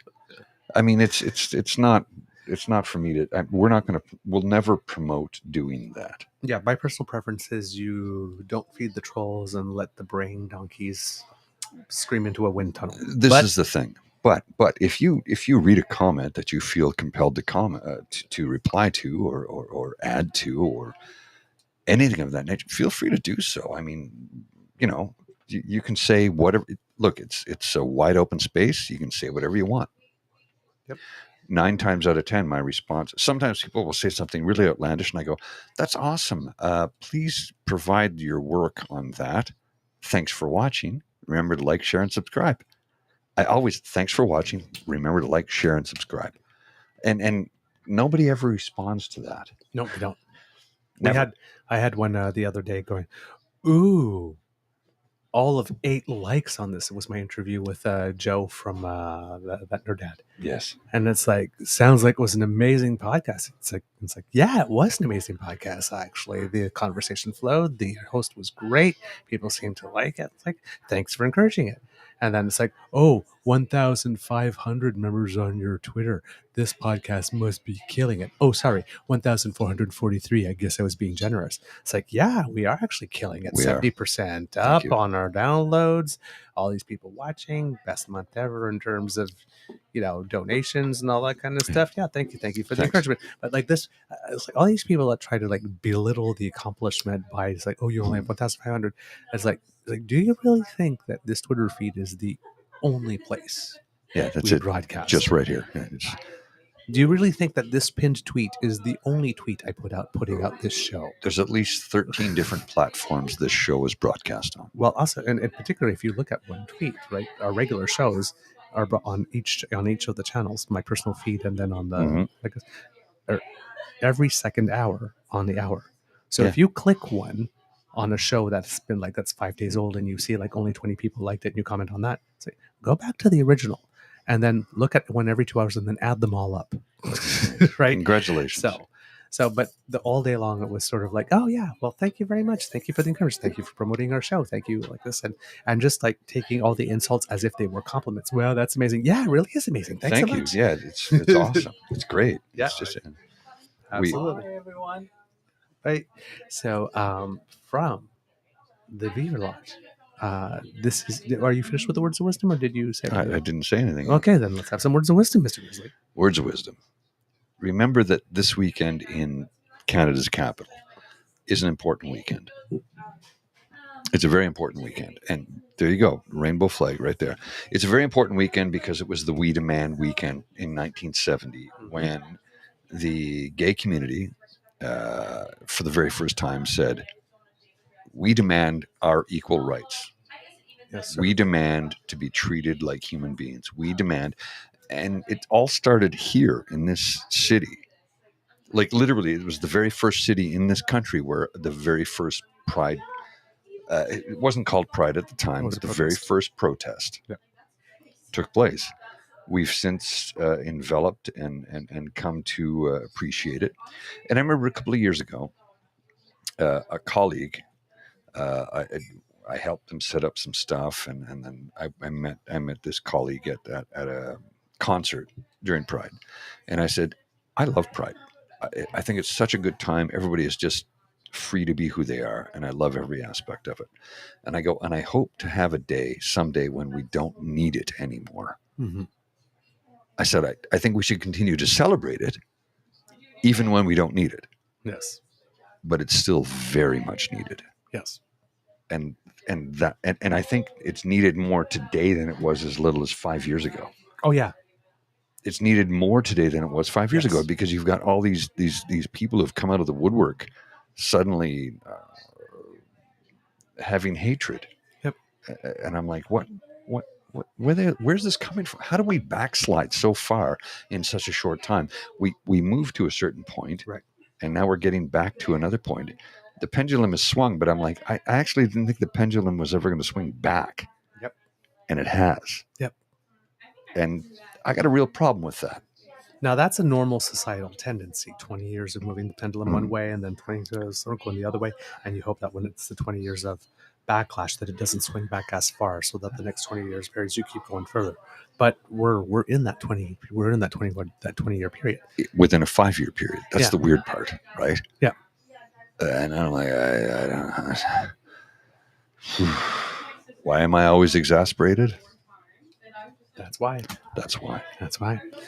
All right, kids. From the Beaver Lodge, this is your eager beaver with my beaver sweetie and Mademoiselle Fox and Mr. Grizzly saying it could be a tough world out there, so please be kind to and gentle with yourselves. And that's the end of the show. Have a great rest of the weekend. And all those in Ottawa, happy Pride. See you tomorrow. If you're at the parade, listen, you'll hear my voice somewhere. Yep. You are listening to a True North Eager Beaver media podcast. The True North Eager Beaver podcasts are proudly brought to you by our founding sponsors, the Miss V Mysteries from Corvid Moon Publishing, your source for science fiction, fantasy, and cozy mysteries featuring a broad diversity of characters. CanadianTarot.com, your uniquely Canadian online eclectic tarot community and forum, and The Peppermaster, hot pepper sauces made from fresh farm ingredients to thrill your taste buds and expand your mind.